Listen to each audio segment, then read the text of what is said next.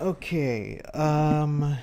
So let me get you guys up to speed here. I've been away for a while because I've had to pack up my things and move to a new apartment in the past few weeks. Um, to give you the full rundown, like I moved to New York, Buffalo, New York, about 6 months ago, and I really thought it was gonna be hunky dory. And I mean, it is hunky dory, but I had this situation where my landlord was telling me, "Hey, um, my landlord told me that um, he needed me to move out of the apartment. And the reason why he needed me to move out, well, he didn't say it up front. I had to do some sleuthing. I actually got in contact with my realtor, the person that helped me to find a spot. And she dug up some information that pointed out that there were documents that said that the apartment that I was living at was going to be converted into an office, and they needed everyone to leave the apartment, and the only person that was standing in the way was me. So when I found out that that was the true reason why they needed me to move out, I had to talk it over with my landlord and see if we could find something eye to eye, because it's not fair that I moved all the way from Florida to Buffalo in order to hold down a job, and then you're telling me that I got to move out after I signed a lease for a year. We got to do something about that. So he did offer me a couple of apartments to look over, and I had to inspect each one thoroughly to make sure that the one that I wanted would be the one that would fit my needs. And thankfully, I did find a good spot. While this will never replace the studio that I used to live in, this place is really good in terms of space. I have two rooms now. I have a living room with a kitchen, and I have a bedroom, which is where I'm at right now. And the bedroom is on the second floor, and everything else is on the first floor. So I actually have a bit more space. But I'd be lying if I said I didn't miss my old apartment, because my old apartment had made things a lot more convenient. I had everything all together and I had everything laid out. But because of this new spot that I'm in, some things had to change. For example, the TV set that I have, that I always put next to me, the TV along with all the console games are now on the first floor.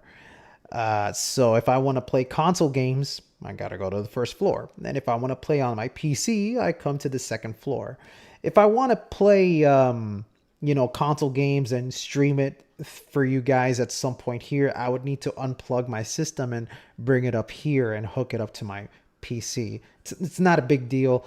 It's not the end of the world, but just letting you know that the convenience is sort of out of the way now. So I sort of have to like mix and match certain things to make it work. And I mean, one of the things that I had to do too was wire my PC from the second floor to the first floor, because our internet is only located on the first floor.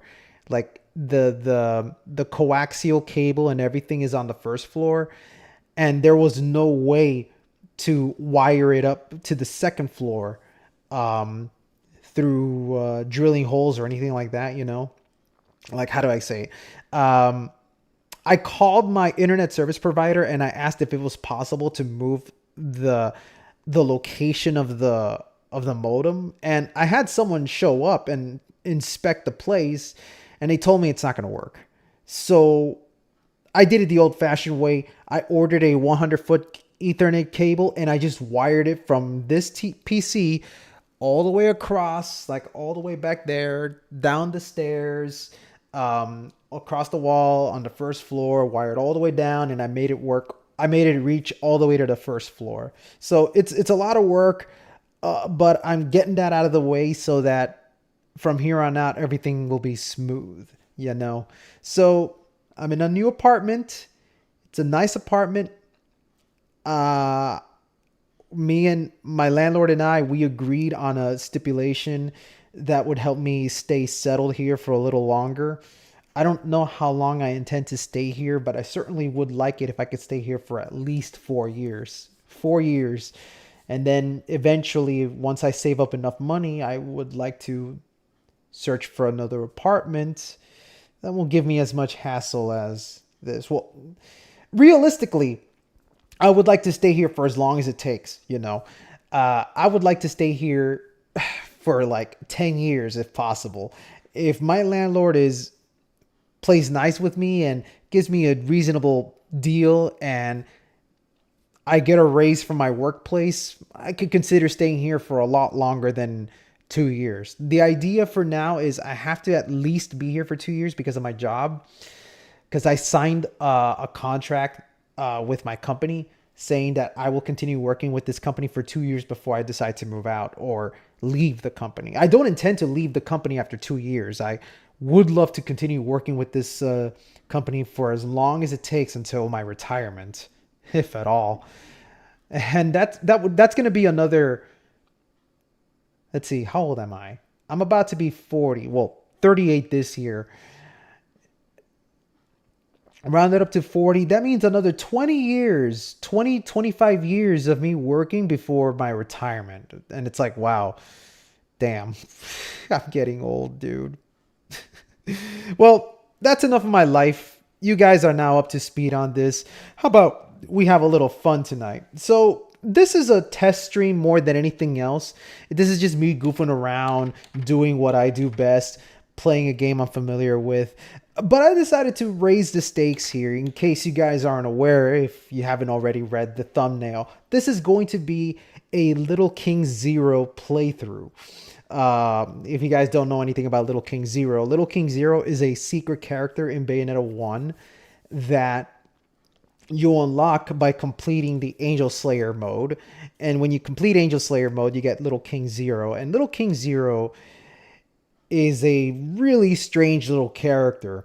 Unlike Rosa, who happens to be a glass cannon character, Little King Zero is like one of those do or die kind of characters where you have to play really well. Otherwise, if you get hit one time, you're dead. Well, actually, no, you can take 2 hits. 1 hit, you're in the danger zone. And then the second hit, you're done. And so I'm going to see how far I can go with this run. I'm going to push myself to the limit here. I know there are players that play this game a lot better than me, so don't expect amazing, skillful moments, especially in the early parts of this game, because I'm going to be playing on a new save file. I'm going to make a new game. Let's see. New game. And for this, I'm going to be playing Zero, and I'm going to set it to Nonstop Infinite Climax. Now, the problem with starting a fresh new save file on Nonstop Infinite Climax is that you really don't have as much tools as you do when you replay the game with everything unlocked.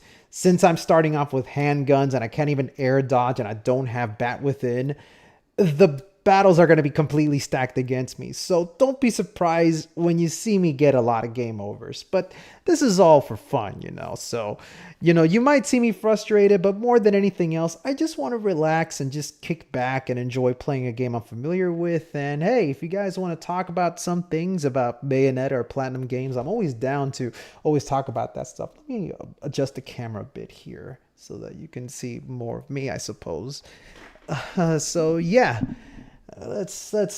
He only lives because of the pixel of death. Yes, absolutely. The thing about Bayonetta is that no matter how much damage you take, you always have at least 1 pixel of health left. And that is basically your second win chance at completing the battle. So with Little King Zero, you take all the hit, leaving you at the magic pixel, and then you die if you take another hit. So yeah, this is not going to be fun, but I'll try to make it fun.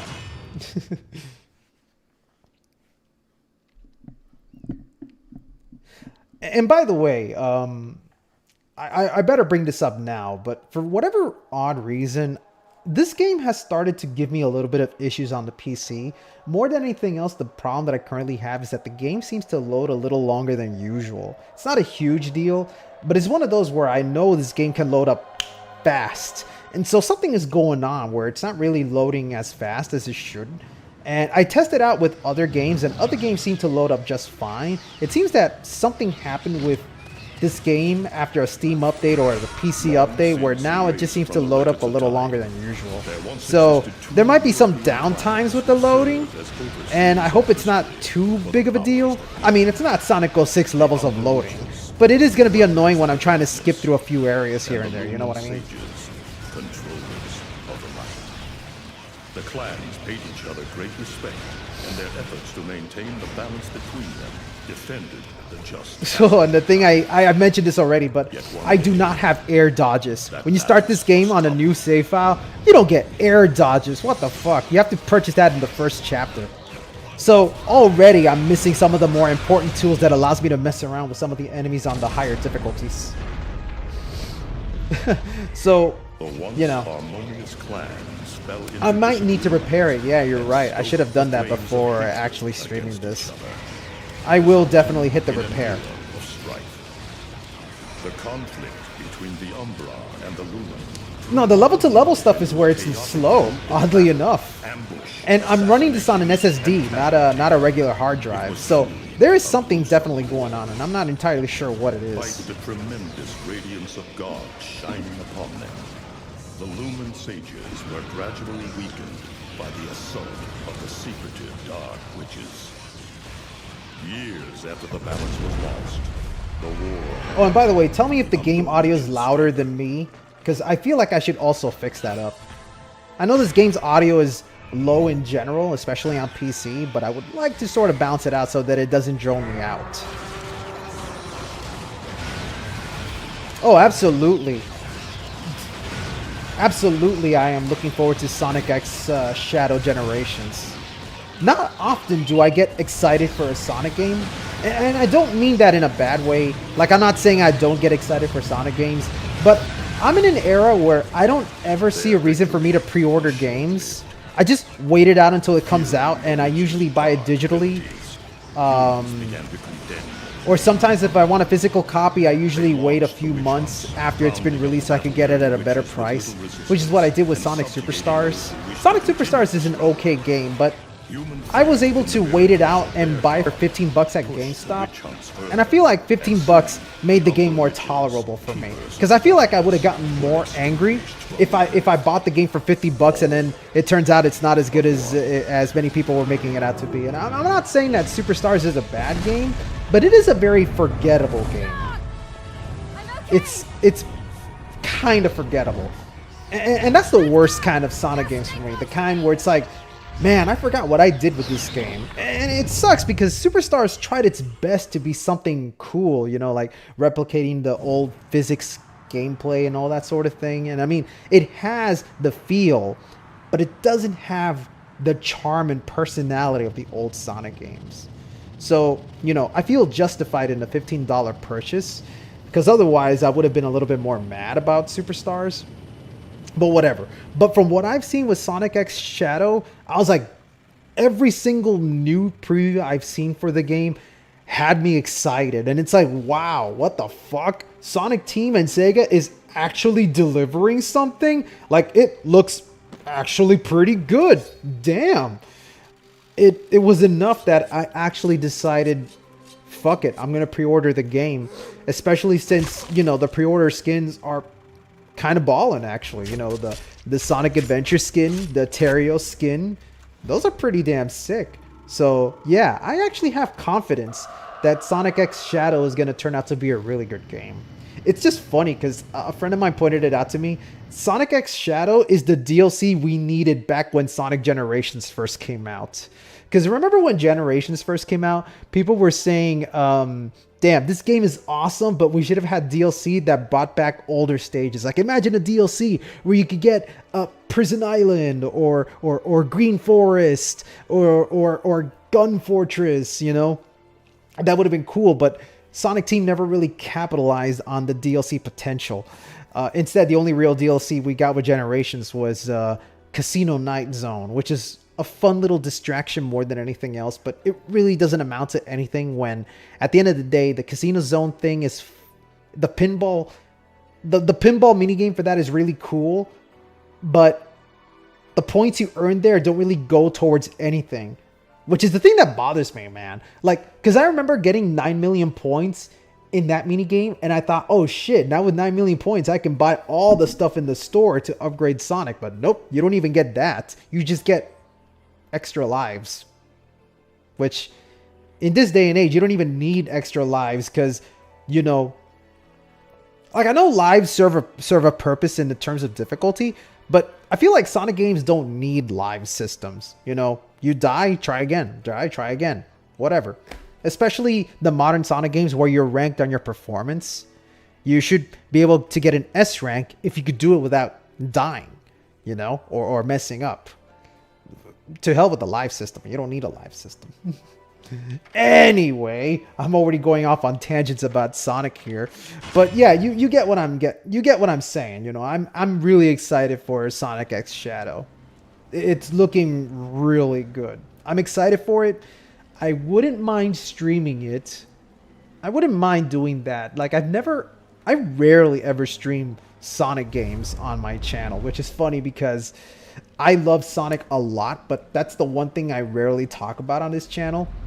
But it's funny because the one stream that I did was Sonic Mania, and that ended up being one of my most popular streams because everyone kept saying I sounded like the kind of guy that people would love to be friends with, because I was very chill about Sonic the Hedgehog while also just showing off my wild Sonic skills, you know? Because I mean, like, I've been playing these Sonic games for like, how long has Sonic been around? Like 30 years, 31 years? I lost count. You know, the reason I'm not skipping cutscenes right now is because I really want to see Little King Zero. Because one of the funny things about Little King Zero is that he's always stuck in this animation where he's always just bobbing his head. And so because he's the replacement for Bayonetta, all you see is the bobbing Little King Zero. The little bobbing King Zero thing in the cutscenes, which is so fucking hilarious. Oh yeah, this is October. We finally reached the year that Kamiya can actually, we finally reached the time of the month that Kamiya can actually return to developing video games. And I really have to wonder, what is he going to do? Because he had an entire year to think about something. And during that year, he's been talking with Shinji Mikami. So I have this theory that I think Kamiya and Shinji Mikami are going to join forces to make their own game studio. You know, just like what they did with Platinum Games, where after Clover Studios went down, Kamiya and the rest of the crew were like, you know what, we're gonna make our own game studio with blackjacks and hookers. You know what? Screw the video games. And now we're doing it again because, you know, Platinum Games, they're not in a bad state, but certainly Platinum Games are not going to be the same studio that we once knew and loved. They're going in a completely different direction because they're an independent studio now, and they need to rely on certain other methods to earn their paycheck. And what they plan to do, we're not entirely sure, but I'm certain it's going to be something that people aren't going to like because, you know, people have said that they're worried that Platinum Games is going to be doing more live service games. And to be perfectly honest, I do see Platinum Games going in that direction, doing live service stuff. But I don't think that's a bad idea because it can work. It's a matter of making the game fun first before putting in the live service. That was the problem with Babylon's Fall. Everyone likes to say that the reason Babylon's Fall was a failure was because it was live service. No, that's not it at all. That is part of it. But the main reason why it failed was because the game itself was just really boring and it lacked an identity. You look at the game from a distance, you wouldn't know it was made by Platinum Games. And that's not because of the live service. It just lacked an identity. You know, Platinum Games tried to do something unique and original, but it lacked the punch that you usually see from the other original games that Platinum Games make. Like Wonderful 101. That's an original IP. It's amazing, it's bombastic, it's colorful. But then you look at something like Babylon's Fall, and it really lacked that color. It lacked that style. It just didn't look like anything that Platinum Games usually makes. And so as a result, not many people were interested in the game. It had nothing to do with the live service, but that's the scapegoat that people always point to. Haha, Babylon's Fall sucks because of the live service, so Platinum Games should not do live service because then they'll be repeating the same issue that they did with Babylon's Fall. But in my opinion, I wouldn't mind it if Platinum Games did live service if they could come up with a really fun game attached to it, you know? Because I mean, you have games like Genshin Impact. Isn't that a live service game? And yet that game is successful because a lot of people enjoy the characters, the colors, the visuals, the combat. You know, so I really feel like Platinum Games could do something amazing if they play their cards right. It's just a matter of playing the waiting game, you know? I'm still waiting for Little King Zero to pop up. But yeah, I really can't wait to see what Kamiya has cooking up in his brain. Whatever happens, you know, I'll support Kamiya because I know he has yet to really make a game that I'm disappointed in, you know. He's the man behind Beautiful Joe, Okami, Bayonetta, Wonderful 101, Devil May Cry. All those IPs are super memorable, you know. So I definitely hope for the best for Kamiya. Yeah, no, Babylon's Fall was a really bad product. It really was bad.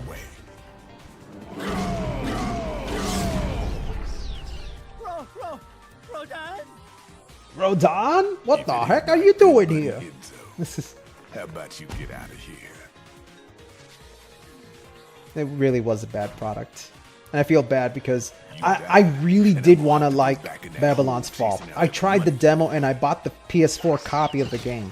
I really tried to enjoy it. Trust me. Like, I ignored the live service and I tried my best to unlock all of the abilities the game had to offer, but I was just bored out of my mind.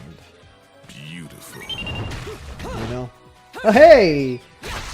So you're the one asking about the ports. Hello there. Nice of you to catch the stream. You're just in time because you're here to see this little silly character. Say hello to Little King Zero. Everyone's beloved little skeleton dude. He's adorable. Bayonetta.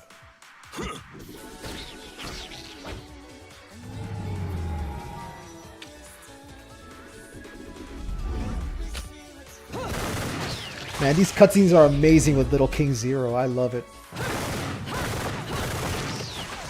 But yeah, I know a lot of you are mentioning Zenless Zone Zero. Is that what it's called?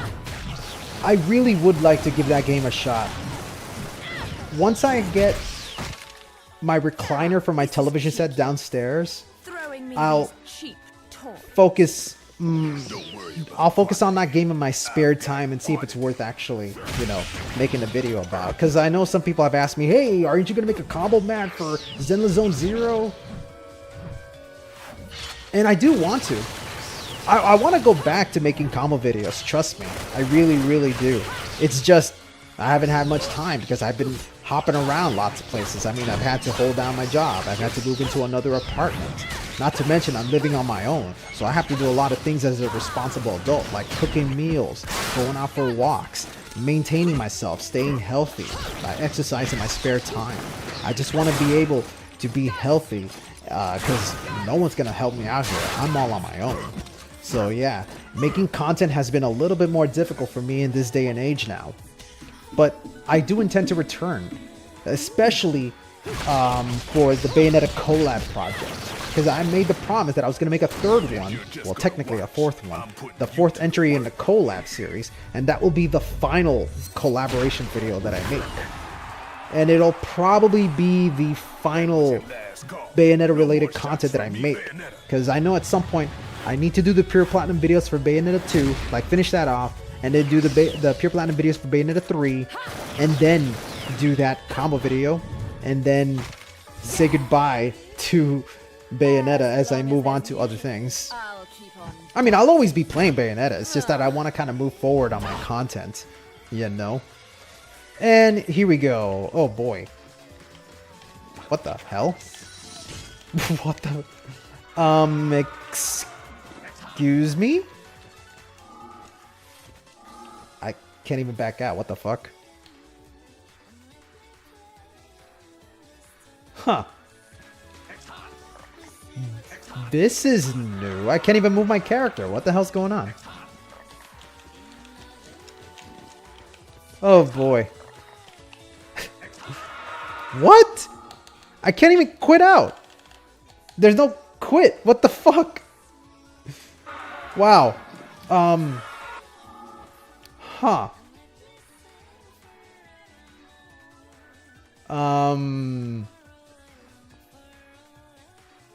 Wow.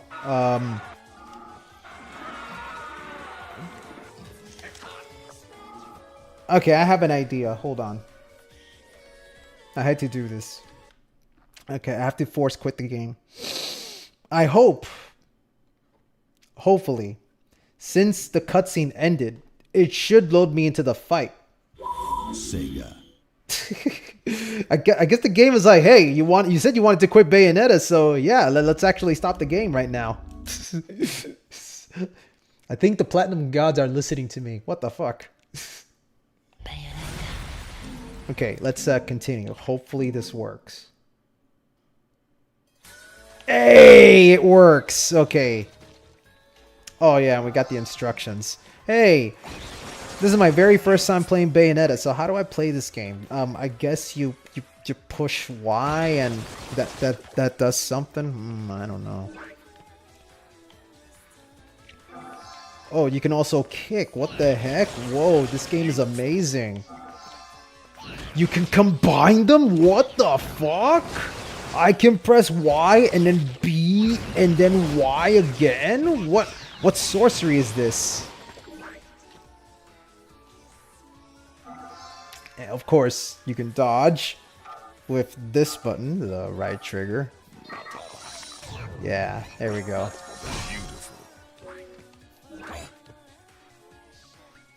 Now, I find this funny. The game teaches me witch time, even though I'm playing on Non-Stop Infinite Climax where there is no witch time. And the game will even say it. Beautiful, but hold up. You can't use witch time in Climax mode. Ha ha ha, get fucked. That's funny to me, actually. I like that. Okay, so since I don't have much tools, I'm gonna have to play Keep Away.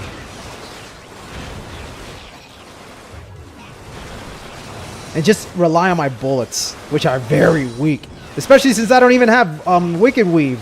So I got nothing right now. I gotta play Keep Away. I can't even do Afterburner kicks. I can't do any cool combos right now.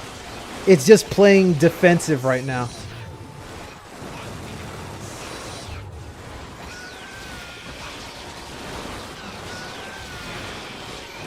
This is like the very bare minimum of what you can do in this game.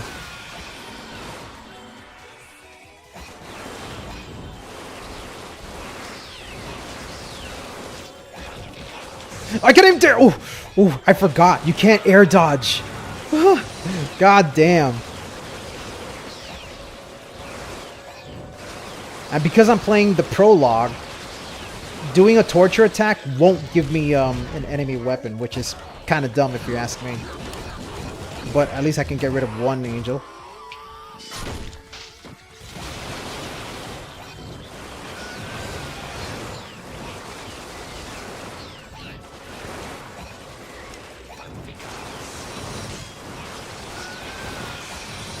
Woo!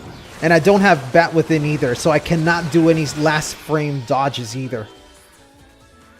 Seth, do you recommend the Xbox One controller? I recommend the Series X controller. I think the Series X is top tier. The D-pad is super sexy. Like, hold on, since I'm here. The D-pad is super clicky. I don't know about you, but I'm the kind of person that loves buttons that click. And this D-pad is very good when it comes to the feedback. Like, it's super clicky, which is very, very good for fighting games. Because in my spare time, I love playing fighting games. I just recently picked up the Marvel vs. Capcom collection, and I've been having a blast, especially since with this controller, I can actually do all my inputs correctly. Because I used to play Marvel vs. Capcom 2 on the Dreamcast, and back then, I couldn't afford a fight stick. And I don't have a fight stick in this day and age now. I should invest in a fight stick, but the Dreamcast controller is not what I would call a good fighting gamepad because the joystick is like really massive and large and kind of slippery. So it actually makes for imprecise inputs. And even worse is the D-pad for the Dreamcast is so mushy that I have to resist the urge to bite my thumbs every time I'm putting down my thumb on the D-pad, because it never feels good. You know what I mean? It's so mushy. I hate it. The Dreamcast controller is fine for games that feature 3D platforming like Sonic Adventure 2, but when it comes to fighting games, I think the Dreamcast controller stinks. So when I got Marvel vs. Capcom 2, well, the Marvel vs. Capcom collection, and I started playing it with my Xbox controller, suddenly it was like night and day. Like, the game became even better for me as a result. So yeah, I do recommend the Xbox Series X controller. Remember, specifically, it's got to be the Series X, because the Xbox One controller, I wonder if I have the One controller somewhere around here so I can show you a comparison. No, it's downstairs. Damn. Okay, so the regular Xbox One controller is okay, but the D-pad is definitely holding it back. The Xbox One controller had an upgrade called the Elite controller, and the Elite controller made it where the D-pad was swappable for like a metal pad, and it had that clicky format. And then Microsoft actually decided to do the very smart thing and make the D-pad a standard feature. So when the Series X controller was introduced, they added the actual clicky D-pad as a normal function. And honestly, it's the best thing ever. The only reason I wouldn't call this controller the top tier among all top tier controllers is because it's missing gyro support. If this controller had gyro support and Microsoft actually jumped on gyro support in general, I would say this is the best controller of all time. 1,000,000 times better than most other controllers in the market. Believe me, because I know a lot of people will have preferences, and I know some people will say that the Xbox controller sucks. They prefer the PS4 and the PS5 controller. Listen, everyone has their preferences, but if you ask me, I really do think the Xbox controller is top tier. The only other controller I can think of that matches this is the Nintendo Switch Pro controller. I really do think the Switch Pro controller has its own benefits. It's got drawbacks. The only reason I put the Switch controller lower than the Xbox is because the triggers are not analog. Like, the Xbox triggers are analog, which means that they're pressure sensitive. But the triggers for the Switch controller is digital, which means that it's not pressure sensitive. It's just a button. So it makes racing games not nearly as fun because you're either pushing the trigger or you're not. You can't feather your drifting or your acceleration like you can with this controller. That's why I hate playing Sonic All-Stars Racing Transform with the Switch controller on PC. I hate it. I have to switch to this because this, like I said, is top tier. My own opinions, of course, but there you go. I'm already going off on tangent about controllers. What the fuck?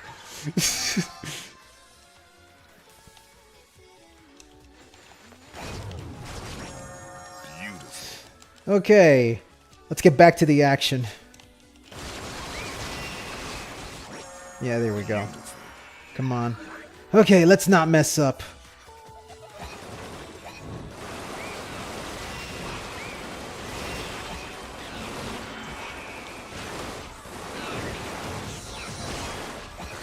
Gotta play keep away.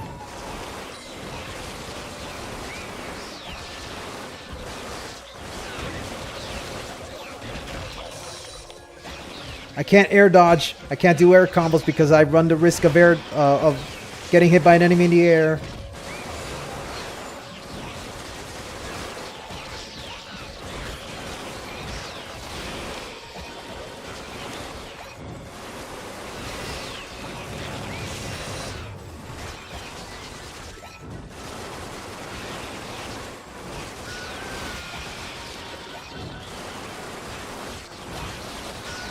And here come the GG boys. Ugh. At the very least, I can torture attack so I can stay safe. This is gonna suck.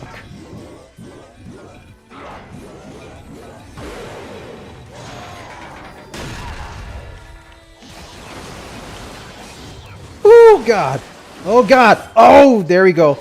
Now comes the part where I'm gonna die several times. Well, maybe. We'll see.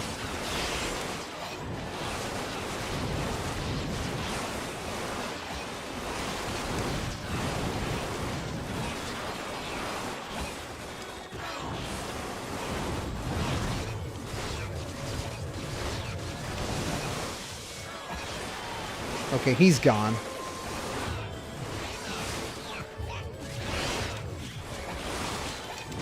Okay, come on, baby.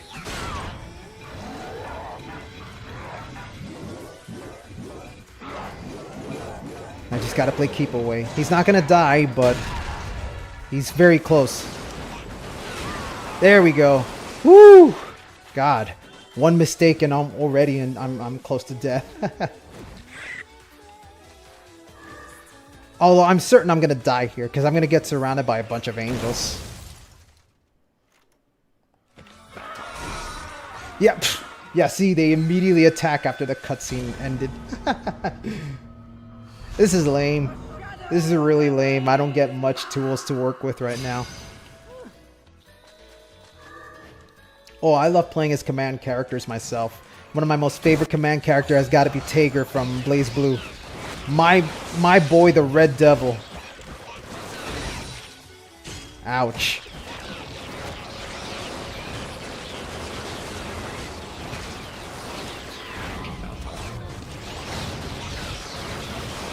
I can use my little devils to help me out a bit.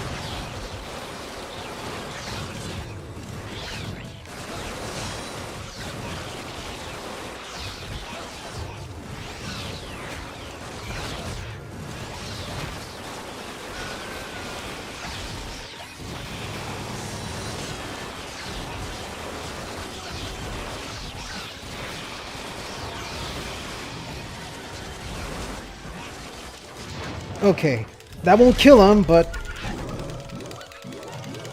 at least high damage is in order.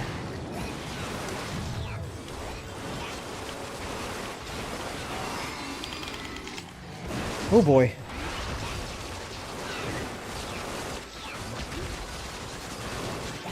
There we go. Perfect.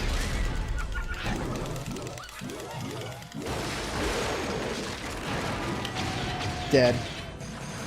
But because I took so much damage, that's just gonna be a gold. Rodan should be paying me for even touching these toys. How are those guns floating? It's gonna cost a fix. Oh shit, I forgot. This segment, oh god, where I gotta do 3 torture attacks against an endless array of grace and glories. I suspect I'm gonna die in the first 5 seconds.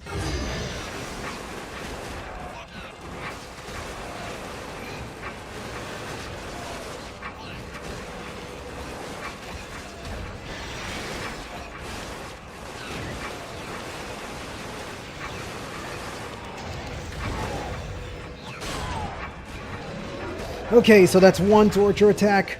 Let's see if I can do it. I don't think so. I don't believe in myself. But hey, stranger things have happened.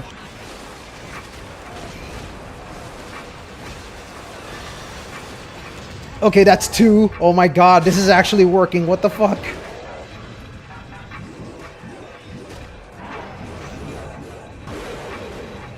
It is painful with the handguns. Oh dear lord. Oh, hold on. Yes, got it. Woo! Oh, thank you, little butterfly. There was like an item drop that gave me the magic I needed.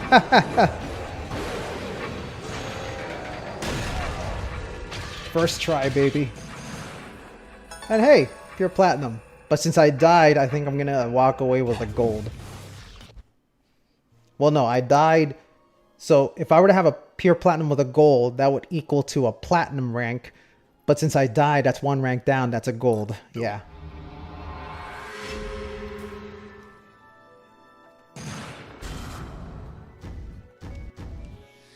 Yeah, gold.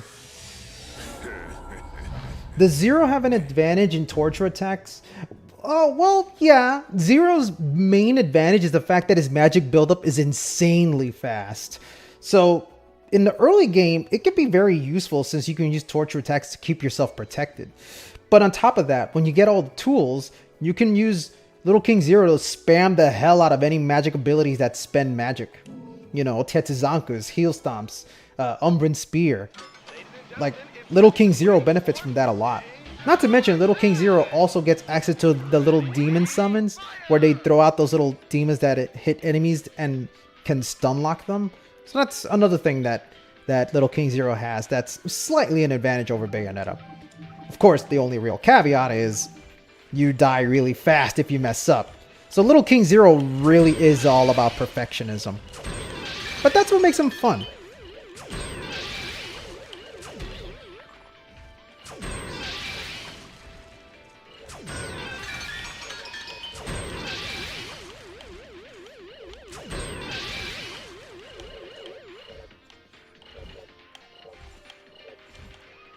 Ah, fuck, I missed. Oh well.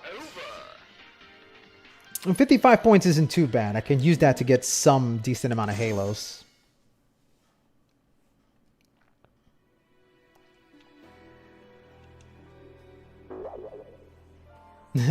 I love that it has its own little unique sound effect. I'm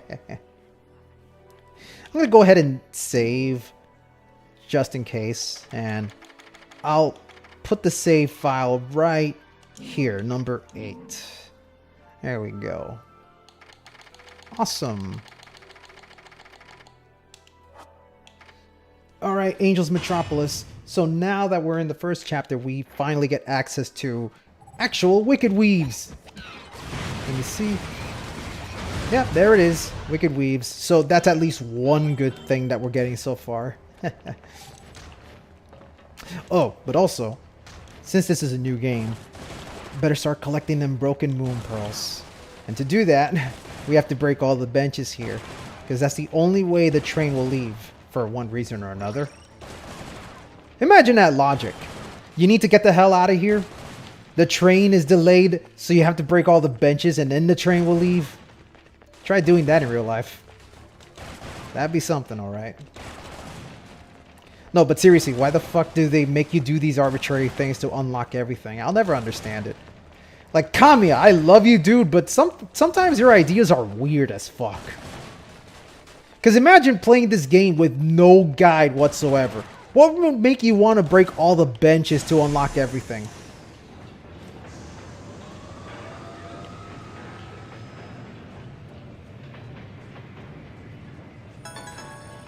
Now, in case you didn't know what I did there, I got 10,000 halos, and you do that if you stand on the train as it's departing away. That might help me out in this game. At the very least, the early part of the game. Yeah, man, I don't know why modern games decide you should only have one save file. Even Bayonetta 3, man. What the fuck, man? Why does Bayonetta 3 give you one save file? I will never understand it. I am so mad that Platinum Games went backwards on that idea.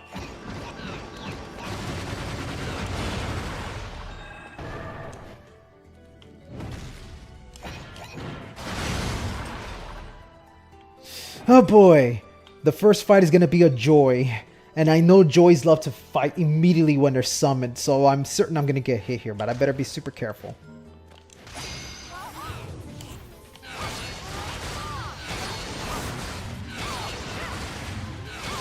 Dead. Get the fuck out of here, bitch. Oh yeah, no, the Alpheims are also equally dumb. Like, I mean, look, I enjoy exploring in a game, and Bayonetta really has you exploring a lot. But, some of the things that you gotta find are so esoteric, it really makes me wonder how anyone could find these things without a guide. I hate that people argue that, like, oh, just make another profile. Fuck that noise, man. I want to have all my stuff in under one profile. I don't need to be making a bunch of shit just for saves. Now, of course, this is the fight where you are introduced to regular Angel Mooks, but in this case, you still fight a lot of Joys. And, of course, they're gonna immediately fight, so I gotta be careful.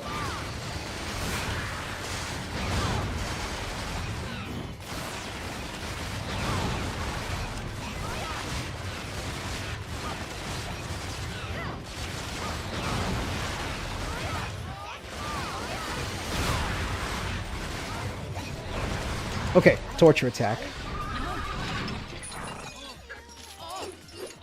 Perfect.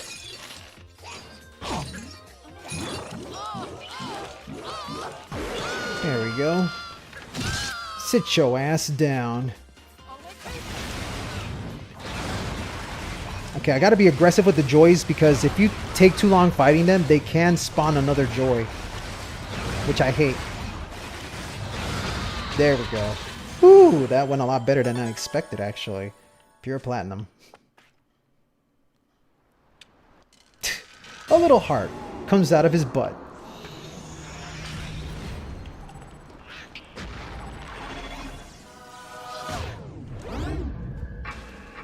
You can use witch time, but only in this specific segment.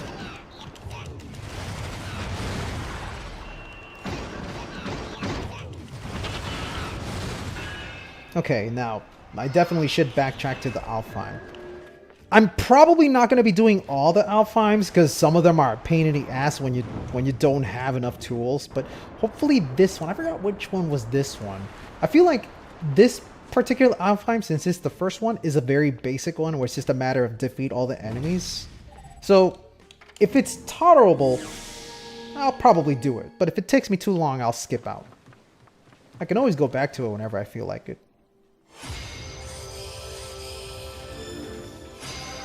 Use witch time. The only time you can use witch time. However, there is a little cool trick here where if you use the torture attack, they'll die regardless if you're in witch time or not. So that's always nice to know.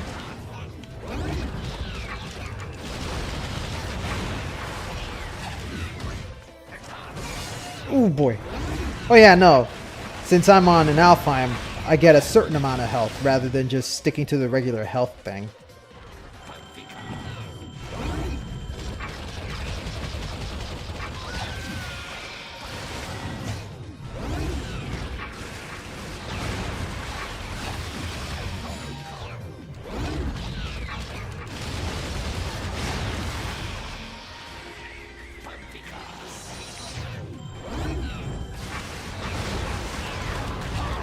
There we go.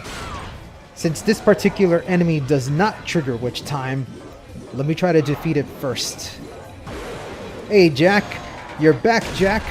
How's it going? Ah shit. There we go, get out of here. See, look at that, the magic gain is so ridiculous, I can get a full bar with just one combo.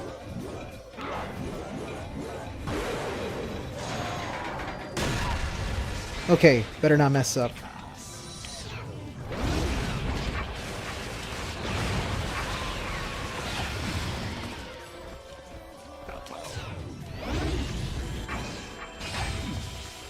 I thought that was the spitting version. Come on, come on.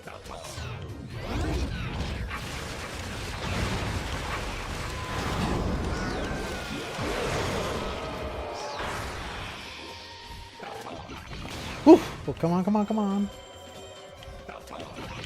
Ah, my timing is so off.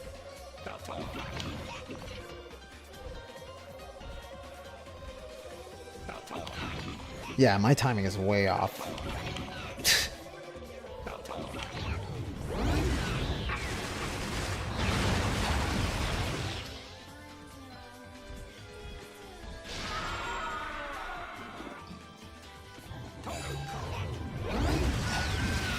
Oh, even more enemies to deal with.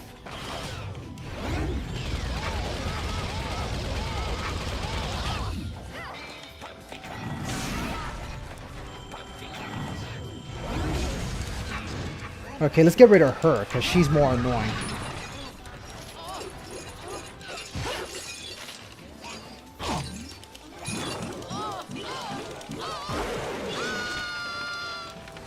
Going to bed? Alright, you have a good night, dude. Thanks for catching the stream. Ah! Damn it! I messed it up! I should not have attacked.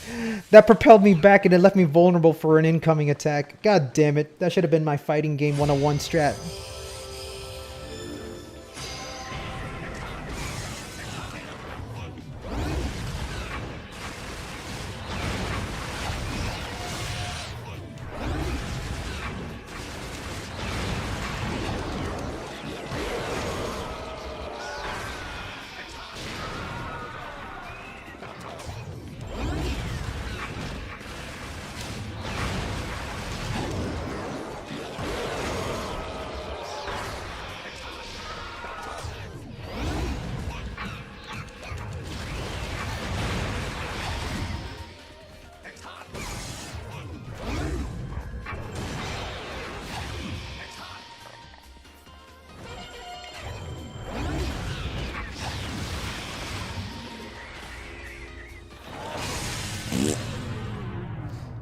I'm so mad.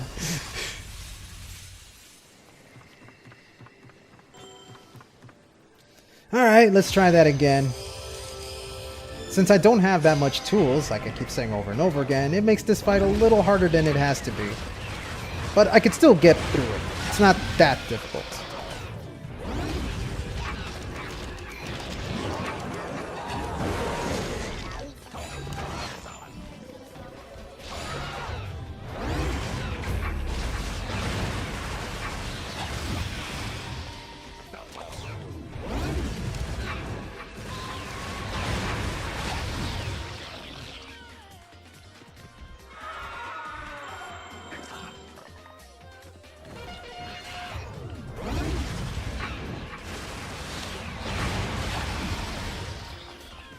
They're not really saying it's her. They're just speaking in Nokian. They have their own little language. But it's funny to think that that's what they're saying. It's her! Get her! She's the one that stole the cookies from the cookie jar.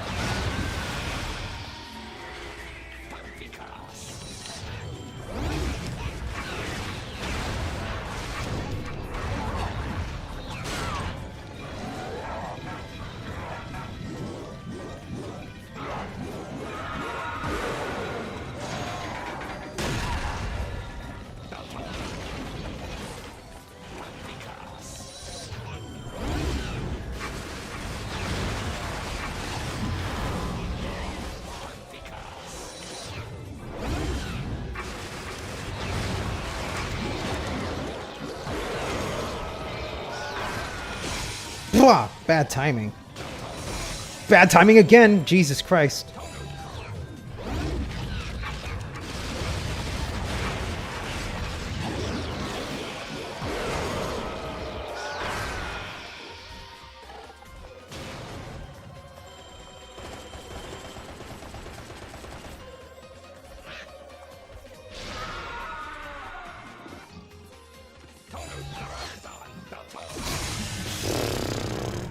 Damn, okay, I'm going to try one more time. If I mess it up, I'm going to continue on with the game without the Alfheim. Because I seriously don't want to stick here, like, all night long.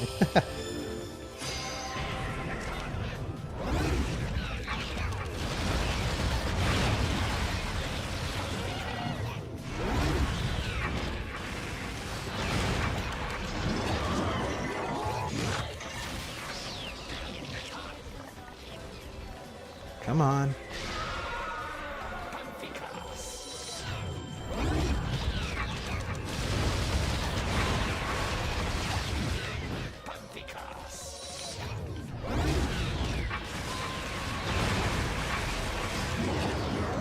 Bayo stealing cookies, no wonder the angels don't like her. Of course!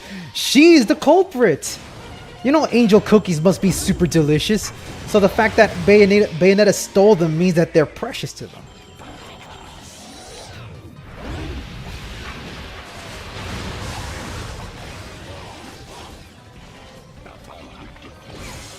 Wow, my timing is off.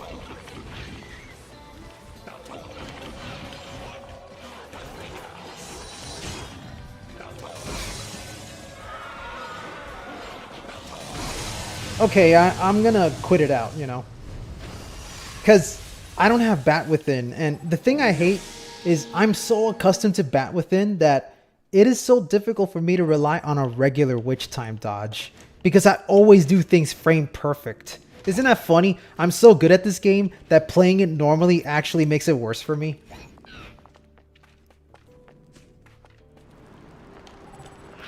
Legitimate question. Just having Zero be Bayonetta again, but they die in one hit, what will be the best benefit to give them in return?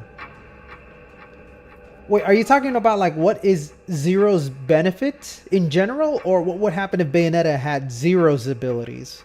Is that what you're asking me? Because I can tell you the benefit to playing as Little King Zero is the insanely fast magic gain that he has. Plus, he has really fast running speed and movement speed in general, which allows you to really like pull off some wacky shenanigans with the physics, which I'll show you when I get to chapter 5. And also he can summon the little devils for free without the need of the bracelet, which is admittedly not the best equipment in the game, but it is a fun equipment that allows you to continue pummeling enemies without losing your score, you know?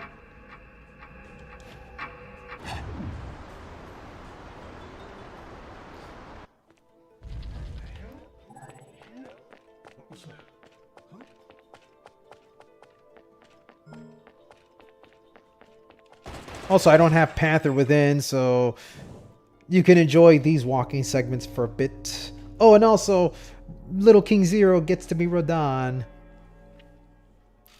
I'm not going to be playing all these cutscenes this night. I'm just going to show you some of the goofy ones. Teeming with heaven's little helpers. Because these are always funny to me. Buddies downstairs, awfully nervous. And your point is? I just love it so much. Little King Zero ignores the freeze frames, which is what makes this whole entire thing funny. The town you and I live in is close to both. But the Vigridians, they got a special air about them. It makes me wonder why Platinum Games even decided on just having Little King Zero operate on its own movement. Like, why? Why did they do that instead of just model swapping? I guess that's what makes Little King Zero unique in general. It's so goofy, you can't help but enjoy the run. Worth a fortune back home. Since it seems you're spoiling. That's kind of cool, I guess. They had to give him something in return. Yeah, see, Rosa is the glass cannon. She's the very definition of glass cannon, where she dies in one hit, but in return, she's just uberly powerful with her guns and everything. Little King Zero is not a glass cannon character, nor would I even say he's an easy character. He's a character designed specifically for the pro players, the kind of players that want to push the game above and beyond. That's who he's for. Because doing a pure platinum run with Little King Zero is... Well, okay. It's not that it's difficult with Little King Zero, because technically, doing a pure platinum run means you shouldn't be getting hit in the first place. So, already that's out of the equation as to why there's a downside for Little King Zero. But in terms of the early game with Little King Zero, he can be a pain in the ass because you don't get all the good stuff early on, and you feel how difficult it is to play the game without all the necessary abilities. I think in a lot of ways, I think he's hard. Because John gets one benefit that's good for moderately and adequate players, and that's the fact that she has infinite dodging. So with infinite dodging, players can just be dodge happy until they feel the right moment to attack back. Oh, and hey, beautiful DMC, how you doing, buddy? Thanks for catching the stream.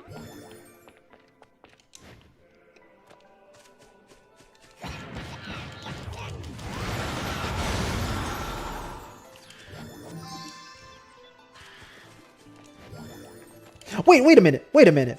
I'm a dumbass. I forgot the Rodan shop. But I need to go to the shop so I can actually start doing all these wacky things with Little King Zero.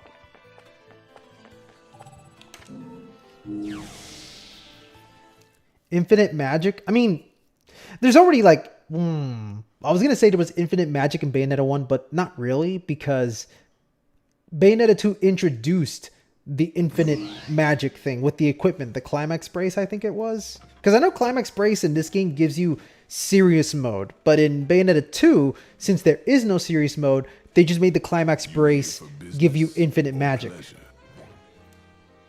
Oh, you're working on your cosplay? Ooh. Virgil's costume from Mega Man X Dive. Ooh, that sounds pretty cool. Zero's Virgil costume. Man, if there was any conventions happening nearby, I would so actually get into the motive of designing my own little cosplay gear. Although, I will say, one of my dream cosplays that I want to do, and I'm going to do it for the following year once I've lost enough weight, I want to be able to pull off a Yakuza character. I want to dress up as the main character from the Yakuza RPG games. You know, the guy with the wild hair. Because somebody told me I look exactly like him if I had the wild hair. And he's not wrong. Like, I posted it on Twitter, a side-by-side comparison, and we looked kind of spot on. So if I wear a monkey suit like from Yakuza, I could definitely pull off an awesome cosplay there. And also, Another character I would love to dress up as is what's his name? Wow, his name escapes me. Jigen from Lupin the Third. I would love to cosplay that guy. He's just so fucking cool. Like, I love his long hair. I love the fedora. I love the outfit. Like, he actually makes fedoras look cool. I hate that the internet ruined the image of the fedora because, like, I'll be very honest with you guys. I used to wear a fedora. This was like during like the years outside of high school, where I thought, like, you know, wearing like a nice snazzy suit with a fedora made me look cool. But then the internet went and ruined it, where they made it where, you know, neckbeards and incels wear fedoras. And now it's like, well, fuck. You ruined the image. Because I like fedoras. They're really cool. If you look the part, you can definitely make it work. But the thing is, when I wear it, now I just look like a goddamn incel. And actually, I still have the fedora. Hold on.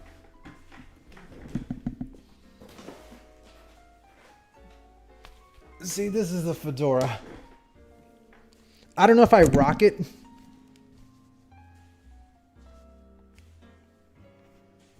See, I mean, it's not bad, but I kind of feel weird wearing it now because on the one side, I kind of look like an incel, but then on the other side, I look like Inspector Gadget.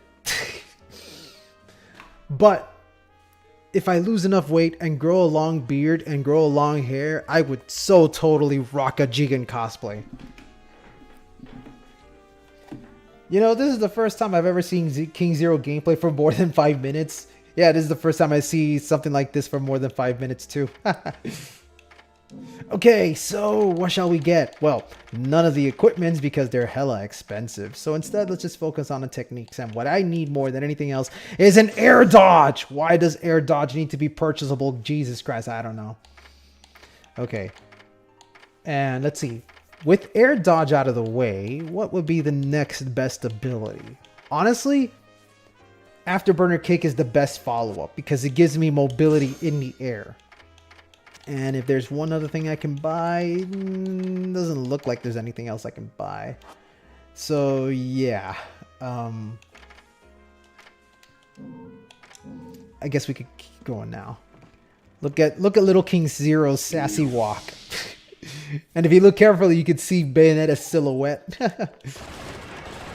It's like the devs were being lazy about Little King Zero, but I also think that the laziness is what adds to the charm of Little King Zero. It's so dumb, it's perfect.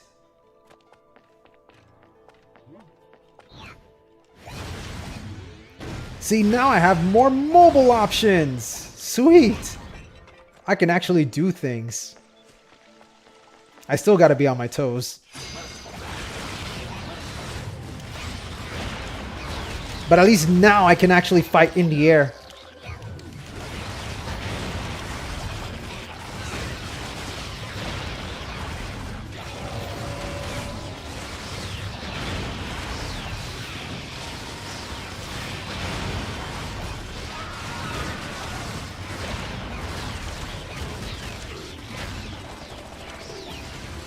I forgot I don't have Umbran Spear, so I can't do all the little bread and butter combos that I usually do.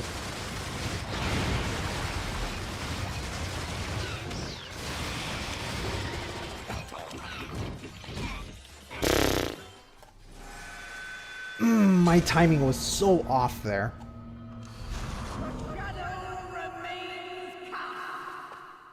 Alright, let's try that again.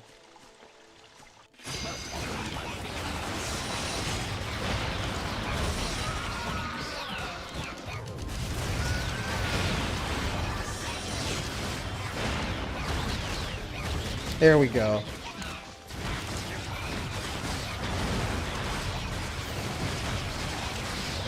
That's better. Okay, come on.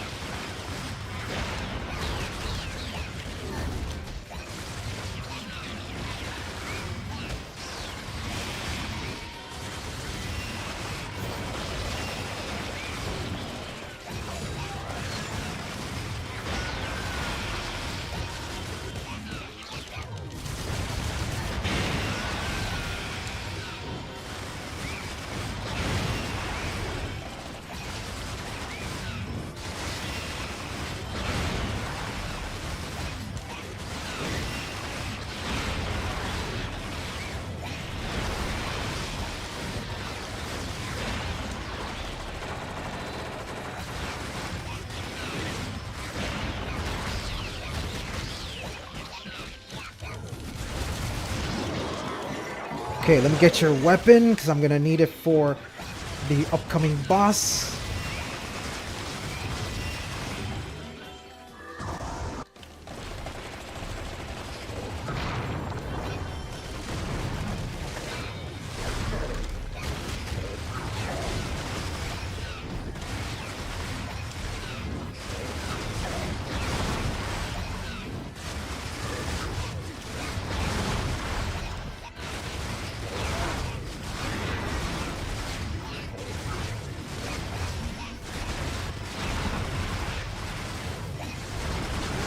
There we go.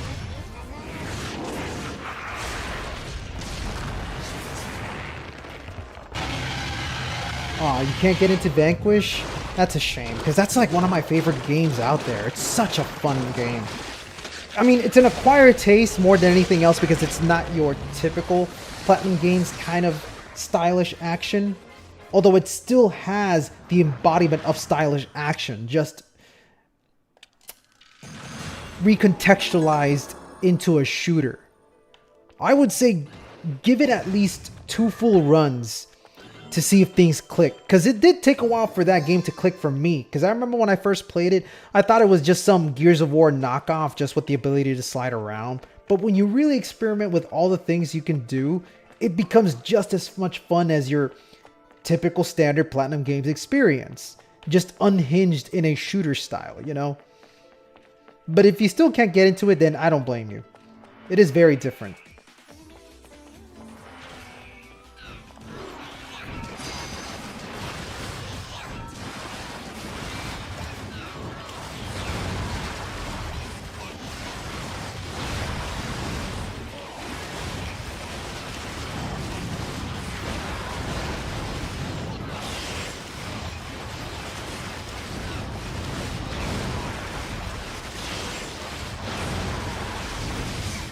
Ouch.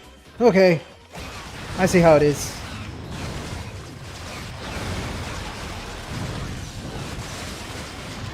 Get out of here. I'm pretty sure that's not enough damage. Like, I think he's gonna have a pixel health. I hope not. But if not, I'll still kill him. Oh, okay. That kills him. Yeah. One mistake is all it takes, man. This game is relentless. Well... yeah, no, it is relentless. Especially when you play as characters like Little King Zero. And hey, I have enough Halos to go and buy more stuff.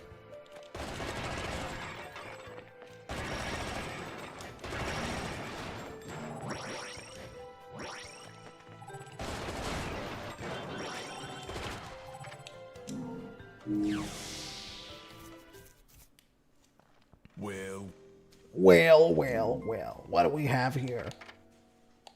Okay, techniques. Okay, what would be... you know what? No. I know exactly what I need. Oh, I don't have enough money for it. I was going to say, hey, Tetsuzankos is perfect now, but no, I don't have that.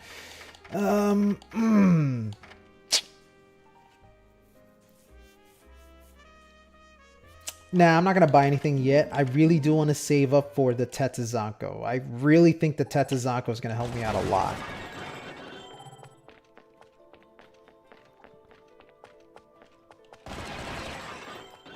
Unless I, you know, farm for Halos here, but it's not going to give me enough.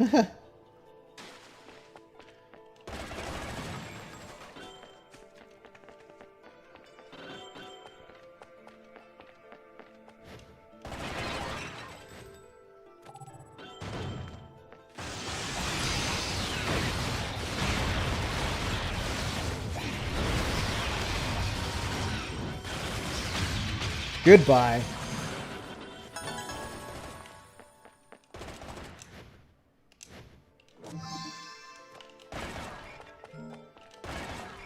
Now, unfortunately, I cannot backtrack, because that would be smart. So we'll have to keep moving forward.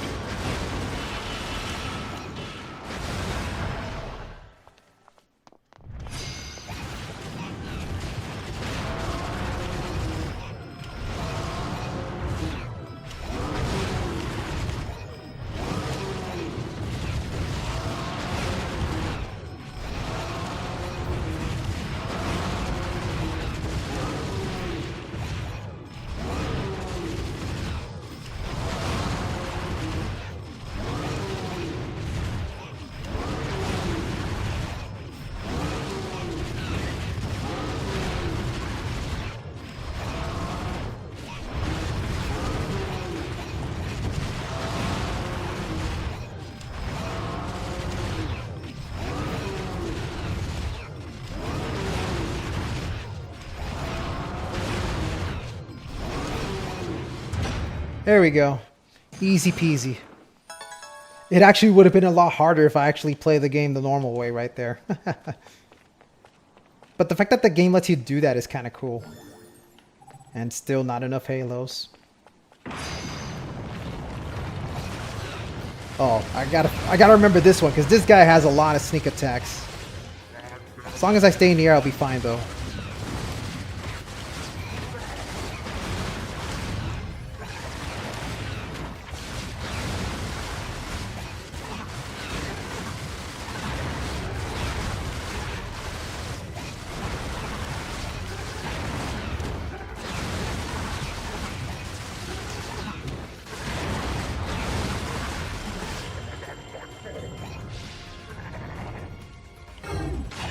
There we go.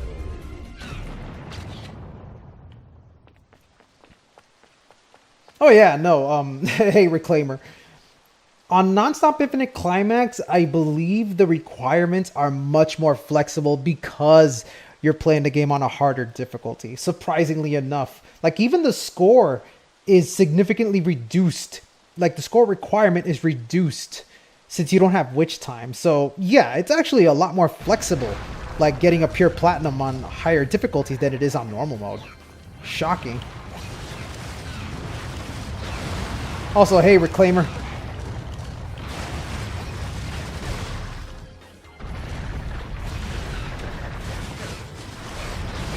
Oh god, no! I forget, I can die easily if I'm not careful. No.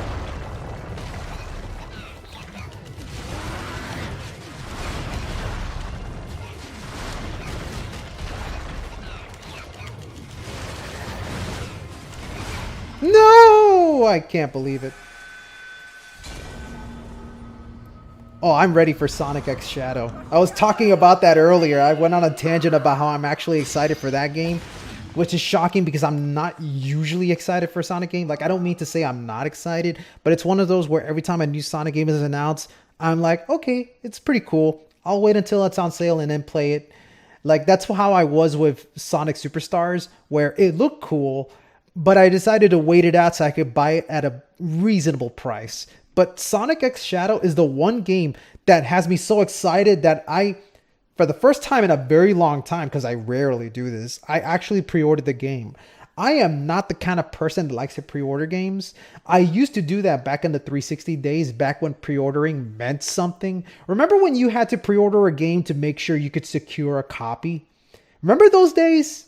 Because I hate it when I would miss out on a game and then I would have to wait like a couple of weeks for the game to be restocked. But nowadays, I don't really see games getting sold out nearly as quickly, especially with a lot of people buying games digitally. I don't see a reason to pre-order games. You know, that's why they started doing all this stupid shit where they add like pre-order bonuses. If you don't get this pre-order bonus, you're going to miss out on this thing. And I hate those so much because if you don't get the pre-order bonus, you're going to miss out on something that they probably won't even put for sale normally, you know? Like, that's what happened with me in Gears of War 3, where so many costumes in that game is still exclusive to pre-orders. They did make variants that are closely resembling the pre-order stuff, but still, you know, they're still exclusive. Like, the pre-order stuff still are exclusive, and you'll never be able to buy them through normal means.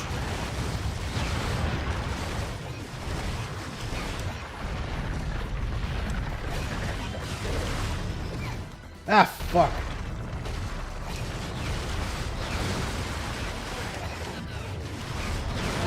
Come on.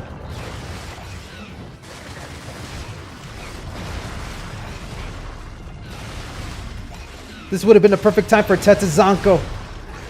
And I died again. Fuck. Oh, I hate that shit. I hate those pre-order the game and you get to be the first person to play the game. Ha ha ha. Hey, Devil Joe, what's up, buddy? It is so cool to see all the old gang here, man. I'm so happy to see you. It's so cool, man. We're all just here in our nice little bubble. I love you guys so much. I'm just playing this game on a slightly harder than normal kind of mode. Or on top of the fact that I'm playing on Nonstop Infinite Climax, I'm also playing as Little King Zero. A character who dies in like one hit.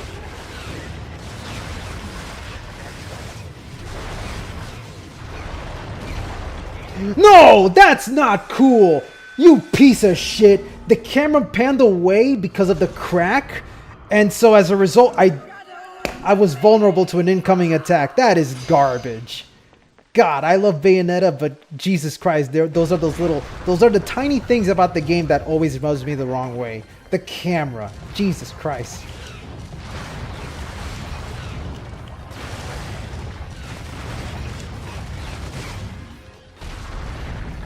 I can't believe it. This is the one guy that's standing in my way of a victory.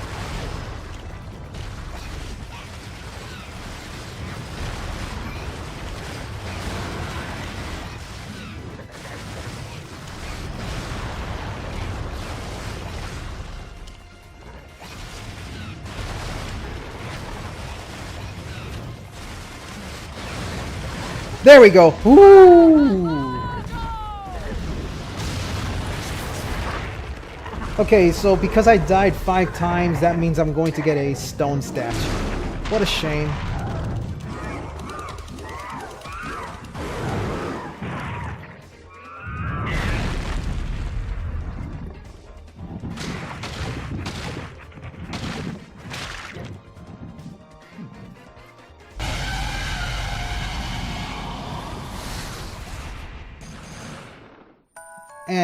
Gold. You know, doesn't matter. I got a stone. Oh well.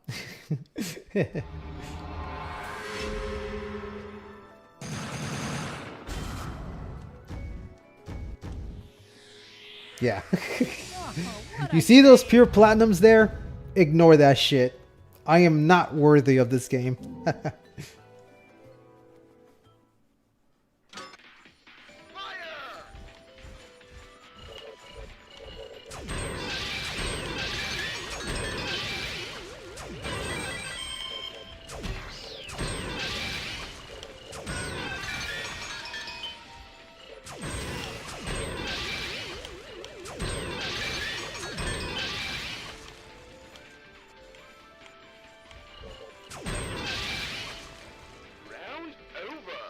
Yeah, he put a skin that makes the game harder.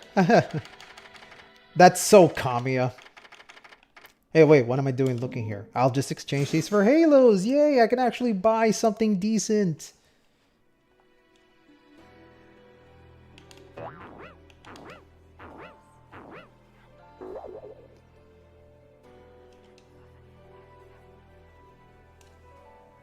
Okay, let's get to the gates of hell and buy the necessary things.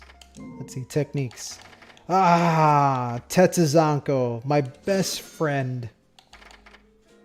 Good old Tetsuzanko, never fails on me.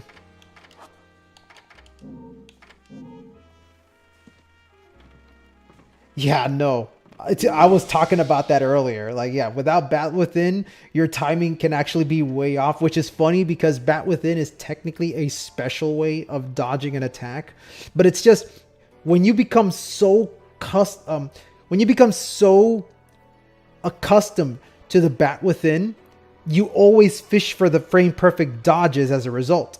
But when you don't have it, you actually have to dodge earlier than usual in order to get the benefit of a regular witch time. Funny how that works. You could be so good at this game that the one little thing that helps you be really good, when it's missing, actually makes you really bad, unless you play the game through quote unquote normal means, which is funny to think about, you know?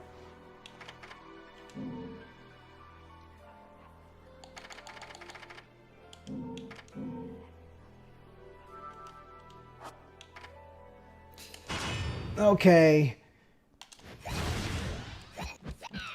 Oh, I really should do a God Hand stream. Not because I've never played God Hand, but because I love God Hand so much that I'm surprised I've never covered that game here on this channel, you know? Oh, that's right. The John fight. Oh boy, this is going to be fun.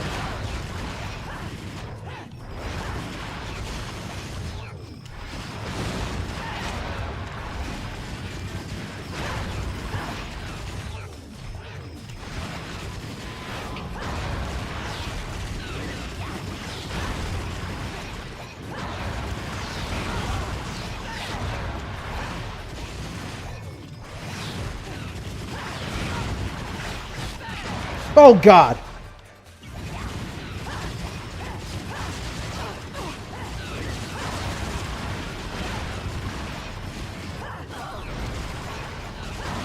Ah, I messed it up. Oh shit. I forgot. I don't have my parries, so I'm actually very vulnerable to John. I really got to fish out for the hard reads.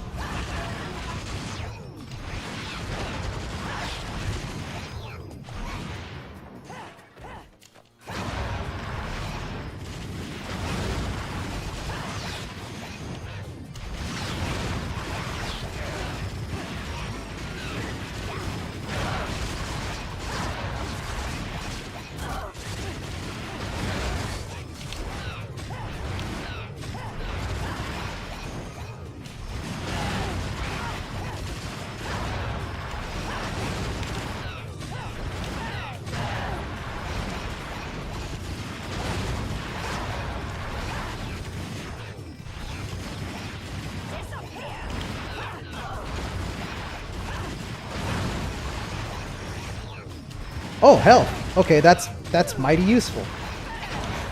And now it's gone. And she... Oh my god, she womboed me. Fuck. No, Little King Zero is the costume. Don't you get it?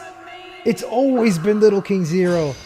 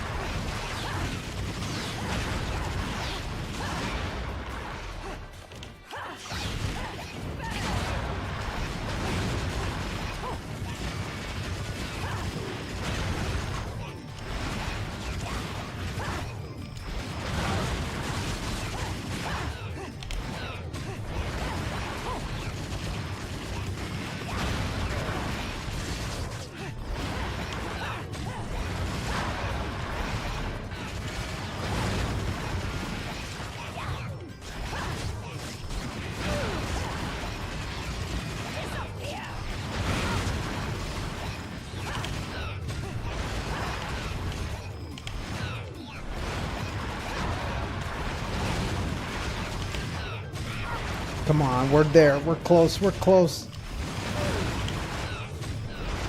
Oh, damn. Oh, no! Damn, that afterburner kick. It's the afterburner kick, god damn it.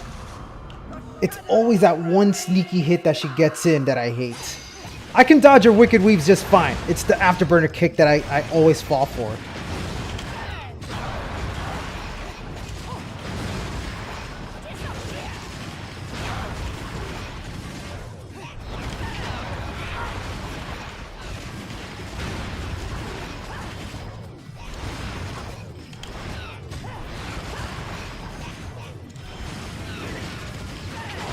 Woo!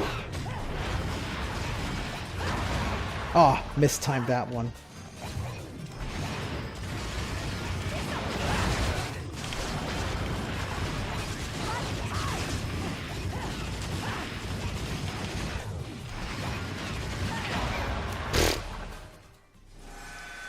Yeah, no, right? That afterburner angle was so nasty. I hated it. It came at such a weird angle. I hate it so much.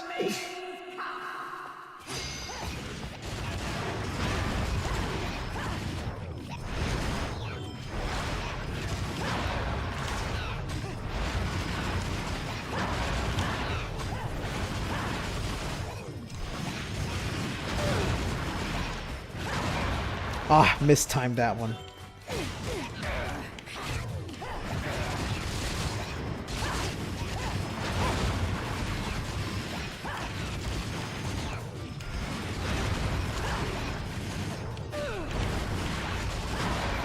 Oh, wow.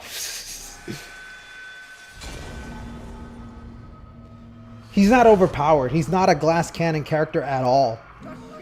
The only thing Little King Zero gets is faster magicking. That's it.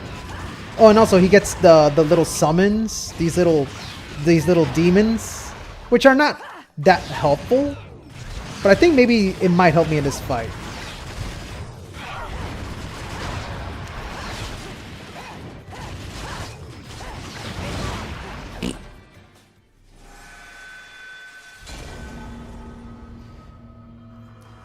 The DMC Netflix is not canon?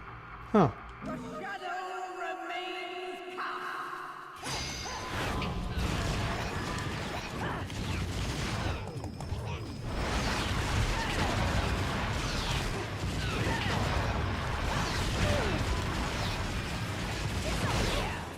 Oh, hell no.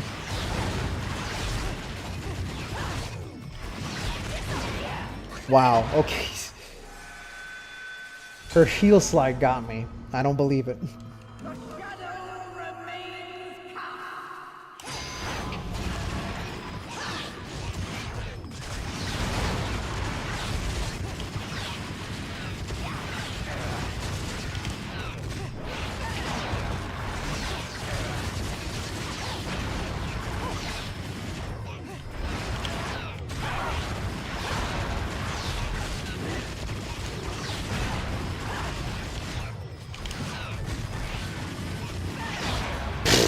Wow, okay. And there's, oh my god, that follow-up, I swear. She really can two-piece me.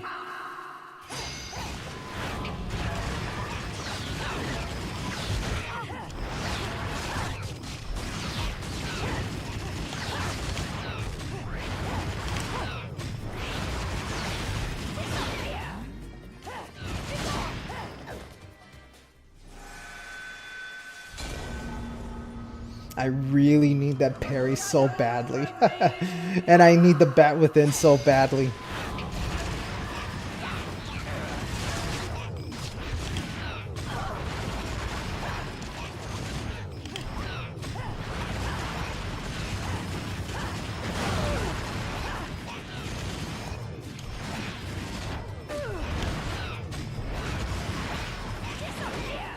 Wow. My god. That heel slide comes out frame 1. It doesn't even have that little shine that she does with the Wicked Weave lets you know she's about to attack. It just comes out instantly. Now that was my fault.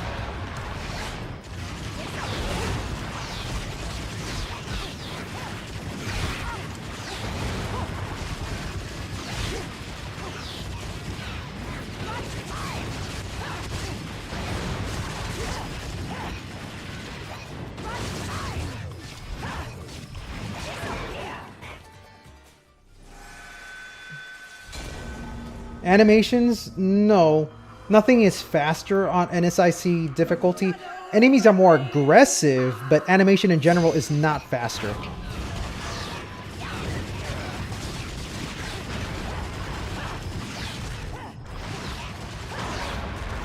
Oh, I swear I dodged that.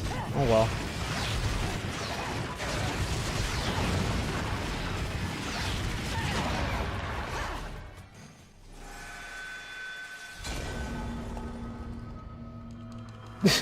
I almost feel like I should restart this since it's only the first verse. But nah.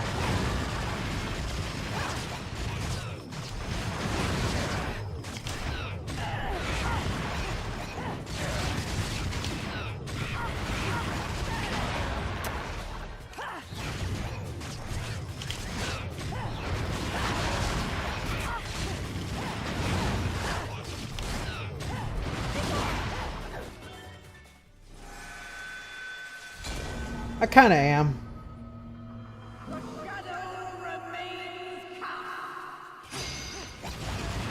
I mean, I would love to try to sweep her. It's just that, you know, I run the risk of taking damage from her follow-ups, and they are so fast.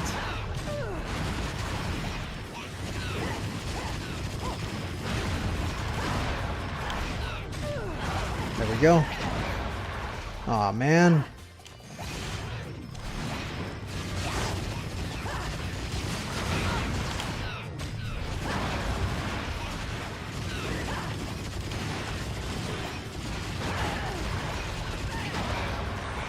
Damn. Her attacks are definitely frame 1. And unfortunately, I do not have the reaction skills I used to.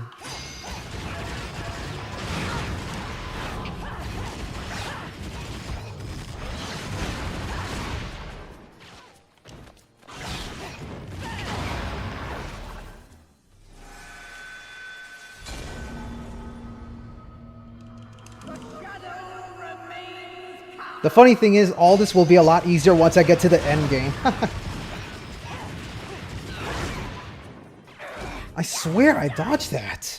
Like, please tell me, like, from, like, you can see my controller, right? Did you notice if I dodged before that? I swear I did.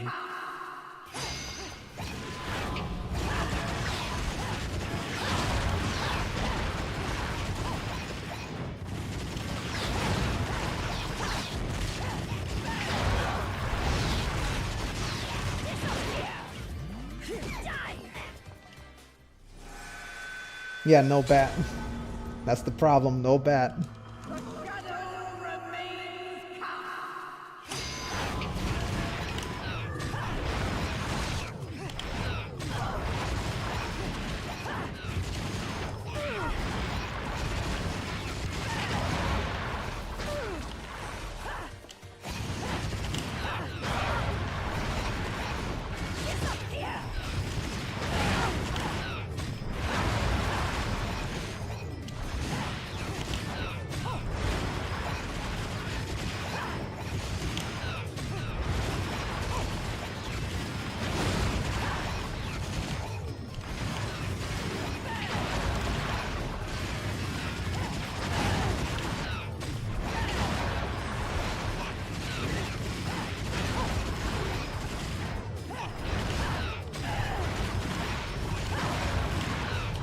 Ah, man, it didn't lock on.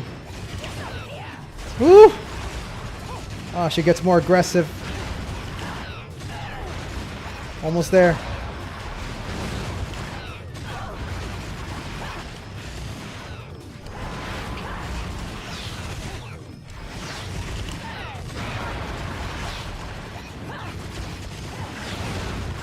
She's almost dead. Come on. No mistake. No mistake. There we go. Woo! Ah. Oh, God. This is way harder than I thought.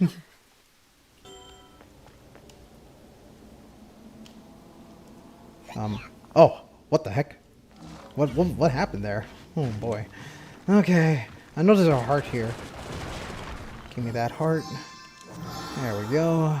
Awesome.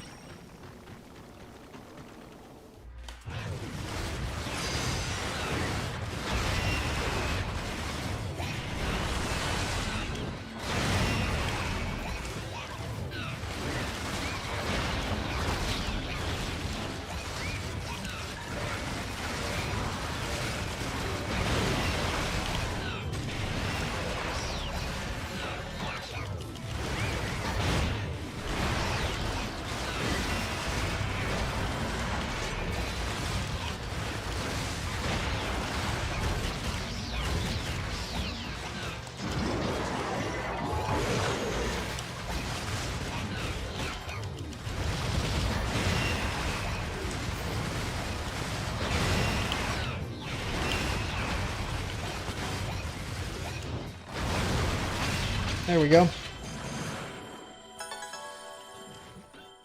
See, anything else I can handle without a problem. Normal fights, yeah, they're decent.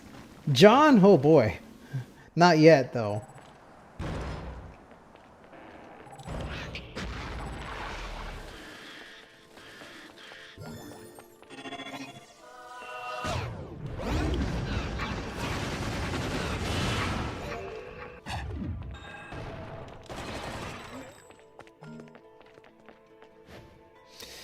Okay, another one of my favorite segments, where it's just me and a bunch of enemies. And also the attack frame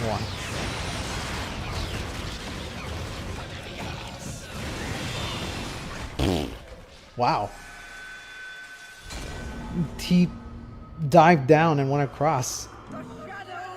I should have stayed higher in the air. Actually, I forgot to do something here. I should have equipped a different weapon. There we go. Shotgun.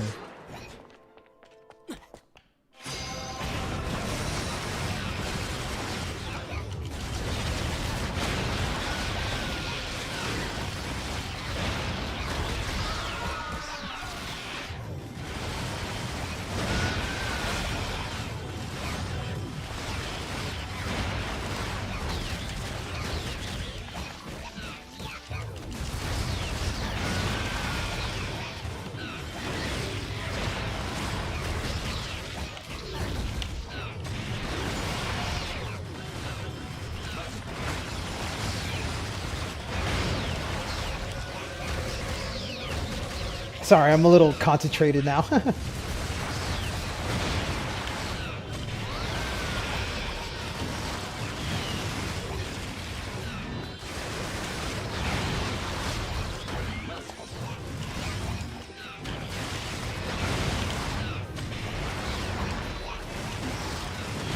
Ah! That was my fault. I dodged way too early.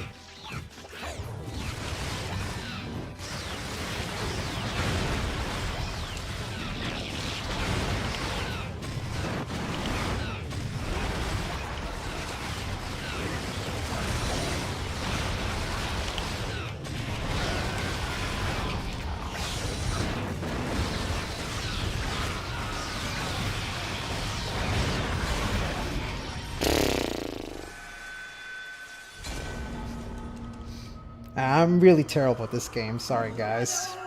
I was never a good Bayonetta player. I was just a poser.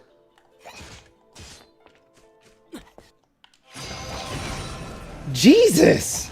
I swear I dodged that.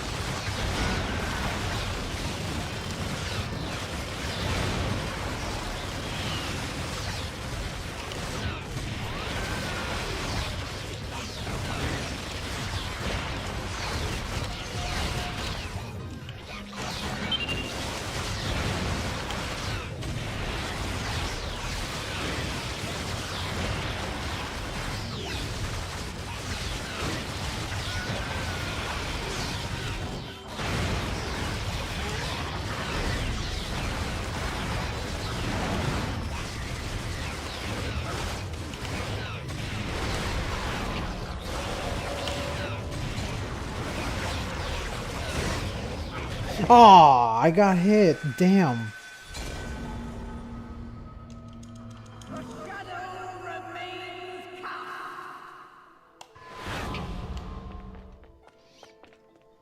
Alright. I'll use the airspace for the introduction.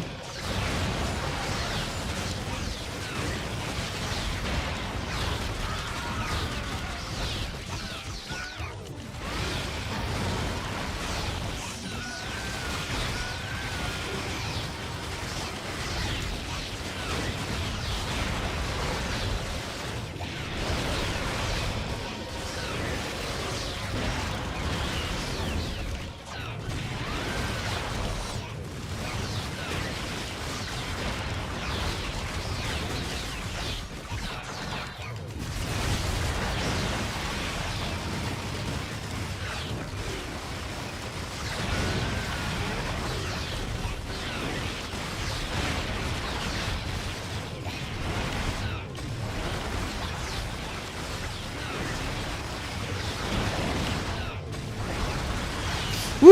Oh god. I almost fell for that.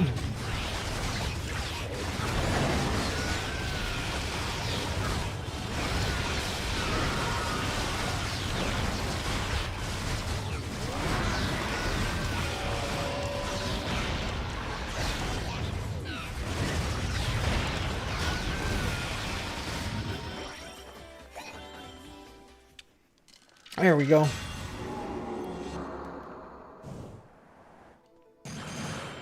Pure platinum. Like I said, this is one of those do or die things. You either die or you get a pure platinum for these segments.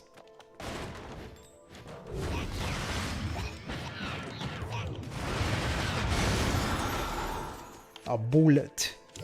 There we go. There's also a heart in this corner.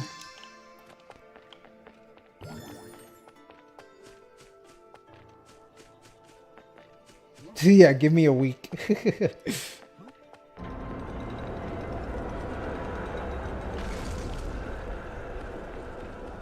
Oh, if I remember correctly, these are where the pinwheels show up.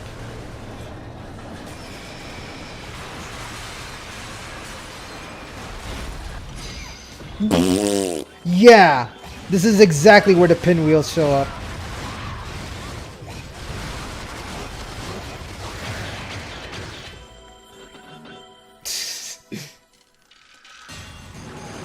God damn it, I fucking hate those sneak attacks.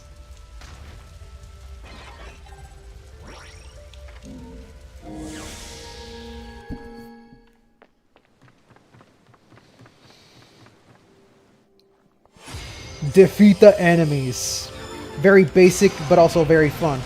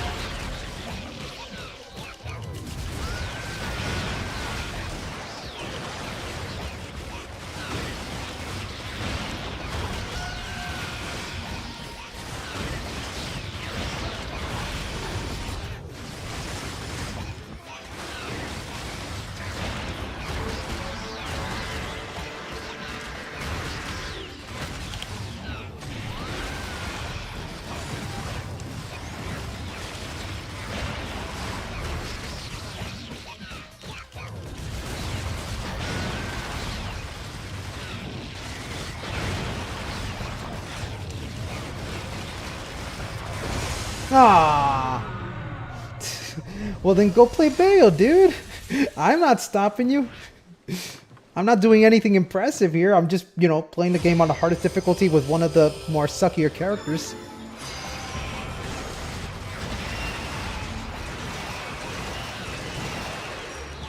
Although, man, I do love watching your speedruns. I've contemplated doing speedrunning content. Although, my problem is with action games, I get distracted easily, so sometimes I don't even want to finish a game fast. I just want to goof around with the mechanics. So there's that, I suppose. Although I have attempted to do speedruns for Wonderful 101 after they added the Time Attack DLC.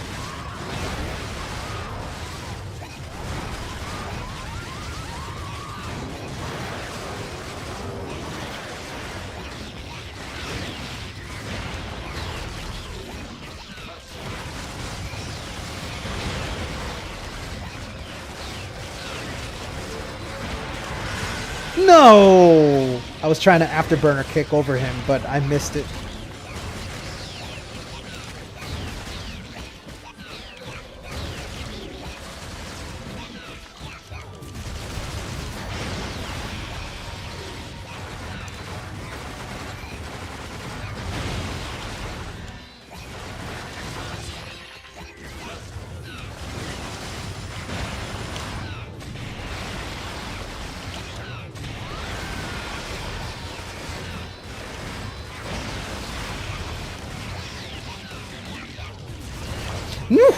No, no, you don't get to do that.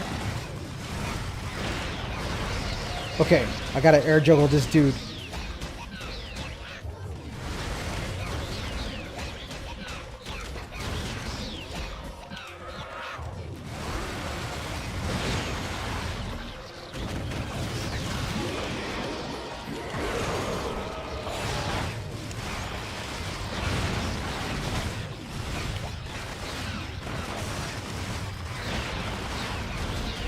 There we go.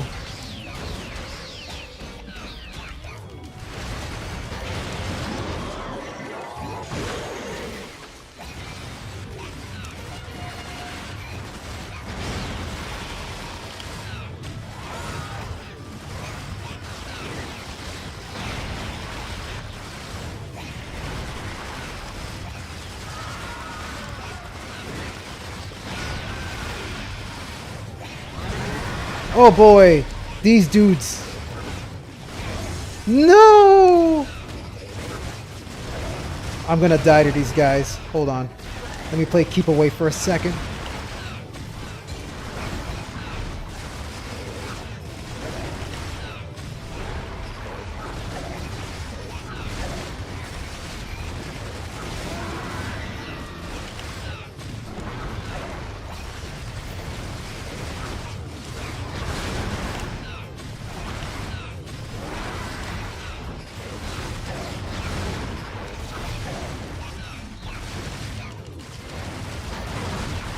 There we go.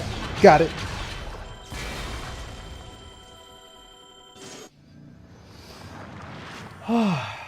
There's not many challenge runners in the Bayonetta community, which is a large portion as to why.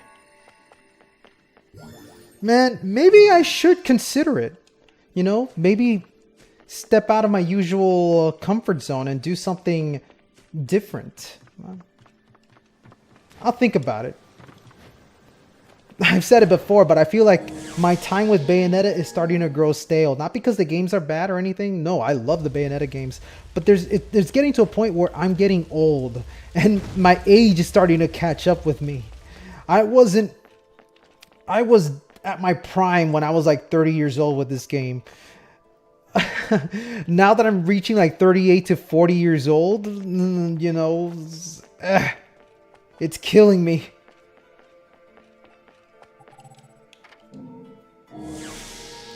Nah, and I don't have free time myself, you know, now that I live on my own, like I talked about this earlier, I live on my own. I moved into a different apartment within a span of 6 months. And I've had to also try and work out and stay healthy to keep myself in good condition because there's no one here that can help me out, you know. I'm completely on my own.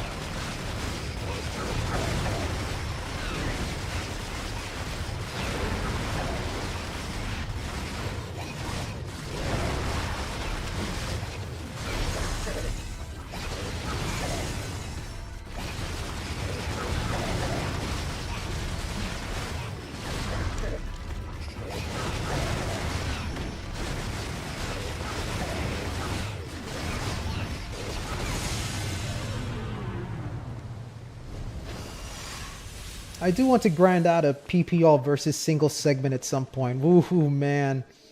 I'll give you mighty props if you can do it. Because I attempted it myself with my own PP videos. But it was really difficult to PP all in one go. So I had to, you know, cut up my PPs into different segments and then put the PPs together. By the way, PP.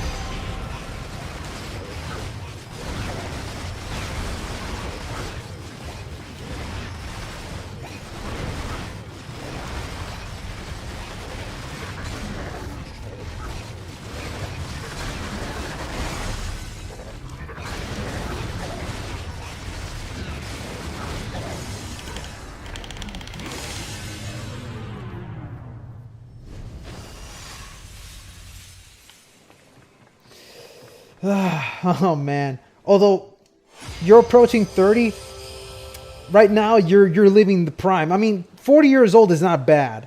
But I've seen your videos where you're working out and you're doing those cool stylish moves. You're in good condition. You're going to be living out the best time of your life.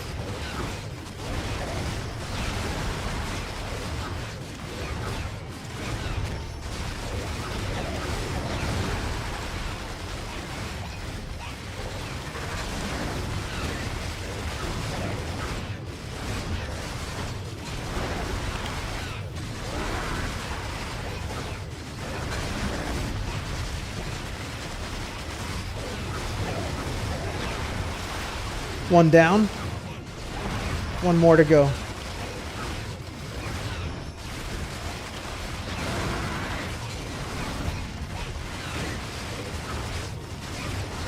There we go. Get out of here.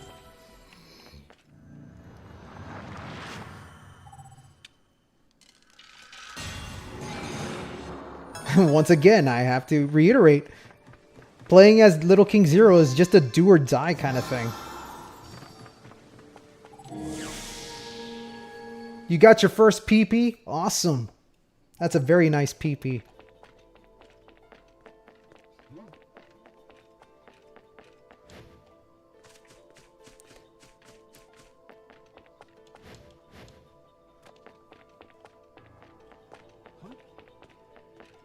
Oh, damn. I forget. When does that Alfheim activate? I feel like I gotta progress a little bit more before it actually becomes active. Man, with that Panther run, this segment also feels like a chore. Just having to run around here, run around there. Oh boy.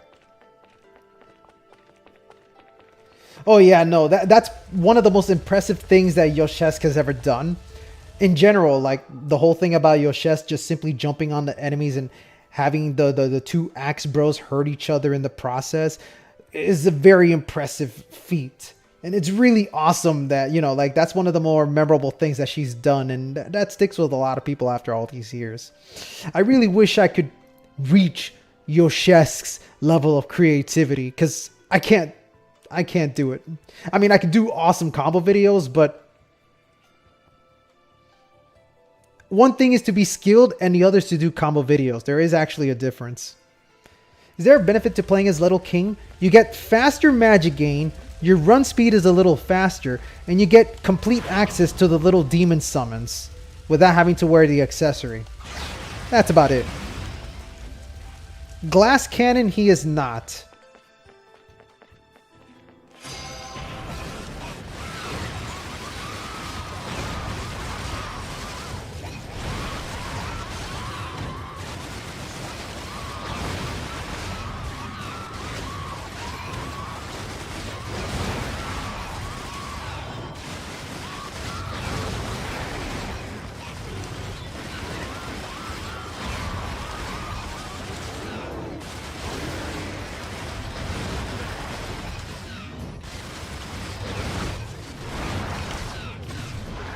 Oh, yeah, I forgot. He's gonna summon his best friend.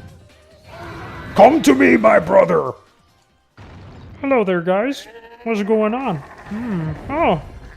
Who's this little King Zero? We better beat him up. Arr.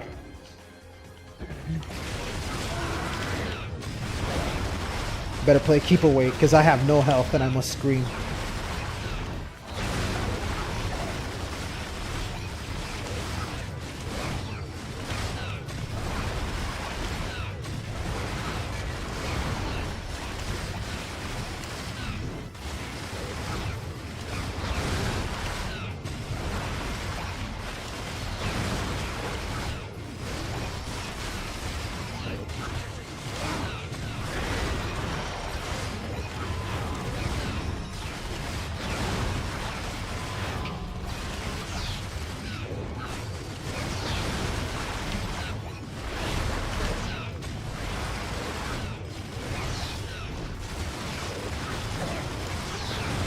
There we go.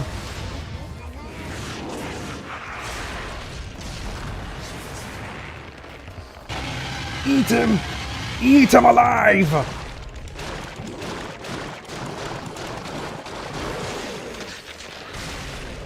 Extreme sports and martial arts training is the closest thing to a video game in my opinion.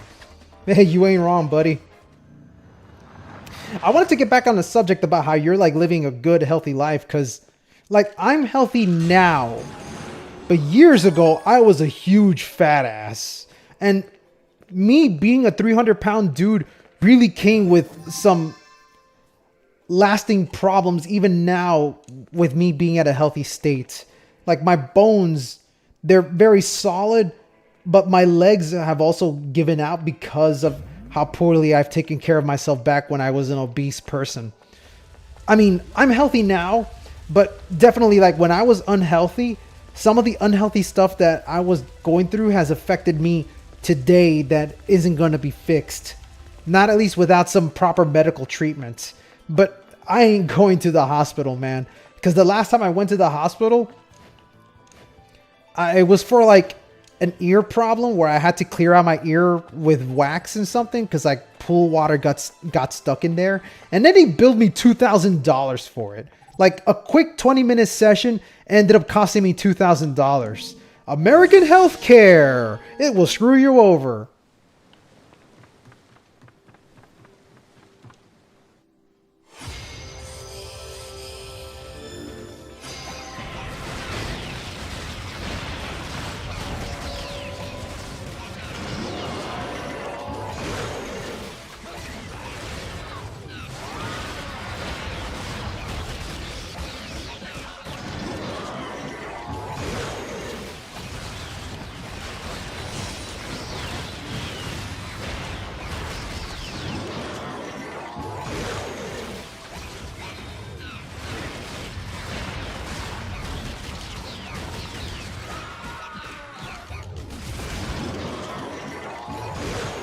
Yeah, exactly. The joints and everything.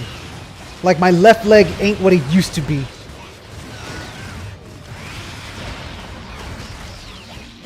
Also, one thing I miss about being fat, although I know this can be fixed by doing leg lifts and whatnot, but when I was fat, I used to be very cushiony.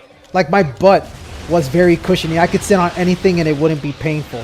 But now I can't do that because I lost a lot of weight.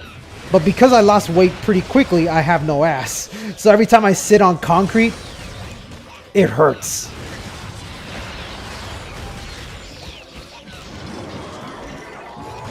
I need to start doing some leg lifts and all sorts of things to get my buttocks huge.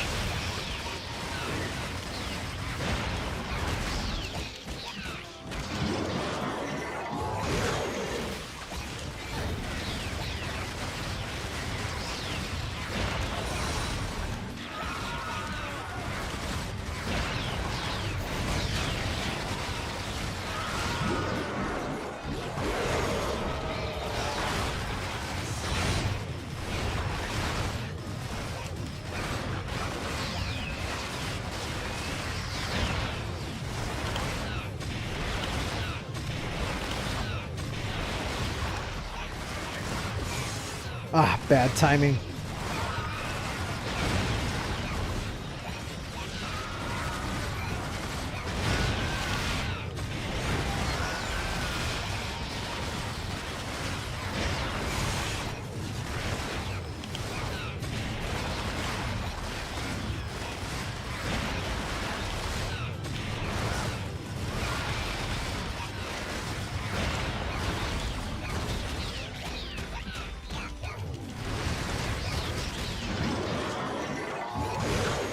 There we go.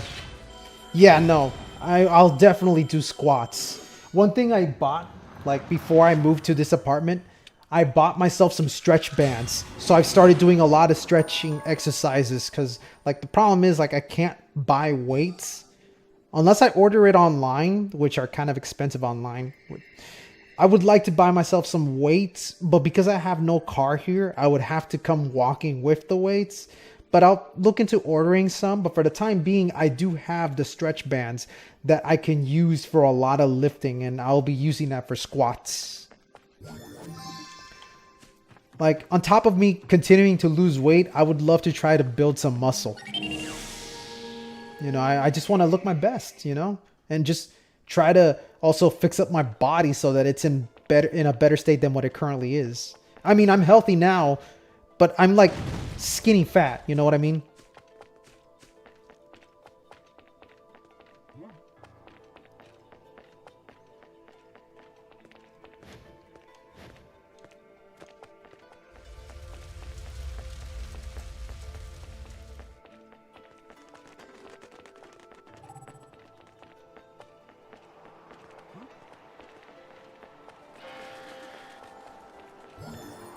Best of luck, gamer. Love to see people playing Bayonetta as still. I love when I see a lot of new people trying out Bayonetta. I always do my best to help out all the new players. Like, I always frequent Reddit. Every time people ask particular questions, I'm always there to help them out. Because I always feel it's my duty to try to help people out. Because, you know, a lot of people are always shocked when I tell them that I used to be terrible at this game.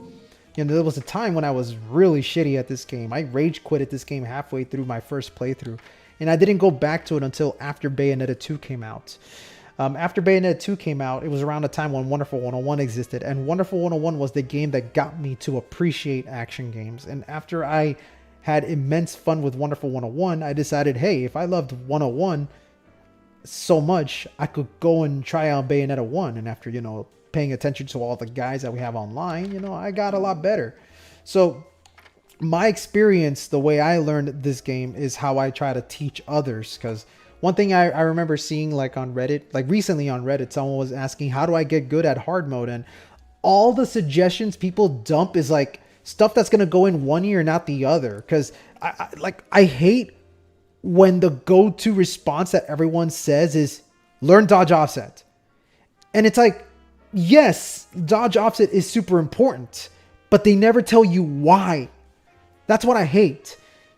Everyone's go-to answer is learn dodge offset. That's it. Boom, bam. And it leaves the person asking more questions as a result. So always try to ease players into the mindset of playing the game rather than just telling them what to do. You know? Let's see. I'm gonna need Heel Slide. That's a really great move for mobility. I'm gonna get Heel Stomp as well. It's a really good move to do after a jump cancel. I guess Stiletto is pretty good, although Witch Twist is not necessary. Portal Kick is situational at best.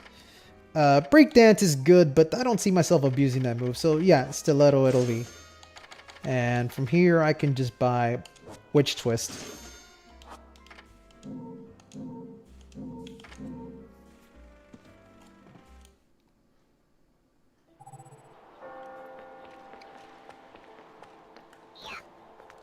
So yeah, no, like, yeah, skinny fat does suck because you look skinny, but then when you take off your shirt, it's like, ew, what is that gut doing there? And I hate that, so I've been working out. I am happy to report that since my time living in Buffalo, I have lost 25 pounds. And I'm very happy about that. I'm about to reach my original goal because at one point I managed to make it to 160 pounds. But then for some reason, I just stopped taking care of myself and then I ballooned back to 200 pounds. So I've been going on a new steady diet, a new weight loss routine. And I went from 200 to about 195. Then when I moved to Buffalo, I decided, hey, since I'm on my own and my mom's not doing all the cooking and I'm doing all the cooking, I could do all the meal prep and work out. And since I don't have a car, I'm walking every single day. So that's been helping me out a lot. And I went from 195 pounds to currently I'm at 165. If I can lose the 5 pounds, I'll make it to 160 and that'll be my original goal. And then from there, I would like to lose 10 more pounds and make it to 150. If I make it to 150, I'll be a happy dude. So yeah, I've been doing a lot to lose as much weight as I possibly can.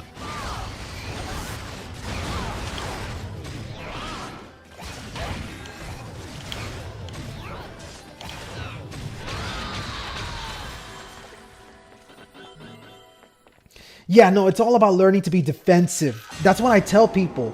Because one of the biggest mistakes that people make is like button mash like crazy. And they always try to get in the face of the enemies, not realizing that that's not always the best option. Like, they'll look at a combo video and think they can replicate it by just mashing attacks. But no, you have to learn to crawl before you can run, you know? Oh, yeah, no, absolutely. Walking is the best. And I do that every day. I miss driving. Like, I really do miss driving. Back when I was in Florida, I would drive everywhere during the weekend. I would drive to the arcades, drive to the movie theaters. But here, because I had to give up my car and give it to my brother, who is still living in Florida, and now that he's become, you know, a college student, he's going to need that car. I moved to Buffalo without a car. And so one of the things that I had to do was make sure I get an apartment that's close to the workplace. And thankfully it is close. It's within walking distance of 10 minutes. So every day I walk to work, and then during lunch I walk home. I get myself a meal that I made at home. I walk back to work, then I walk home again. Then during the afternoon, after I finish my dinner, I walk around the park. I currently live, like, across from where I am is a beautiful park where people go and walk around with their dogs. So I go out there and I walk there for the rest of the evening. Then I come back, drink a lot of water, and then head straight to bed.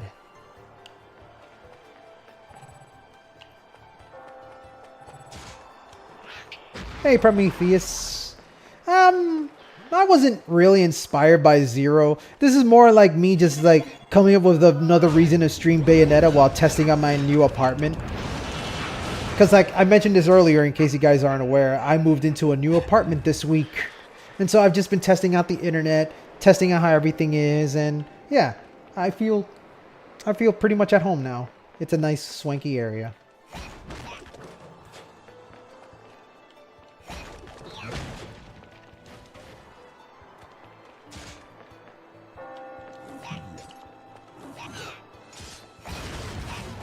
Kitty ignores my attacks. Okay, now I gotta fight this boss. I'm gonna watch this cutscene for a second while I take a small break here. But this one's adorable. You know what they could have done? This is me like asking for too much, I think. But wouldn't it have been super, super funny if they made it where if you played as Little King Zero, then anytime Little CUHRAYZEE shows up in the cutscenes, it's just another Little King Zero, but much smaller? That would have been fucking hilarious. Maybe that's a mod I can ask Creative Handle to do. Swap out CUHRAYZEE for another Little King Zero, just make it tiny. That would be fucking hilarious. Because look at this. This is so funny. This Little King Zero is just like ignoring all the movements that Bayonetta does and operates on its own system. You're certainly not dressed in your Sunday best.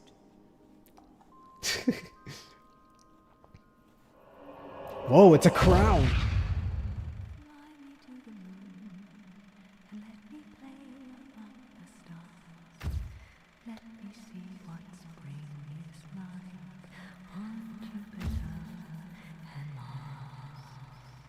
In Egypt, while you drive, you start to develop spider senses. Yeah, I've heard stories.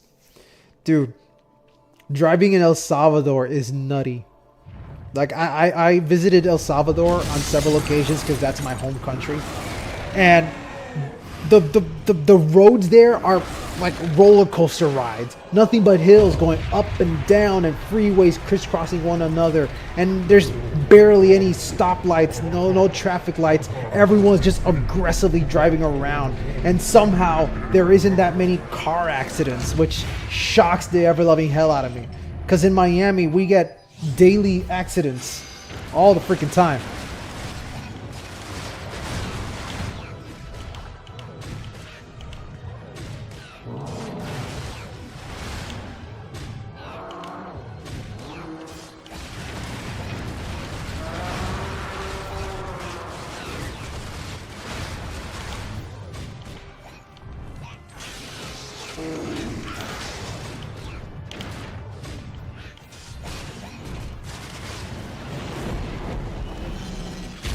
QTE and bam. Easy as pie.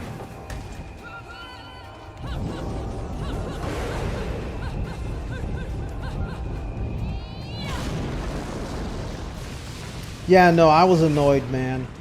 Like having to move out because they needed the apartment to become an office. It's funny. It's really, really funny. I learned the true reason as to why they needed the apartment. It's not because they wanted to be an office, although that is partially the reason. You see, the neighborhood that I used to live at, there is an abandoned building in the corner of the street that they intend to tear down. And once they tear it down, they're going to set up a lot, right? I found out that the construction crew requested the apartment building that I was in simply because they found that apartment building to be the most convenient place for them to stay at while they're doing their construction work. That's all it is. They don't want it to be an office building. They want it to be a building that they could crash in when they finish doing their construction work, which is fine. You know, I get it. They need a spot to be at to make things convenient. But kicking the people out of the apartment because the construction workers are fucking lazy ass people is gotta be the craziest thing I've dealt with in a long time. But whatever. I'm in a new apartment far away from the constructions. I don't think there isn't going to be much issues here. If anything, I kind of scored at the end because I now live in a bigger spot with a built-in laundry. Actually, I can actually wash my clothes here in peace without having to share with a coin laundry system that we had over in the other building. So there's benefits to living here. It's slightly more expensive, so I had to buckle down and learn to be a little bit more frugal. So I've been shopping for all my stuff at Aldi's and getting a lot of alternative stuff for a cheaper price. You know, it is what it is. I mean, I'll make do with what I got. But eventually, once I get a raise from work, by the end of the year, I think I'll be in a good spot. And especially when by January, I should have a car of my own, because like one of my family members is willing to donate the car to me, which, you know, I'm very happy for, but the person in question is being very coy about it. I'd rather not get into too much details, but let's just say that this person offered me a car, but then started backing away, say, oops, sorry, I kind of need that car for something else. But from what the rest of my family are saying, he's probably just pulling my leg. But hopefully I do get a car, and if not, well, all the more reason for me to continue saving money so that I could get myself my own car, you know?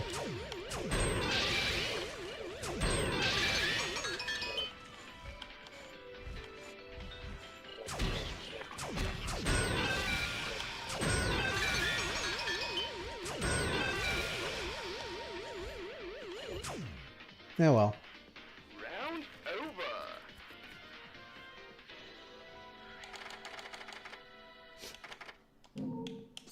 There we go. I realize I go on a long tangent here when I should be progressing with this game, but I hope I'm not really boring you guys with my stories. I'm always up for talking about something else if you guys are curious.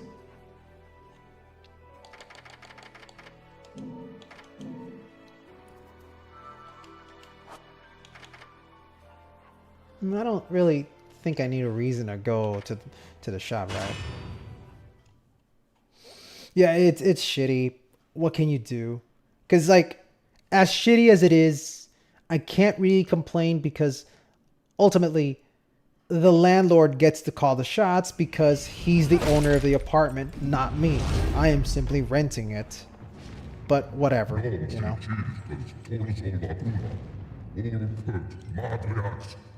Oh, God, Benchy. Thank you all so much for the support. I really do love you all. I'm really happy that you guys are supportive for me. And I promise you guys, I really do promise that I will be supplying more new content in the coming days.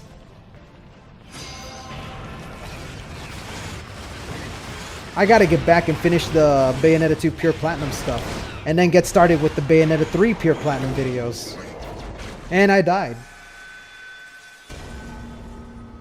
Do I think Platinum Games is doing something for the 15th anniversary? I want to say yes, but I feel like it's just going to be one of those, hey, we're celebrating the 15th anniversary, have some really cool pictures and stuff, you know, like, I don't expect anything grandiose, you know, nor does Platinum Games need to do anything massively special. Just acknowledging that the games they make is more than enough for them to carry on. I know there are people out there that expect way too much out of Platinum Games. I remember when Platinum Games was like toying around with the anniversary of Bayonetta 2. And people were like, what the heck? Are they going to add DLC for Bayonetta 2? And I'm like, why the fuck would they do that?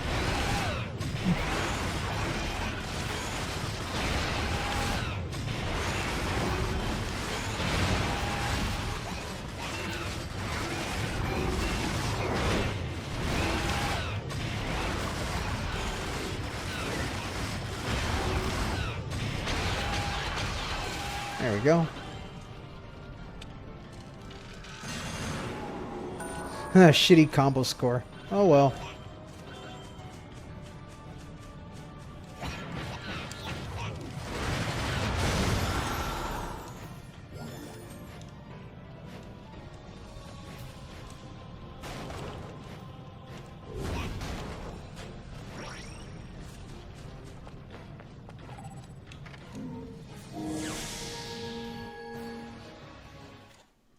I mean, yeah, you know, I don't think there's going to be anything grandiose with Bayonetta's 15th anniversary.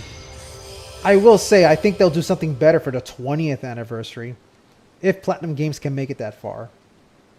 Which I think they will. I don't think they're in any danger. Like, a lot of people always say that Platinum Games seems to be in danger since they're absolutely quiet.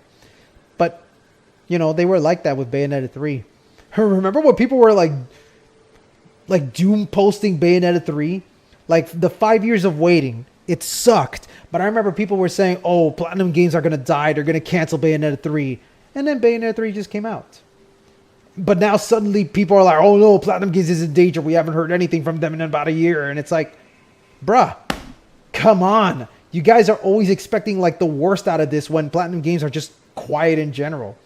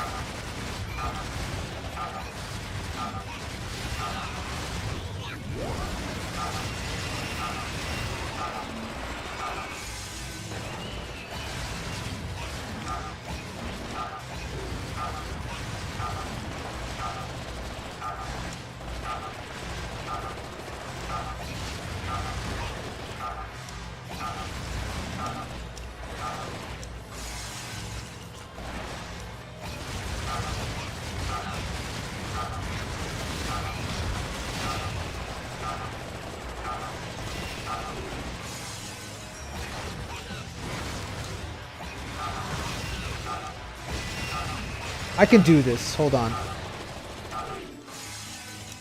I just gotta reserve my jumps for when necessary.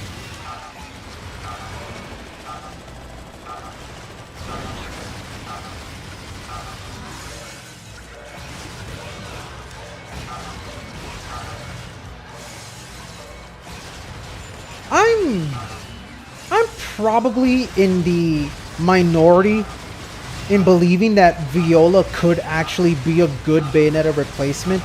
I just think the way they handled it in Bayonetta 3 was not a good way of doing it. Because Viola needed more cooking in terms of story. For her to just come in and then decide to take over Bayonetta's role was definitely going to be heartbreaking for a lot of people. And they certainly could have done it much better than what we got.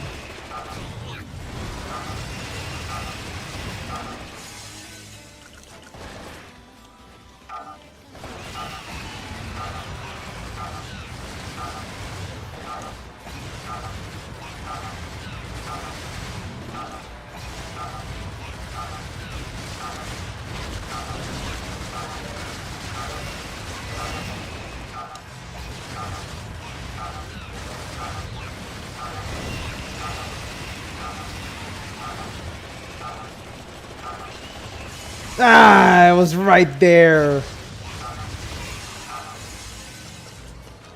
It was definitely too soon for Bayonetta 3 in terms of like Viola's story. Look, I agree with what a lot of people are saying. I still think it's not as bad of an idea as many people are making it out to be. I guess the safest option they can go with for Viola taking over Bayonetta's role is if they make it where in the fourth game, Viola is Bayonetta, but she goes on a journey to find the original Bayonetta and bring her back to life. And only through the resurrection does Bayonetta actually come back in full force. Wouldn't make for a bad game. Then again, I'm not a good writer, so I don't know if my story would be good.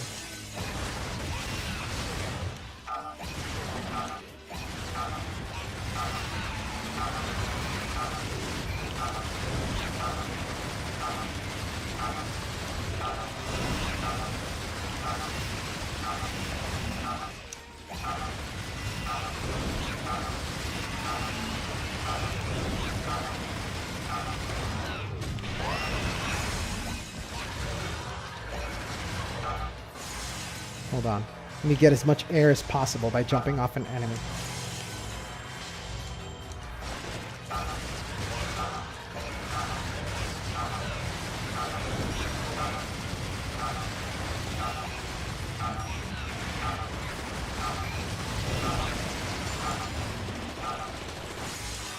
Man, these guys love moving around. I want to try to get close enough to be able to jump off of them.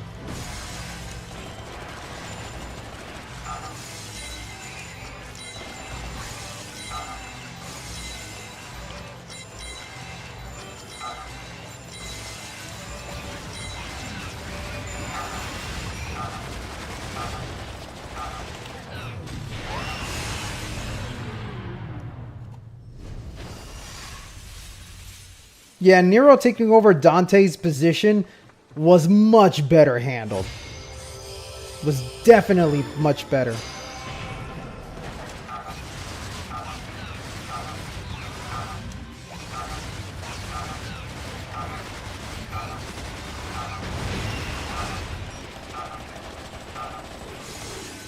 Without my Umbran Spear, I really can't do any fancy moves here.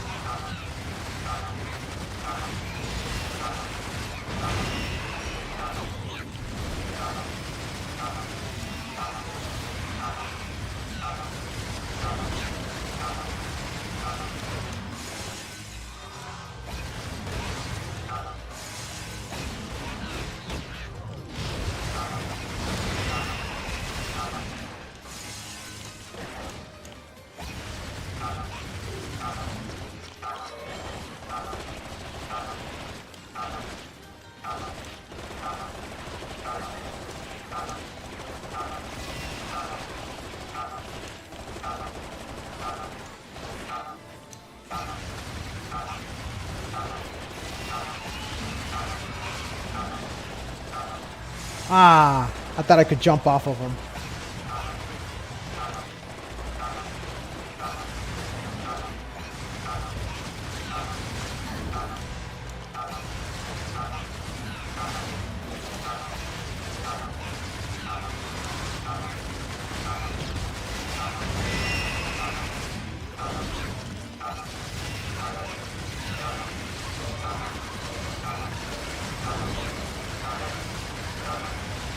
There we go. Not the cleanest pure platinum. No, not pure platinum. Not the cleanest victory, but I'll take it anyway.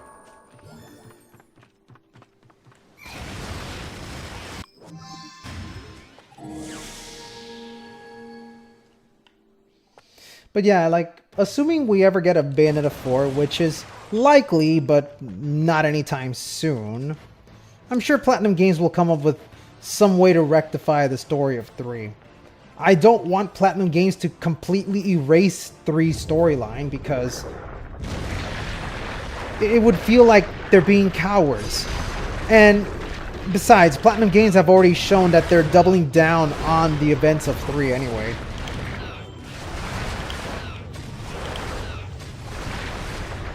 Like, because they're very proud of what they did with 3. It's not like they regret it or anything. People hate it, but Platinum Games are pretty happy with what they turned out.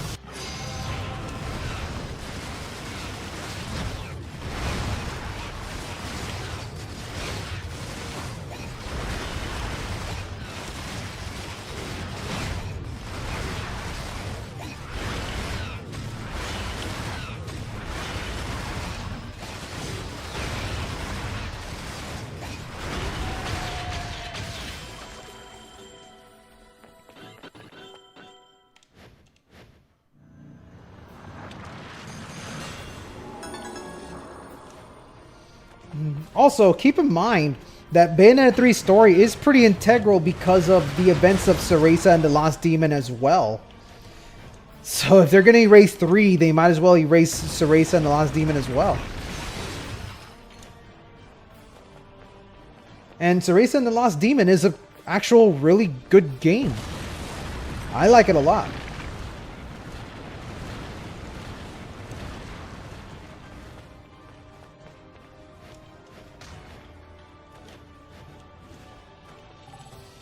Oh, I don't know much about Tekken. I hear a lot about how insane the storyline really is, you know.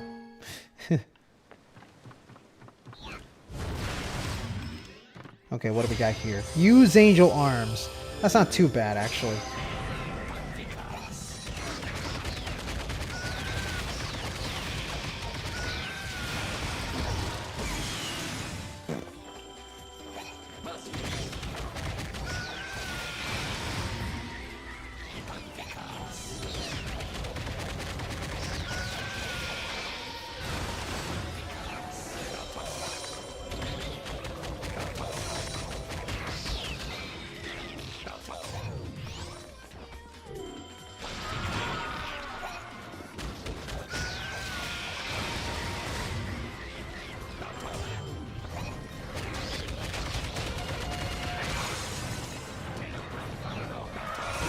God damn.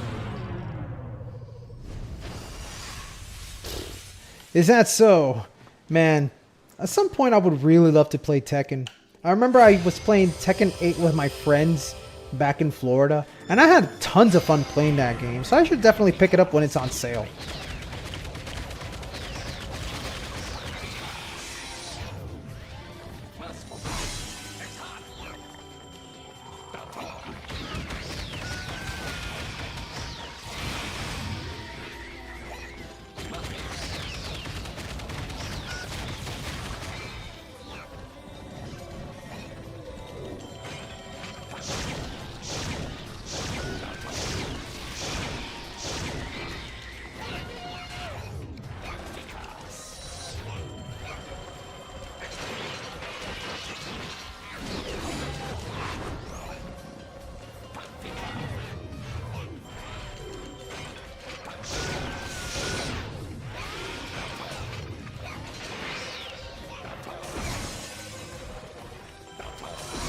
Ah, come on. I thought I dodged that. You know they can't get rid of Heihachi because he's like integral to the franchise. That's like killing off Ryu. You know he's supposed to come back at some point.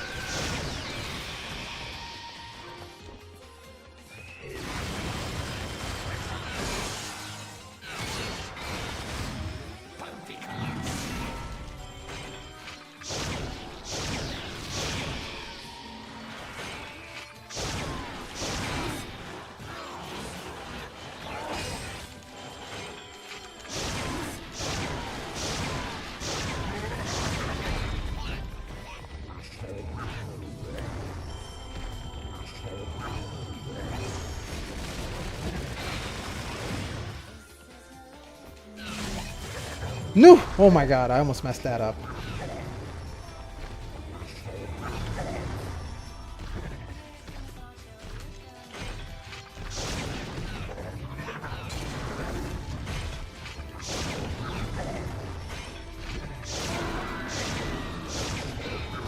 Ah, that was my fault. I hate that I dodged too early.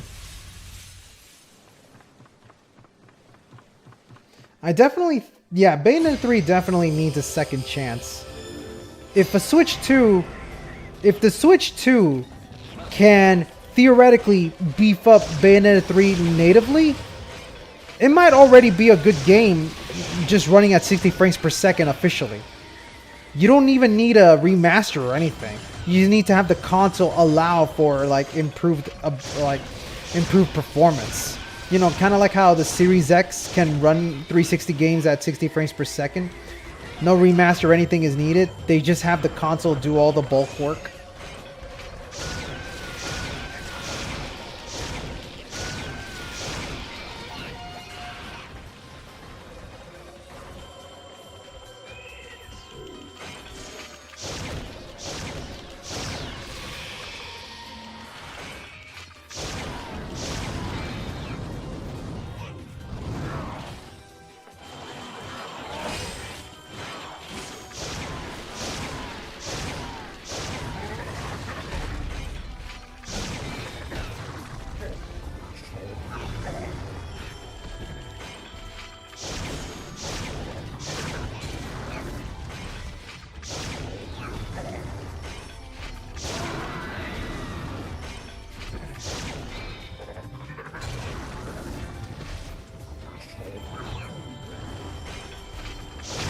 There we go. Much better. I think that's a pure platinum since I did not get hit at all.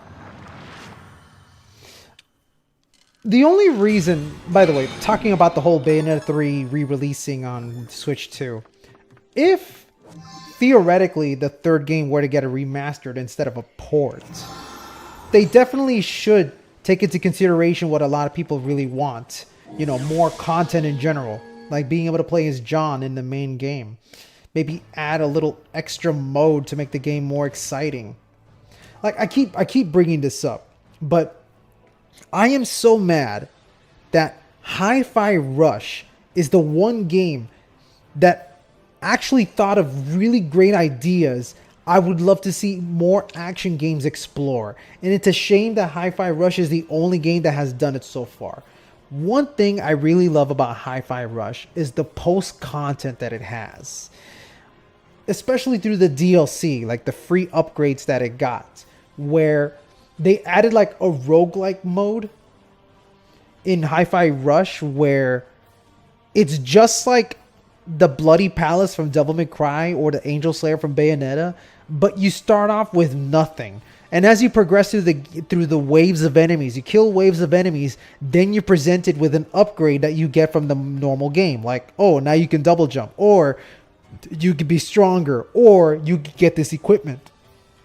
Wouldn't it be awesome if we had like a roguelike feature for games like Devil May Cry or Bayonetta, where, for example, I can totally see Bayonetta 3 having a feature where it's just Angel Slayer, you and endless waves of enemies, and after you finish like a wave or two, you are presented with a shop, and depending on how much Halo you collected, you can buy the more expensive stuff that gets you something amazing, or some of the weaker stuff that helps you progress. Like, you start off with nothing. It's just Bayonetta with her regular Color My World weapon set. But then, as you finish off waves, you can then buy a demon from the shop. Like, hey, we have Madama Butterfly for you to pick up so that you can have in your equipment. Or you can get more health. Or with this, you can now become a little stronger. You see what I mean? I feel like action games have the potential to give us an amazing roguelike experience. And I'm sad that Hi-Fi Rush is the only game that has done it.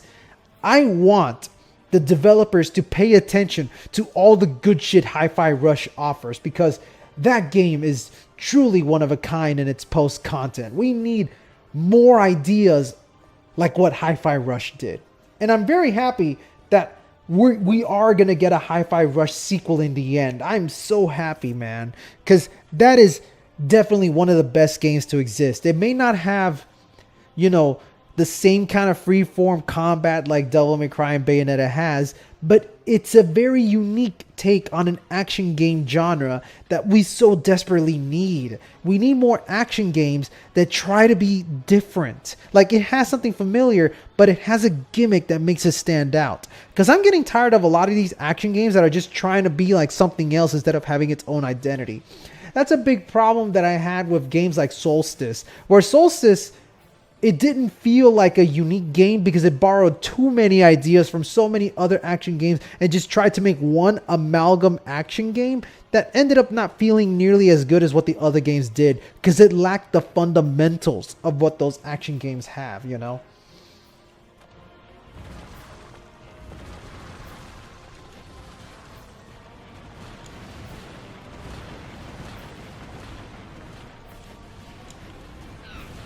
And I just want to see more of that kind of stuff in action games.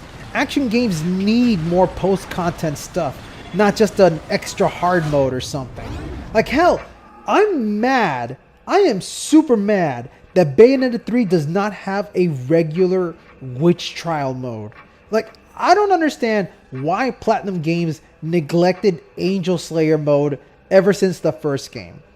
Angel Slayer mode is something that Bayonetta 2 and 3 desperately need. Bayonetta 3 needs an Angel Slayer mode now more than ever, because I would so totally be down for playing a game where it's just me and hundreds of endless waves of enemies with nothing getting in between. Because the witch trials in Bayonetta 3 are lame. You only get 3 witch trials. And yeah, they are endless waves of enemies, but not nearly as much as I wish. I think you only get like 10 verses per witch trial. So that's 30 verses. And it wears out its welcome too quickly. Because unlike Angel Slayer, where it has a slow incremental of enemies coming at you until the very last few waves where you get random, no, well, not random, but enemy combinations you normally don't see in the main game. And something like that is really needed for Bayonetta 3. Oh yeah, Assault Spy is amazing. And I got hit. That was my fault though.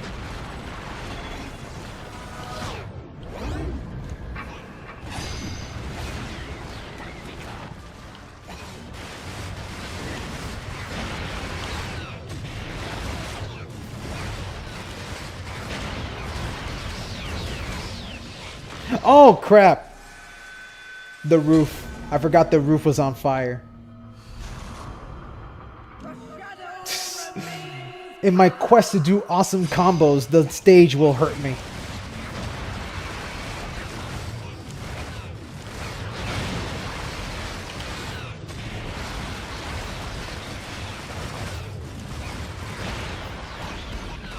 Okay, just stay up here.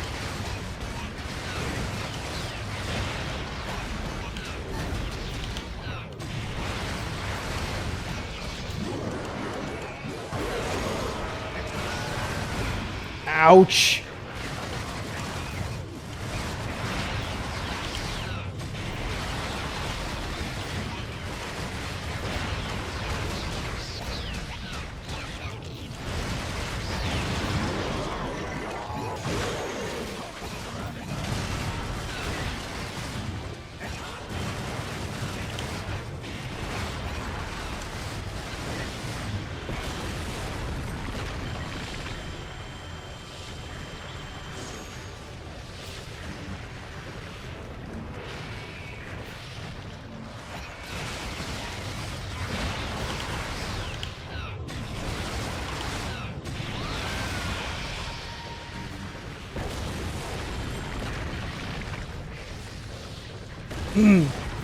The combos are not easy.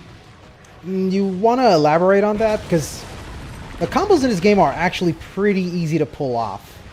Like, what is it that you have a hard time doing? Because I'll be happy to try to explain, like, how the combos actually work in this game. They may not be as freeform as Devil May Cry, but there is some flexibility in how you can express yourself with this game.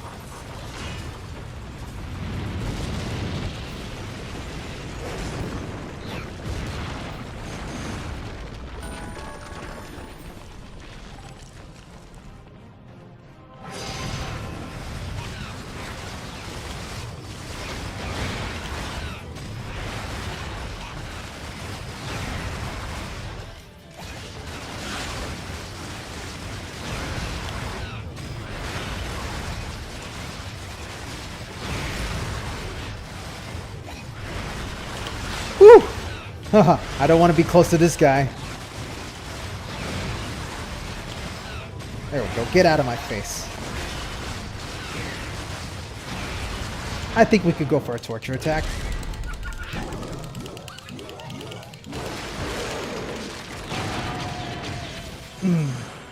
You're bad at English? Oh, that's alright, man. Don't worry. Like, what's your main language? If it's Spanish, I could probably help you out with that. Yo entiendo español si tú necesitas ayuda en algo.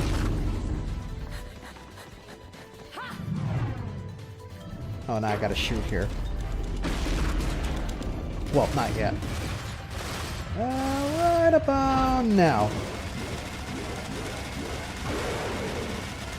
There we go. Max bonus. Get them halos. Moving on. Hey, Bayonetta, how's it going, my friend? Wow, we're definitely getting some nice reunions here, man, because a lot of my old friends have started popping up in this chat. How you doing, my friend?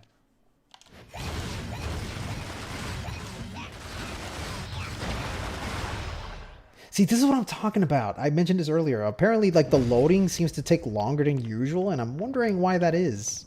Like, I'm playing on PC. It should not be an issue. But apparently it is, and I'm having troubles figuring out why. I may have to reinstall Bayonetta.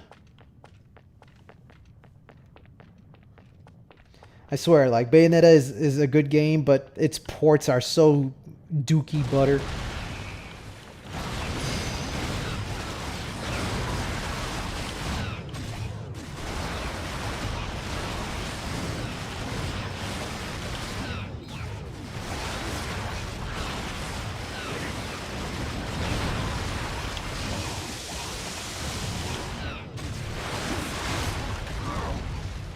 Yeah, the growing pains of PC ports.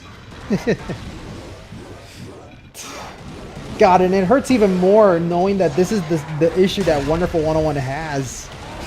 Ouchies. No, no, no, I do not want to die here right now.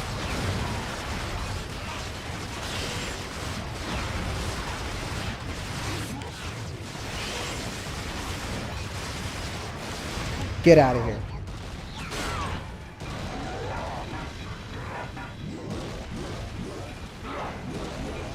How do you make combos and dodge in between?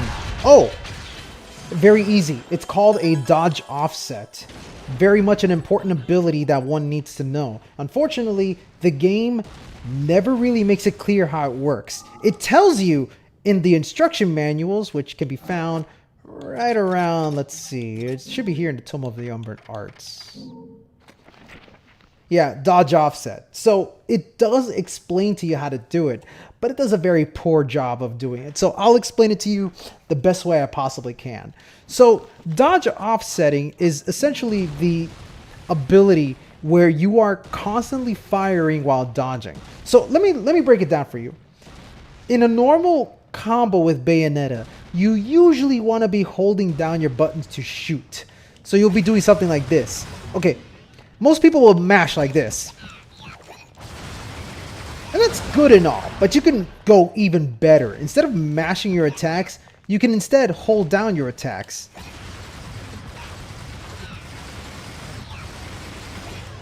And that will make your combos a little bit more effective.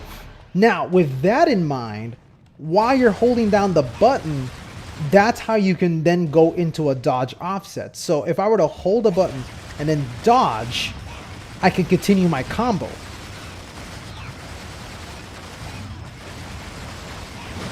That is the dodge offset. It's a little tricky to understand, especially since you have to have it in the mind that you have to hold down the buttons. But that's essentially what you need to do. And it may sound weird and it may feel weird. I know for some people it's kind of weird because you're so used to playing beat 'em ups where you're always having to tap the buttons really fast. But in this game, it's more about holding down their buttons. Do this, and you may actually be able to elevate your game tenfold. Trust me on that. And it works with anything. It even works with taunting. Yeah, see? Well, you can't really see a taunt because Little King Zero does not animate to taunts. Look, that's his taunt, if you can even tell.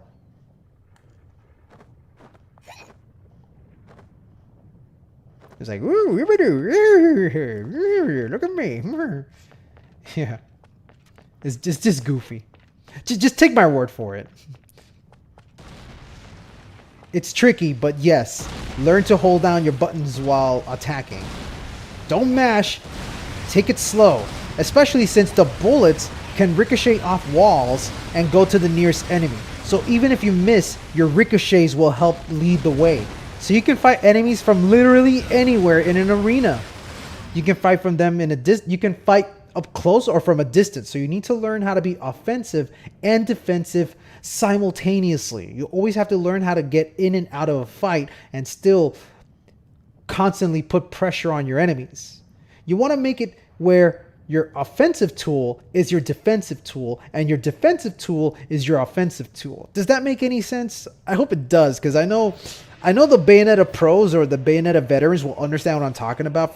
But for a lot of new people, it just sounds like, what? What do you mean my offense is my defense? What do you mean my defense is my offense? What the heck are you talking about? And what is this thing called a dodge offset?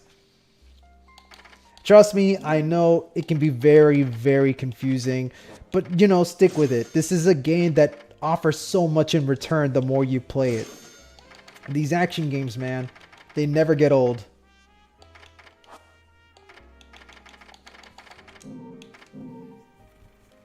Yeah, that's why I'm not a big fan of Bayonetta 2. I stopped dunking on Bayonetta 2 a long time ago because people were getting tired of me saying that I don't like Bayonetta 2.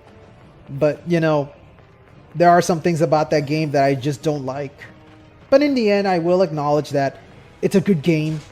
And it's definitely a good game for beginners who are inexperienced in action games. But I wish it was a bit more than that, you know? That's why I actually kind of like Bayonetta 3. Because Bayonetta 3 actually tries to return to its roots while still having a lot of cool new ideas that work but require so much effort to master.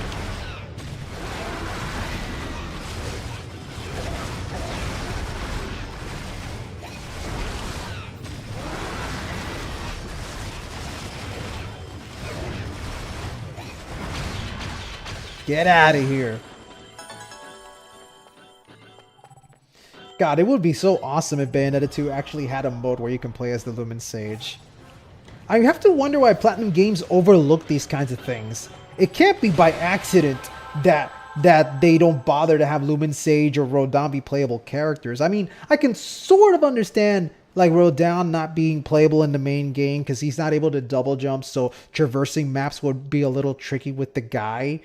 But it would have been nice if we had like an extra mode where we get to play as another character. You know what I mean?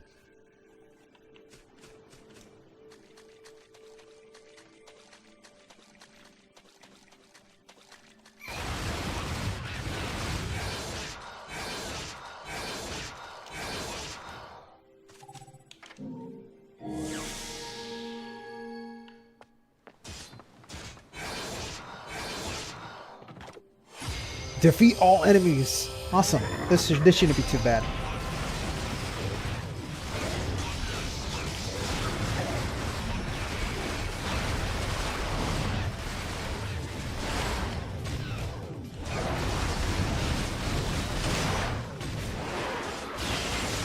Ow! Achibachi.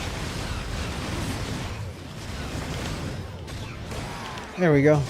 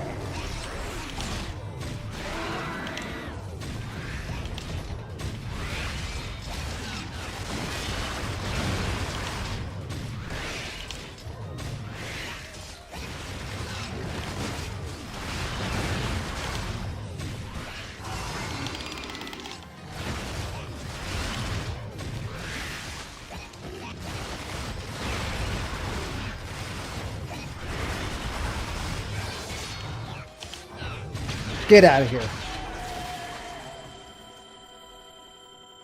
I'd love a merging of Demon Masquerade and Umbran Climax and Bayonetta 4. You know something? I remember mentioning this in another stream, but I'm surprised Platinum Games didn't figure out a way to reinstate Umbran Climax in 3. Like, I understand they got rid of it because it was a mechanic that made 2 unique and they wanted something to help 3 stand out.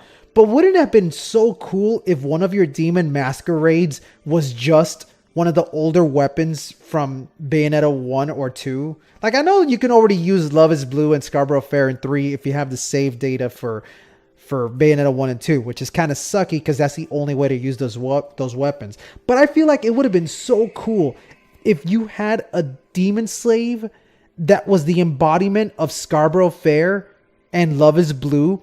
And as long as you have those demon slaves in your equipment, anytime you activate the demon slave, instead of the demon slave coming out, it's just you going into Umbran Climax mode.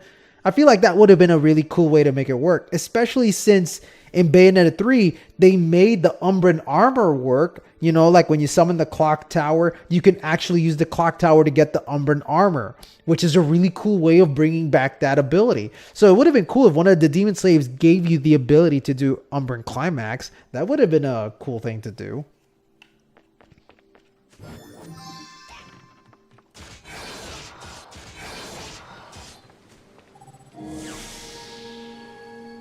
I know about the stories of Platinum Games originally intending to have Lumen Sage be playable and have a mode for him, but then they got rid of it.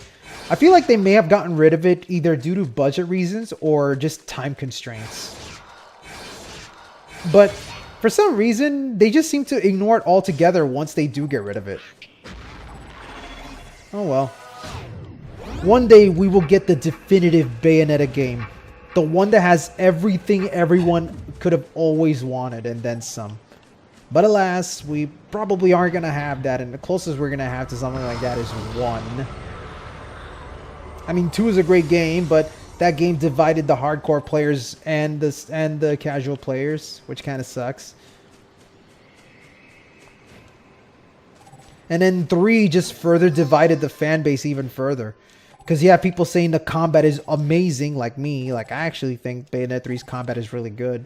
But then you have the people that are very stubborn in saying that the game is the worst game to ever exist because of reasons such and such and such. Like, I mean, I'm not going to say that they are not justified in saying that the game sucks. I totally understand that, you know. Because 3 did a lot of damage among the fan base, ruining the story for a lot of people, changing the combat in a way that not many people really vibe with. But I mean, I still like 3 a lot.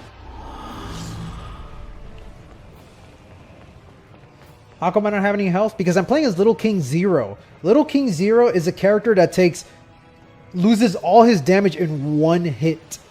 So Little King Zero is a character where you cannot afford to mess up. You can only get hit twice and then you're done.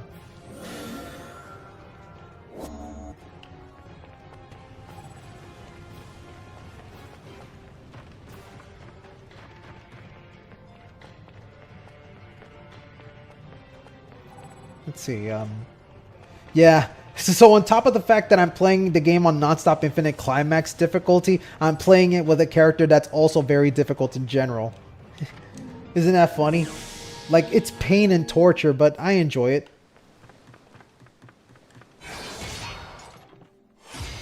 Yeah, the vision is kind of lost with so many of the important people leaving Platinum Games.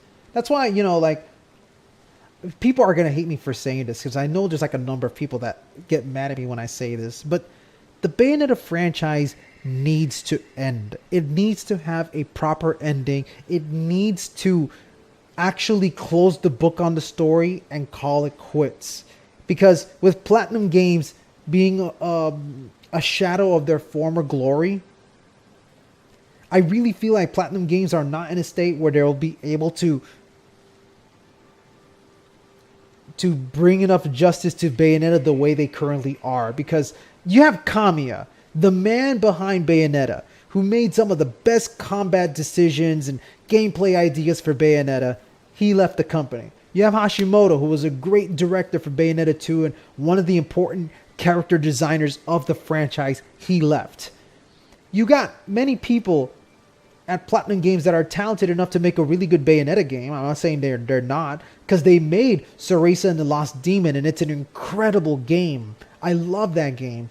But you could tell that that's a very heavy departure from what we're normally accustomed to. And I feel like with so many people leaving Platinum Games, it would be better if we just put an end to the series. Like, give it a proper ending. Give it the ending that it deserves so that we don't have to worry about any more sequels moving forward. But people get mad at me when I say that, because they're like, no, there's so much in the lore. They need to do this. They need to do that. And it's like, do they really? Does it need to? Like, sometimes it's better to leave things a mystery than to just have everything be spoon-fed to you. Because then where's the fun in that? You'll know everything, and then what's there left to do? You know, sometimes the magic of a game or a story comes from, you know, what isn't told sometimes. I mean, I don't mind spin-offs, but I feel like the series needs to end so that Platinum Games can focus on other things that they can excel at. I realize that's a very hot take, and I know many people are not going to like it. Like, I know a lot of people have gotten mad at me for saying that. Like, I know Johto Johnny is one of them. Like, he really, really fought me about that when I said Bayonetta should end.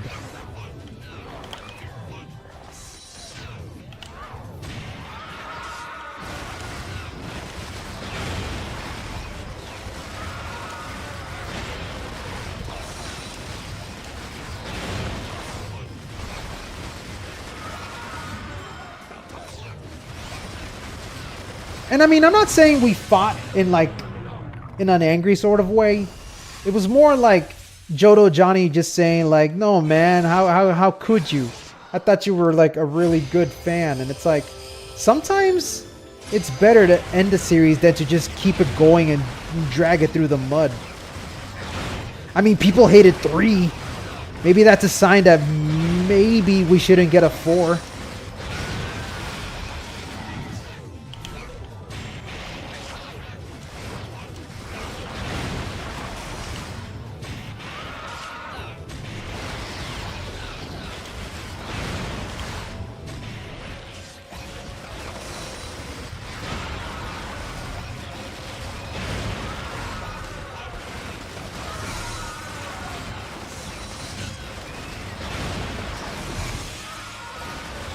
Man, I keep getting hit when I shouldn't. That's me being very salty. I realize I'm very terrible at this game. Oh boy. Oh shit. No, get out of my face. Ah, poorly dodged. Like, I mean, I understand why people hate 3. There's definitely a lot of stuff that that game has that really rubs people the wrong way. I'm not going to front on that. I still think it's overhated.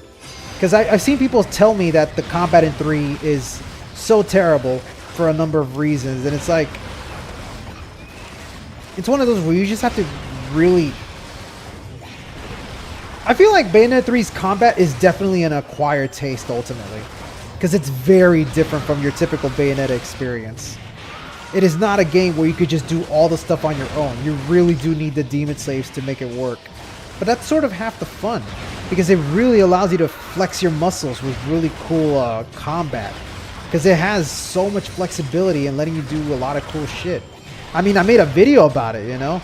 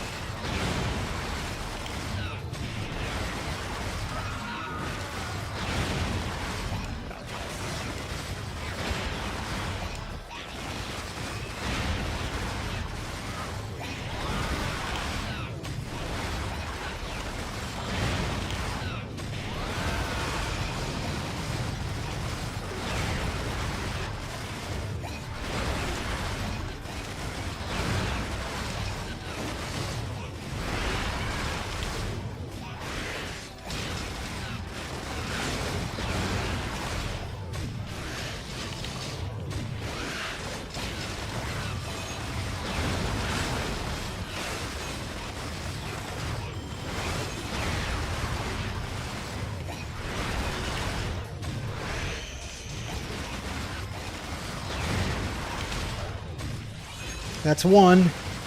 Come on. I'm actually doing a pretty damn good job.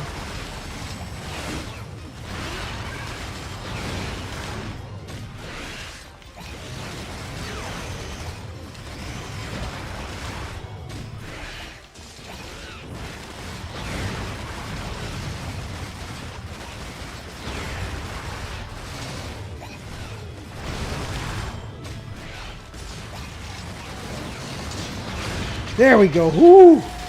Oh, man.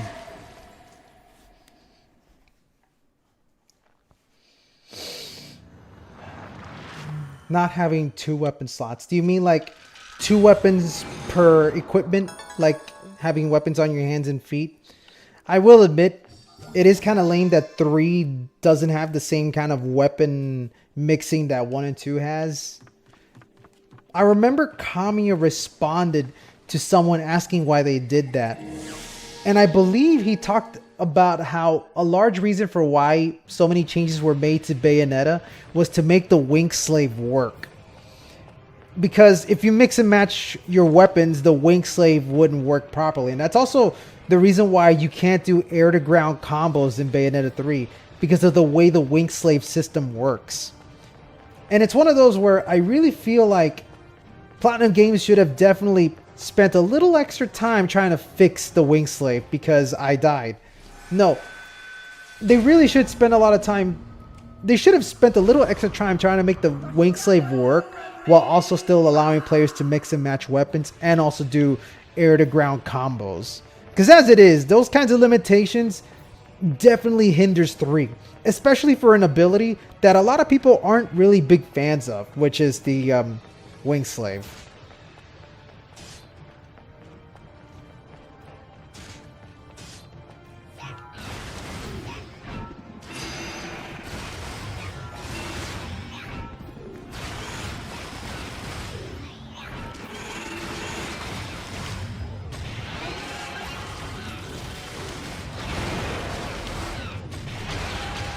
There we go.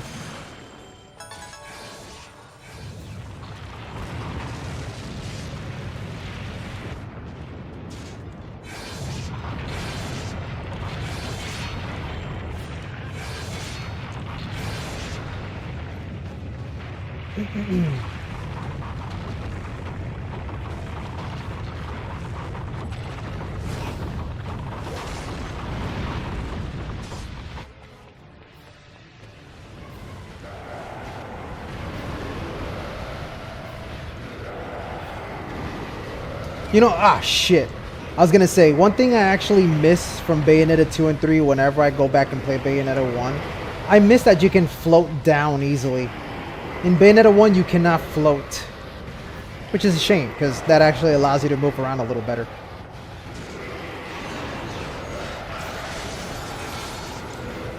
I mean, Wing Slave, I wouldn't call it flashy. I feel like it's a really good combo ender.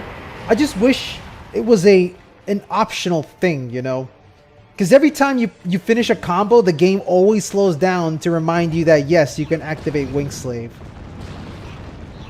Like, Wing Slave is a good move. It's just one that also feels like it gets in the way too often.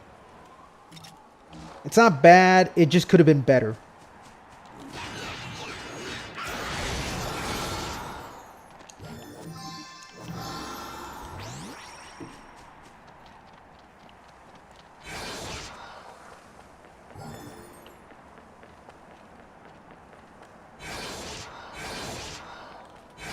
Yeah, Wing Slave is kind of like Zandatsu. Actually, no. You know what it's more like? It's more like the vehicle assault move. I forgot the name. The vehicle attack in Transformers Devastation. Where every time you finish a combo, you can follow it up with the vehicle mode attack. Where, like, you finish your combo, but then you can turn into a car and go for another extra damage in car form.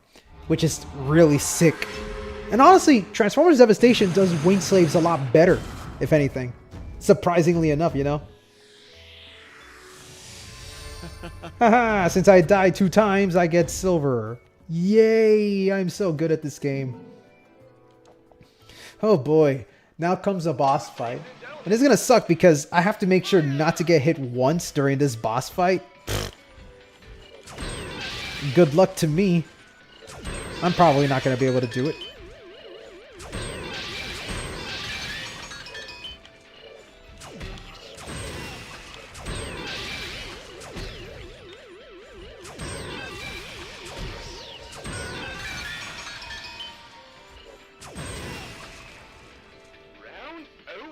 Round over.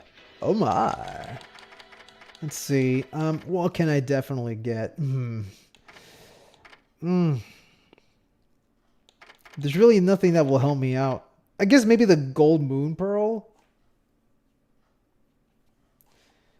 Like, Transformers Devastation actually has good depth. Not nearly on the same level as Bayonetta, but it's surprisingly good for what it is.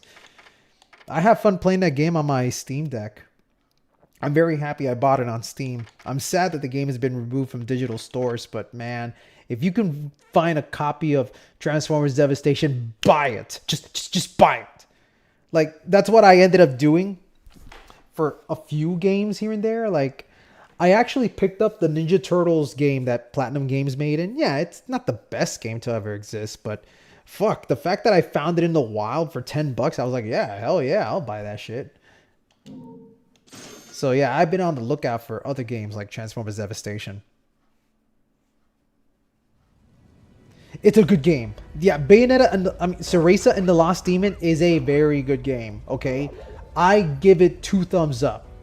It is great. Just keep in mind, it's not your typical Bayonetta experience. It is a very different experience. The game is very different. Its challenge lies in being able to control multiple characters simultaneously. It's not about doing flashy combos. It's about learning to multitask. And multitasking seems to be the new gimmick that PlatinumGames has been focusing on lately. Because it started with Wonderful 101 and the multi-unite ability. And then it graduated to Scalebound, which, since that game was canceled, led to Bayonetta, which, you know, pilfered from the Scalebound mechanics. But this also came from Astral Chain, which had the Legion system. And then all of this would be further refined in Bayonetta, CUHRAYZEE, and Lost Demons, where you're controlling 2 characters at the same time to pull off these really cool tricks, you know? Story? Yeah, story is good. Story is actually really good. I'm not a person that focuses on the story, and even I'm saying the story for CUHRAYZEE is really good, okay? So I feel like that's more than enough for me to... That's more than enough for me to tell you it's good, okay? I like it.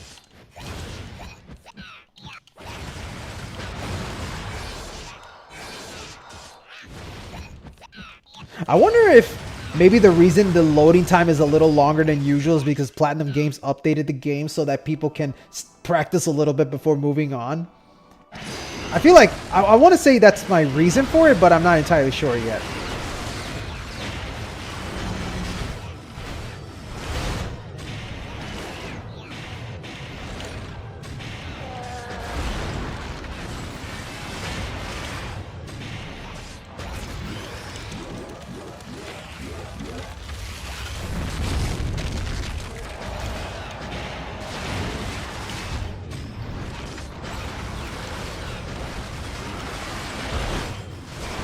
Ouchie, mama.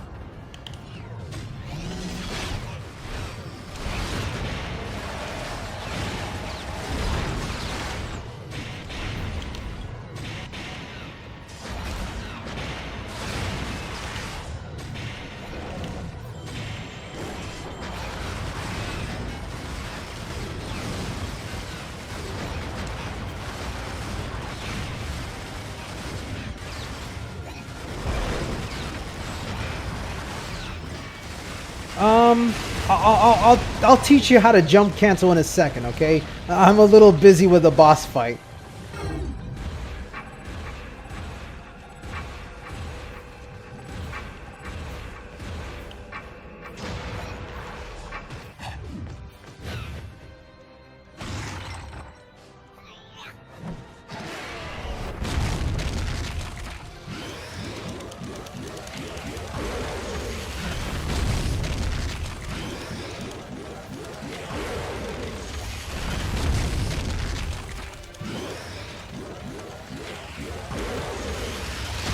There we go. Eat 'em up. Eat 'em up. There you go.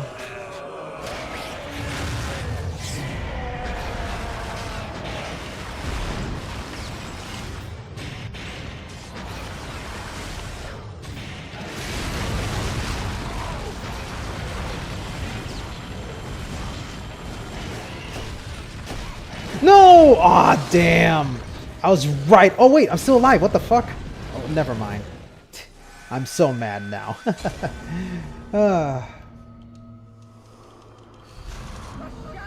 I actually was able to live, but I wasn't paying attention.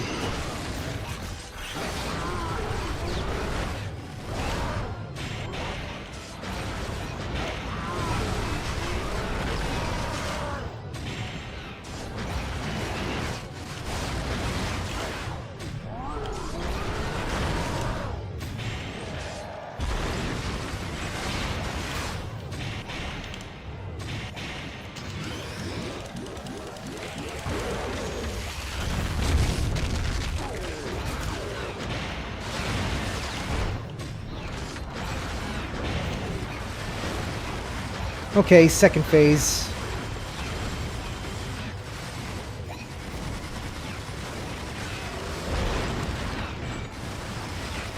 Amulet. Are you talking about accessories? Because right now I have no accessories, but my go-to accessory is the Muna Mahakala and Eternal Testimony.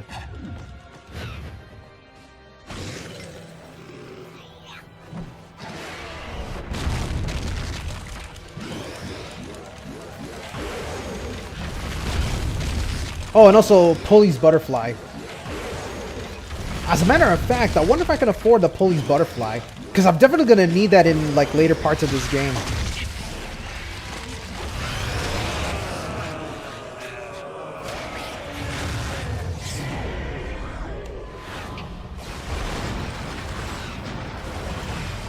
Oh. Wow, I forgot to get rid of that. Thank you for reminding me. Boom, there it goes.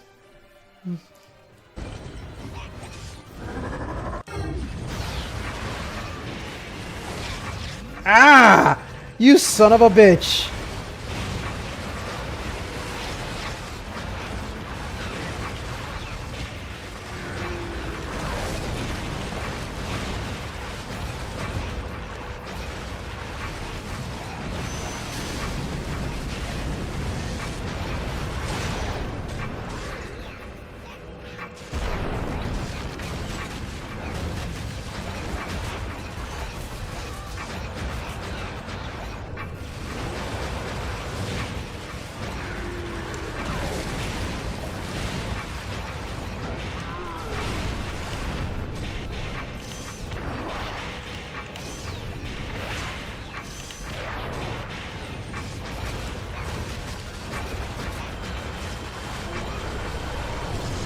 There we go. Cheer? I don't know. I don't have all the Twitch benefits. So if you're trying to do any sort of silly shenanigans with Twitch, I got nothing. My Twitch stream is as basic can get.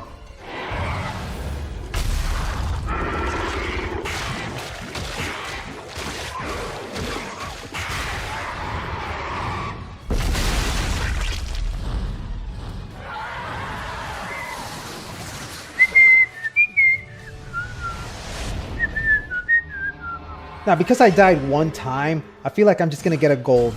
Actually, no, I'm going to get a bronze. Oh, well. My combo score was really shitty. I should have focused on getting a better score. I am so sorry, you guys. I am terrible at this game.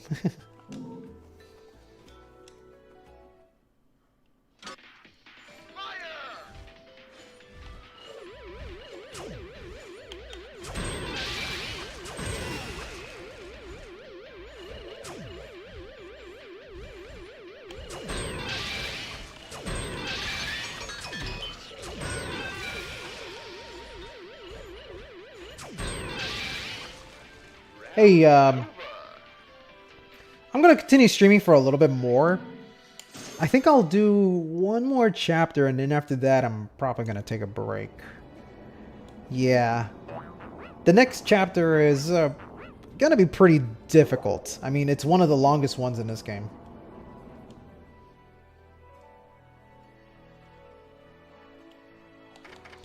Let's see. Let me go ahead and save for a second.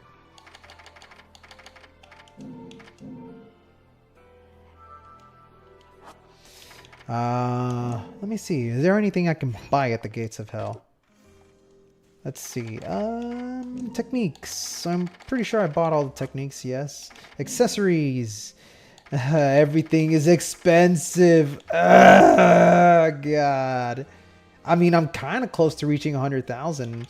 And once I do reach 100,000, I have the choice between Police Butterfly. Well, I was going to say Moon of Mahakala. No, Moon of Mahakala is double the price. So I forget.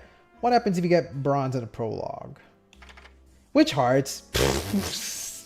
Yeah, sure. I'll buy all the Witch Hearts. Why not? Where is it? Where is it? Yes, buy all the hearts. Make me slightly more powerful for no reason. Actually, no, the Moon Pearls could help me out. But I'll wait until later. Now, I remember you asked me, like, jump cancels. Like, can you ask again what that was all about? Because I could probably explain to you a little bit about jump canceling. And actually, I'll put it here so that I can be able to explain a little better to you. Like, woo. Okay. So you wanted to know, like, how jump cancels work, like in unison with Tetuzanko and heel stomps. Because here's the thing. The jump cancel into Tetsus and heel stomps, it only works appropriately in Bayonetta 1. Because in Bayonetta 2 and 3, they added a buffer to the buttons to make sure that people don't accidentally drop their combos when they're mashing like wild. But that buffer has some diminishing returns. It's something that not many people will notice. Only the really skilled players will notice. But if you try to cancel your moves into a Tetsu or even a heel stomp, it won't work because the buffer will override your jump and you end up doing another move. Like, for example, if you try to do a jump cancel heel stomp in Bayonetta 2, you do an afterburner kick instead, which is lame. And I hate that. Okay, but super fast Tetsus. The whole idea is... hold on, let me activate this so that you can see what I'm talking about. Does the input show? Okay, no, you'll have to see what the input's here. So it's really just a matter of timing, you know, like you want to Tetsu and then immediately after you finish doing the Tetsu, you jump. So it looks something like this, right?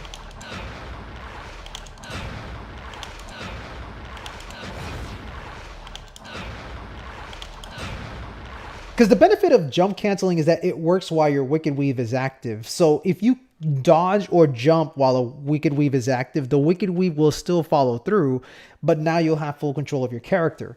So when you have full control of your character, you could do another follow-up, which is why triple Tetsus is so important, because you could do something like that. Right now, I work Tetsu heel stomp by doing them immediately at the end of a combo, e.g. PKP, Tetsu, end. That's why, like, jump canceling is so important. Like, when you finish a PKP, like, hold on, PK, what the fuck? Okay, PKP, you want to jump cancel that final punch so that you can have control over Bayonetta. Because then you can jump cancel and do another move immediately. Like that, you see?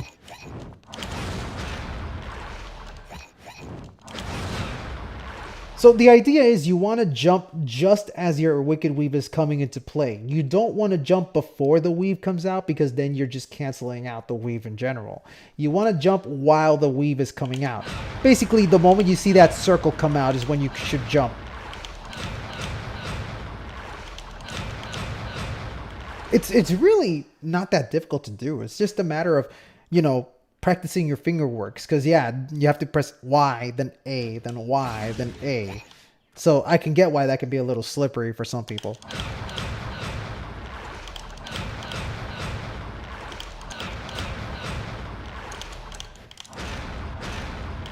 Because the heel stomp comes out a little slower, it's never advisable to do a triple heel stomp because it's slightly slower, so you end up canceling out the heel stomp by accident. See? Because the buildup is slower. See? So I can actually cancel out the stomp by accident. You can see that the game reads the input, but it's just I'm jumping out of it. So Tetsus are much faster. So never like cancel out heel stomps unless you know the proper timing for that. The air spin is easy to do too. Just one full circle on your stick and you're off. This is why it pays to be a grappler player. I love playing as Zangief and Tager, which has allowed me to learn how to do the circle inputs. And if you want to know if your circle input is coming in correctly, just look at your character. They'll create this vortex around their hips to let you know that the circle input is working, which allows you to then follow it up with another move. But you just need to do one full rotation for it to activate. And so yeah, there you go. It's just a matter of practice, and it's a matter of learning to be quick and nimble with your fingers. You may need to also experiment with other controllers to see which can be beneficial, because for me, whenever I try to do triple tetsus on a PlayStation controller, I end up slipping because the buttons for the PlayStation controller are more closer to the face. So it never feels like I'm actually pushing the buttons right. But these buttons are more bulbous, so I know exactly where my fingers are resting when I'm using it.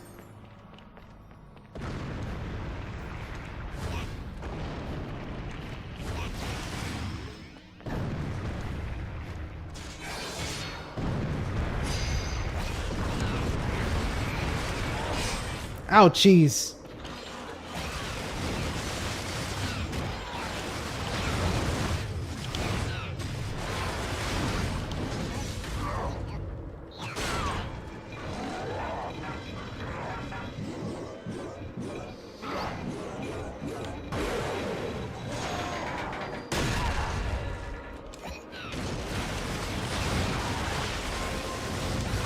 Ow.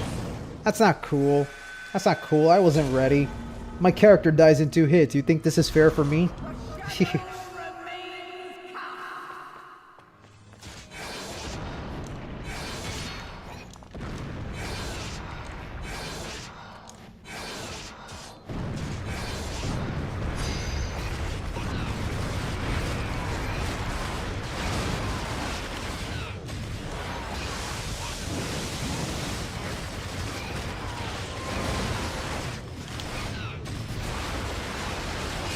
Ah, that sucks.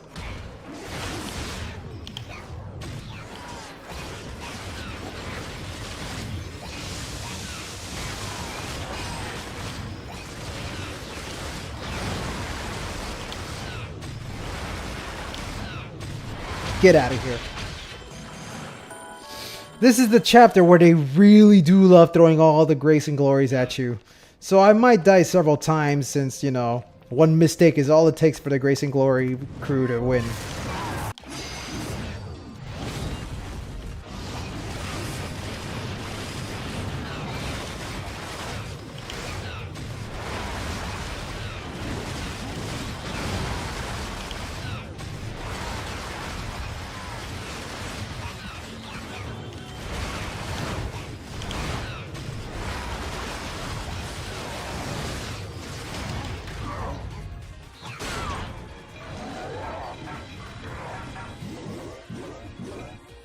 I don't think he'll die. Nope, that was enough. Oh, fuck me. Once again, I keep dodging too early. That's my fault. That is totally my fault. Because the thing is, I'm used to doing this little trick where I dodge early just so that when the attack actually does connect, I can then go into a bat within instead. Ah, that's my fault.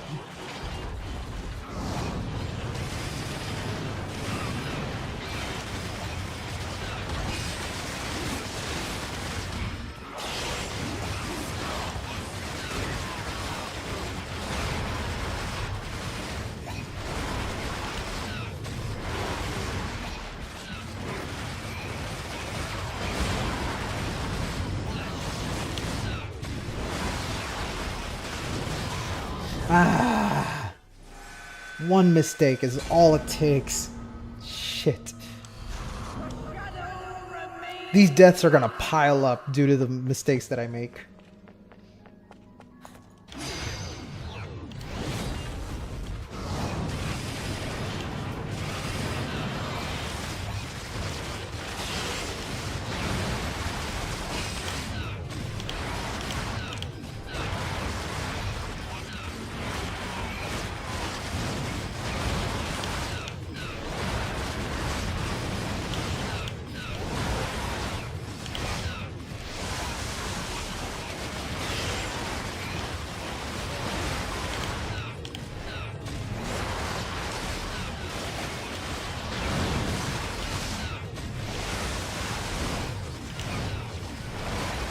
Woo!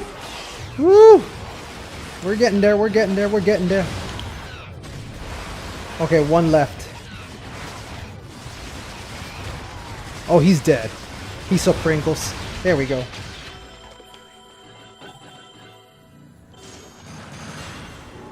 There we go. See, I'm pretty decent at this game. Like, I'm okay at best. Okay, now we have to backtrack for the hidden alpha. I'm in the back. Oh boy.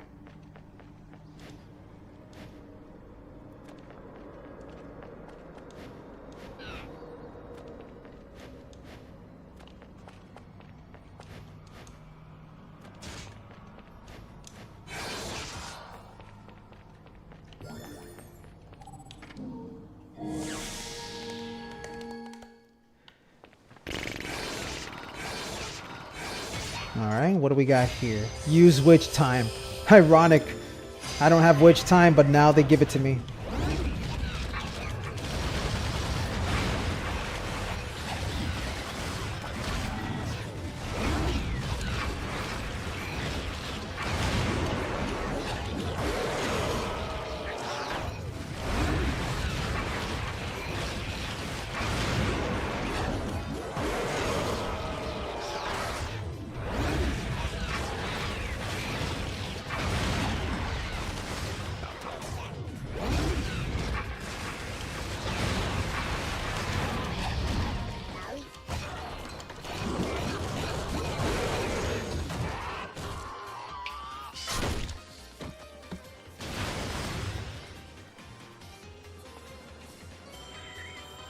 Come on, boy.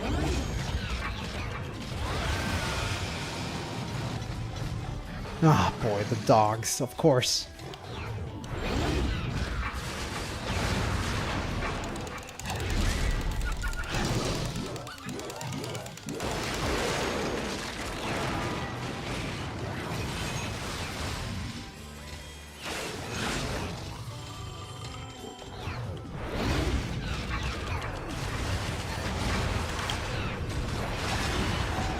Ah, fuck. Off-screen attacks. Not cool.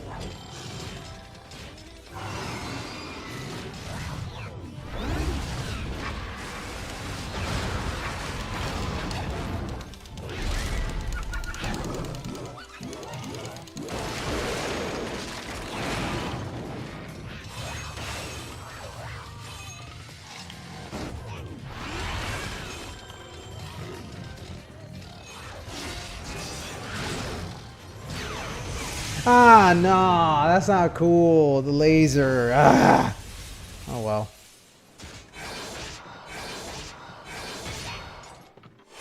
Oh, yeah, I love that detail. I love it when your partners help you out.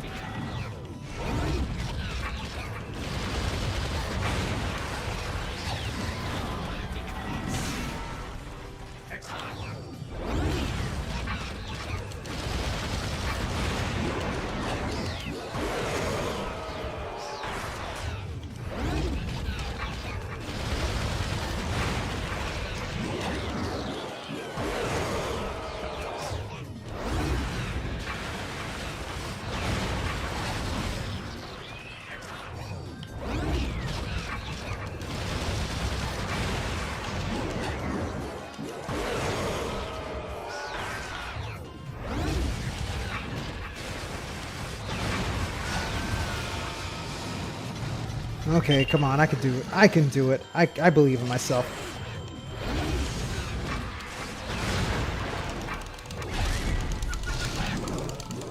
You know, am I the only one that thinks that every time you do a torture attack on the dogs, the squeal they make sounds like a car alarm?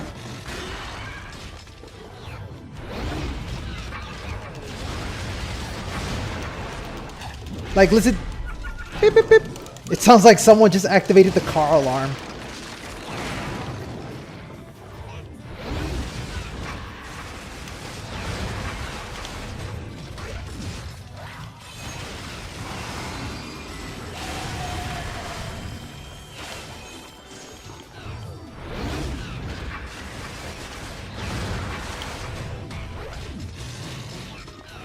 Well, whatever the noise is, I always just imagine a car alarm.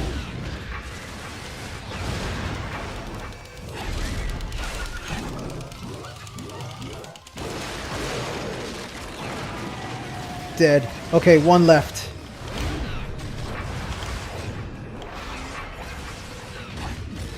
Come on, come on, come on. And I have a feeling that after this it will be the joys. Yeah, I was right.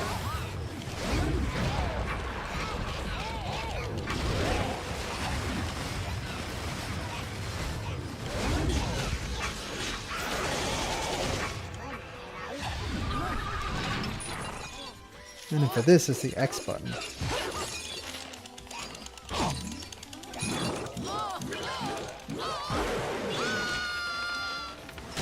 Okay, that's definitely a lot of damage.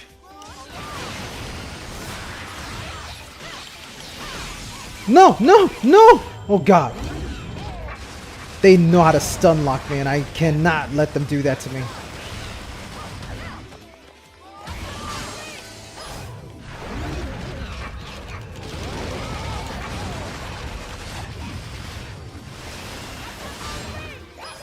No! Oh my god. Okay, this will be the last attempt. I do not want to be here all night. I know I can do it. It's just that without the tools, it makes it pretty difficult.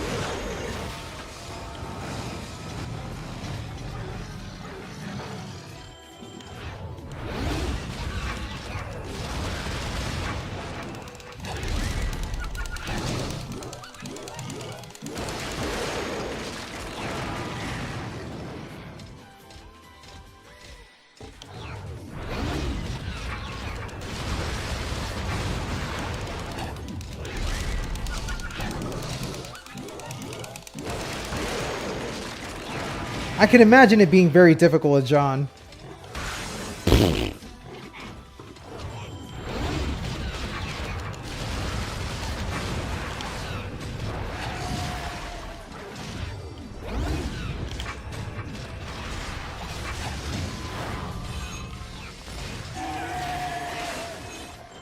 Come on. I hate that the lightning lasts so short. Come on.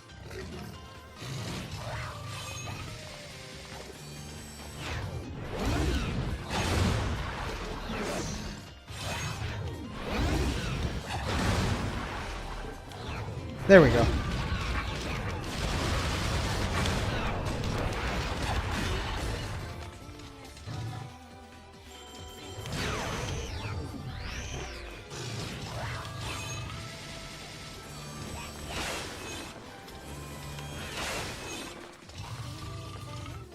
Come on, boy. Ah, you idiot. There we go.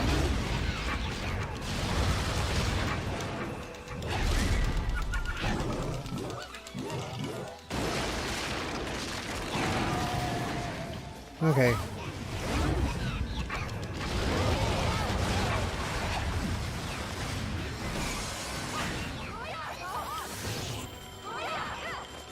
Oh, this is gonna suck.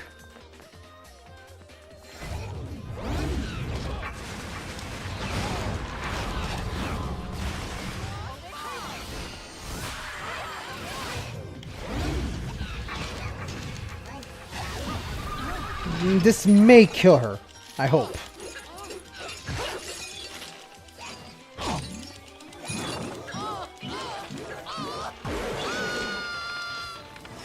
Yeah, okay, thank goodness. I still got 2 left, and wow. Okay, I give up. I don't want to be here forever. I need to progress. I'll always come back whenever I feel like it.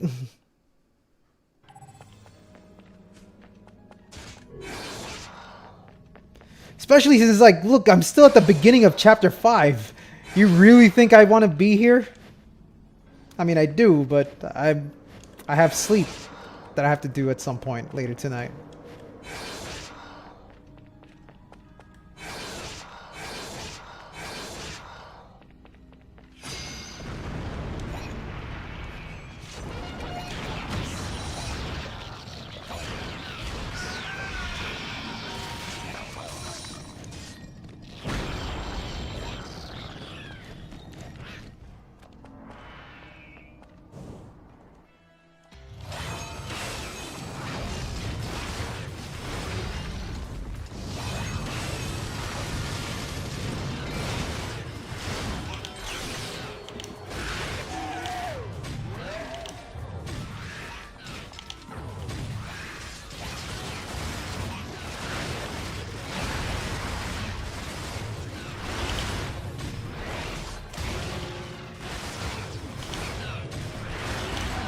There we go.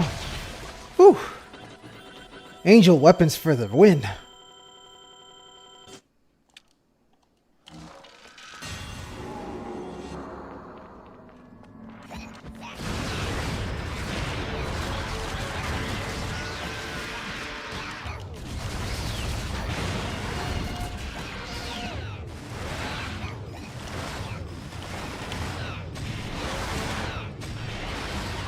Get out of here.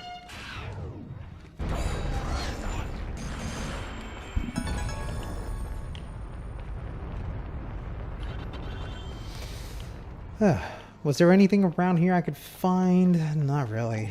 Okay.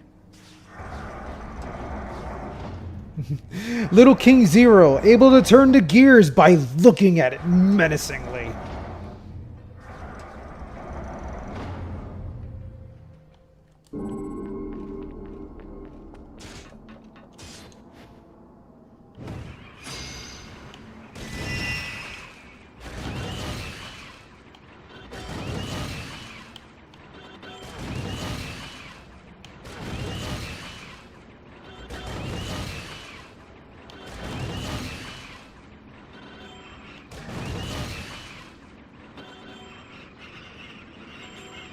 Oh boy, I forget. This is also the joy part. I wonder if I could do this in one go. I doubt it, but let's try.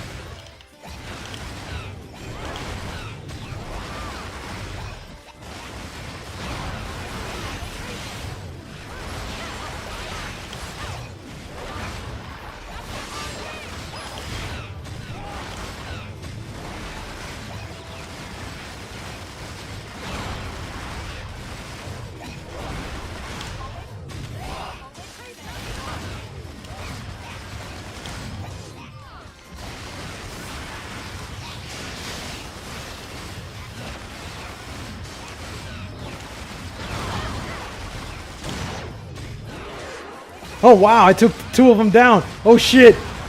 This might actually be doable. Yes! Oh my god, first try. Now come the eels. Not the eels, the manta ray. So I gotta make sure to dodge out of the way. You are what? You piece of shit!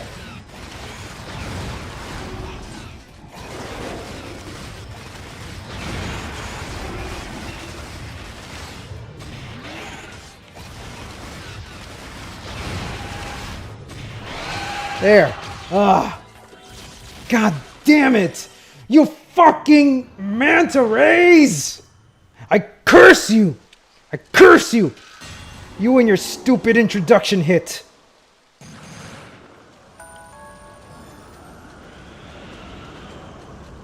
You gotta get going? Well, thanks for catching the stream, my friend.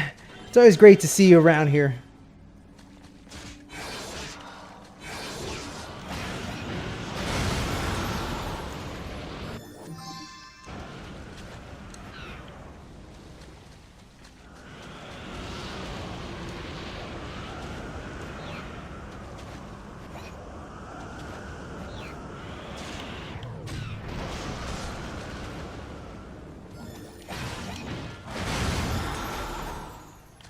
Give me that magic.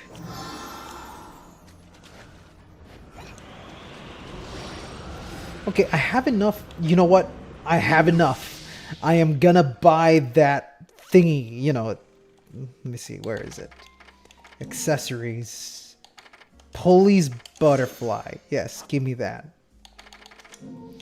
That will help me out tremendously from here on out.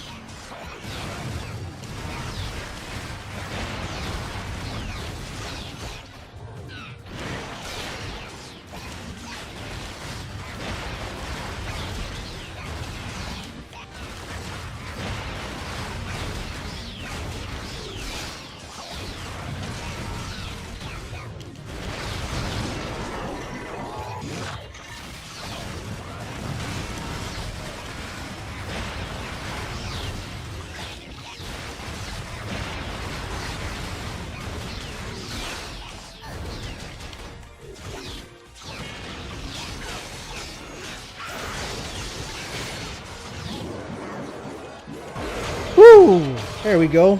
I can style when I want to.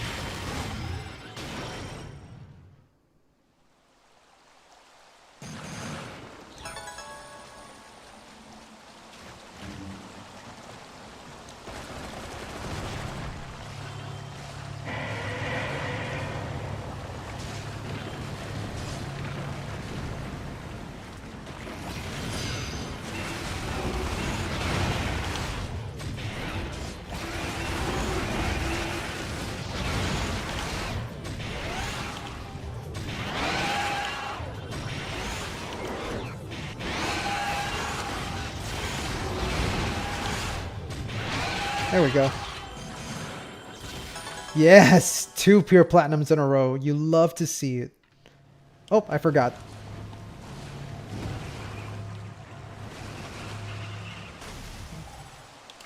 There we go. I believe this segment is the Stay in the Air challenge, and I think they give you a grace or glory for this bit, which is very kakapupu.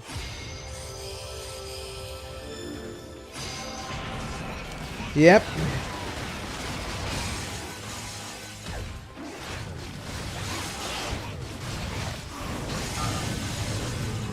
I don't think I'll stick around here for a while. There is a trick to this. There's definitely a trick.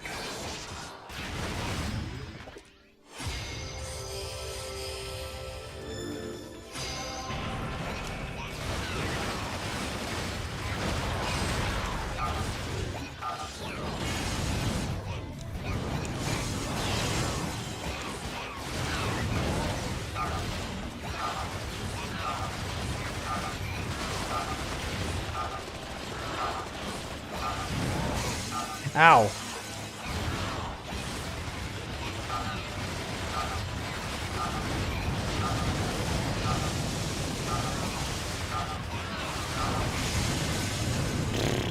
I just realized something.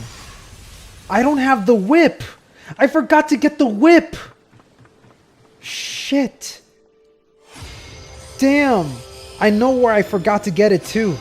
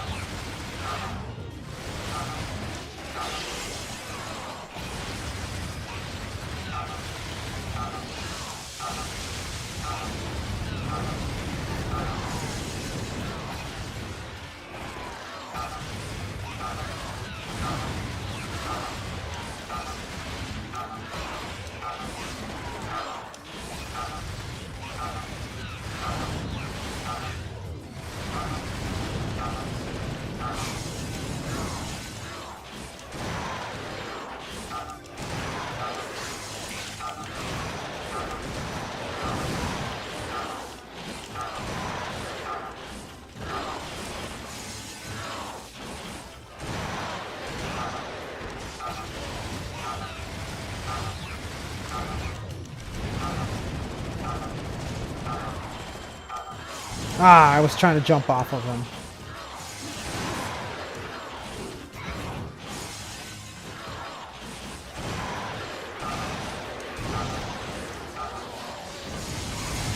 Nah, I will back out for a second because it's going to take a while for me to do this. So, yeah. Skip out on this Alfheim as well because I don't have the whip. I completely forgot about the whip. I can't believe it, though. My bread and butter weapon, and I don't even have it with me right now.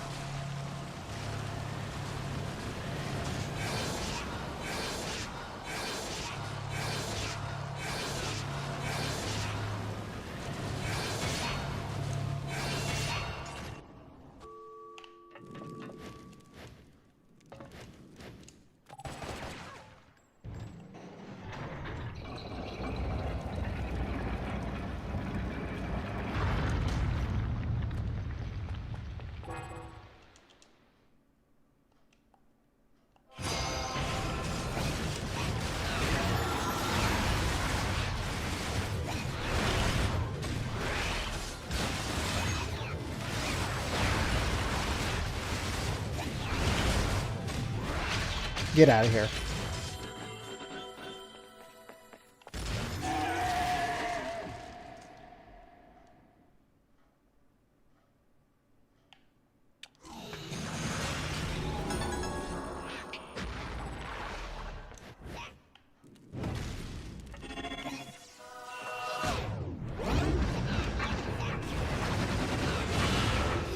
Now there's another Alfheim here, and if I remember correctly, I believe it's the limited punch and kick segment, and you're fighting against Grace and Glory.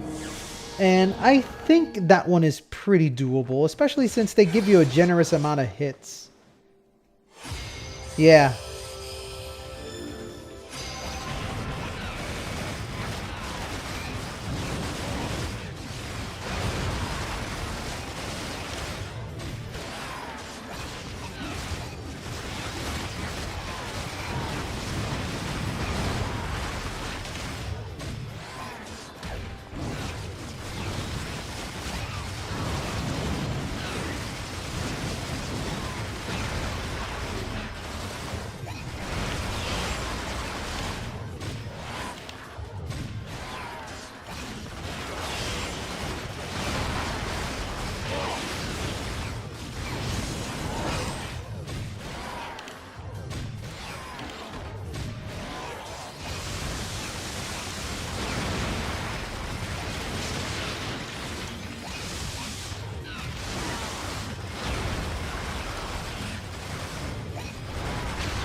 There we go.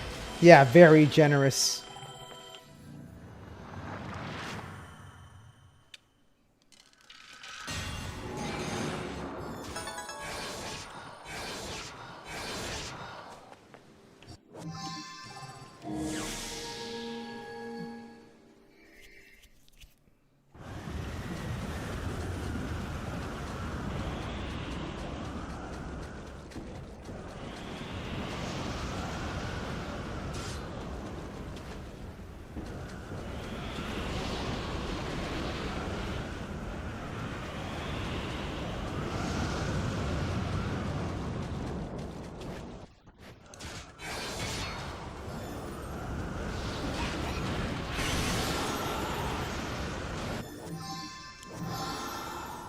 Ooh.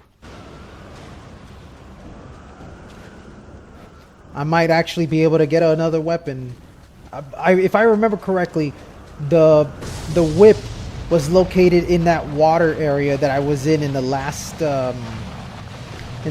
chapter, the one with the clock. Because I remember, if I recall, I don't think I ever actually bothered to get the LP there. So I believe this one gives me the Durga Claws.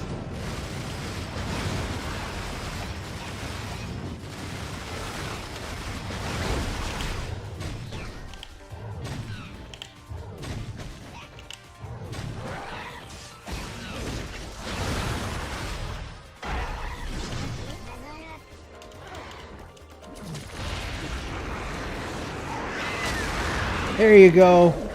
Eat up. The early bird gets the giant worm.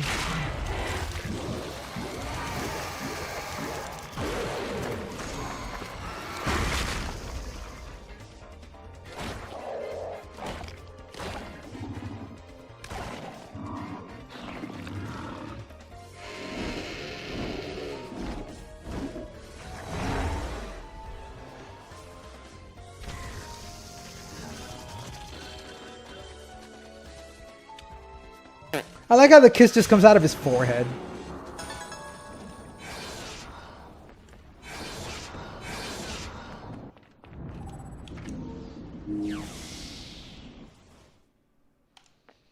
Another LP? Yep, Durga Claws. Alright. Nothing. Let's get out of here. The Durga Claws are definitely going to help me out a lot.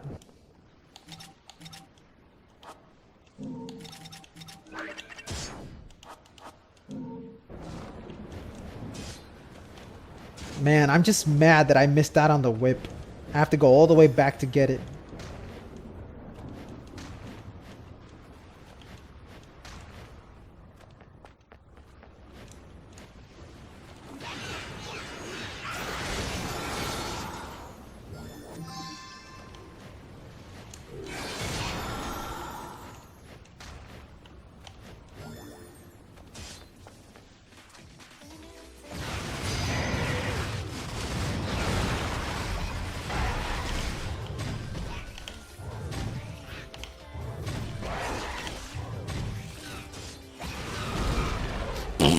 Rock from out of the sky. Of course.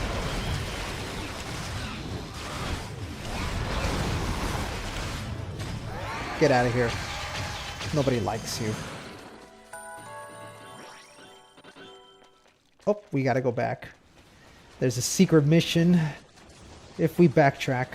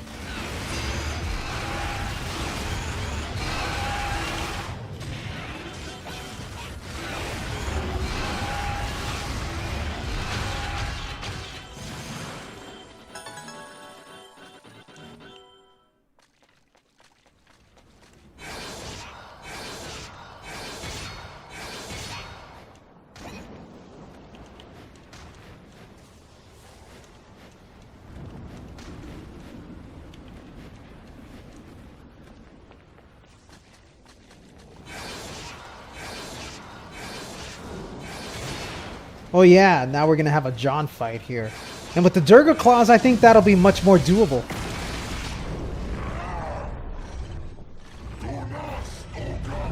Do not Skugara!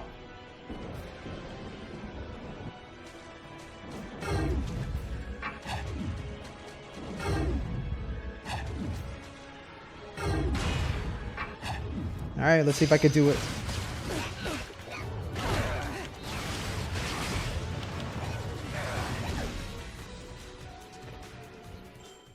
Yeah, that went about as well as I expected.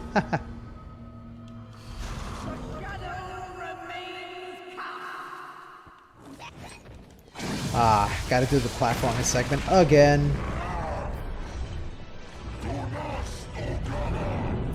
Do not Sugara!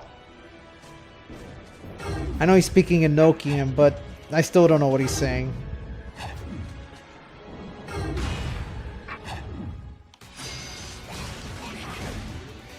Come on!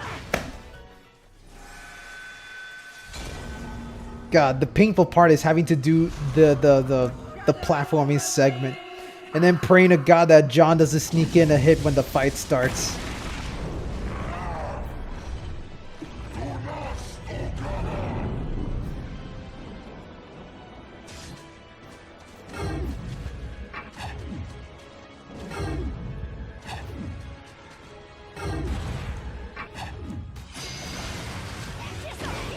Come on!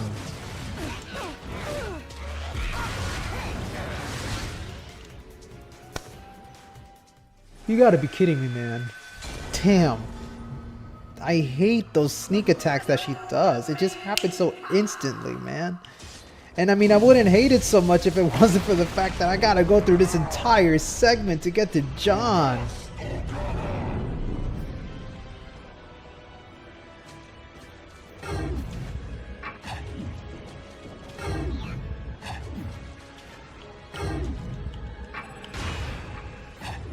Okay, come on.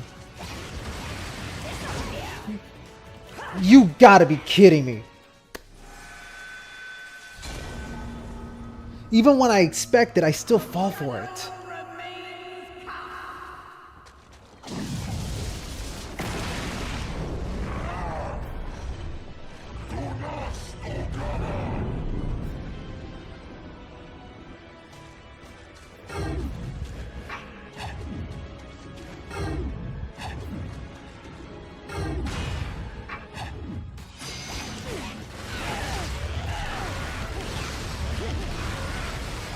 Wait a minute.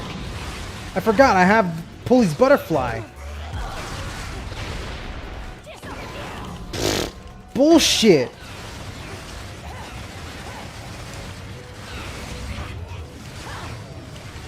Come on.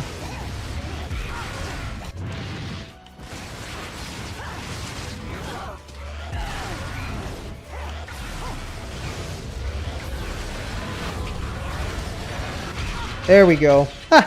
Fall into my bombs. There we go. Oh, come on. I'm getting fucking bots here now.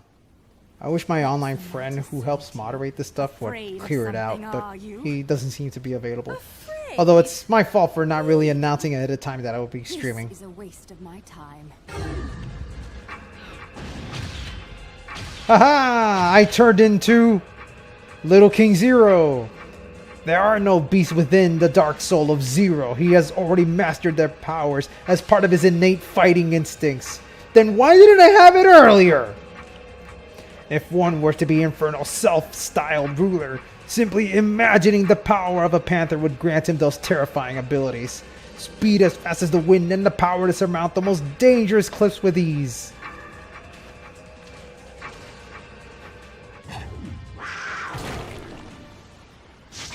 That's not Little King Zero, that's Little King Zero.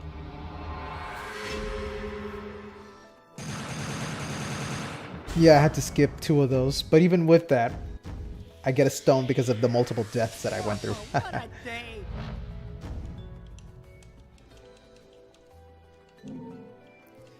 Alright, well, I'm probably going to take a break here. Before I do, let me finish this off.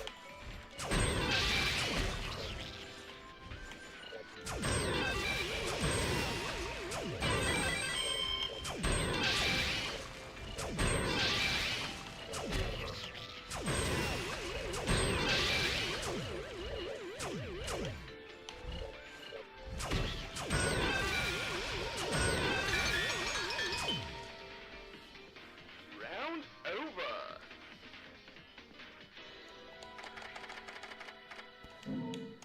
There we go.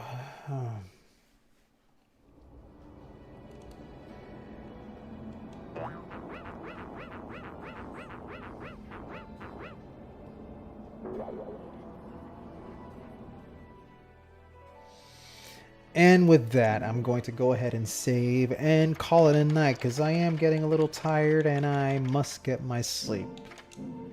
Alright, well, that'll be it for tonight. Okay. Tired as hell, man.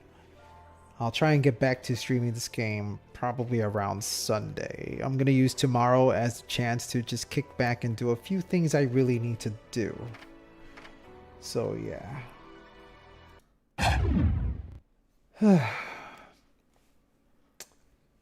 I'm just really tired.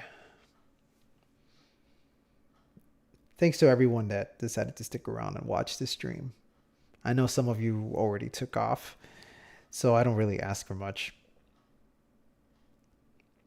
I do enjoy the times that we have together. So, yeah. I'll continue streaming this game Sunday night. I'm not sure if I should stream my efforts in getting the whip, or if I should do that behind the camera, or I should say like away from the camera. Well, I'll see. I'll decide on that another time. But for now, I really must get my sleep. So this is Set saying peace. And as always, stay wonderful. Catch you next time.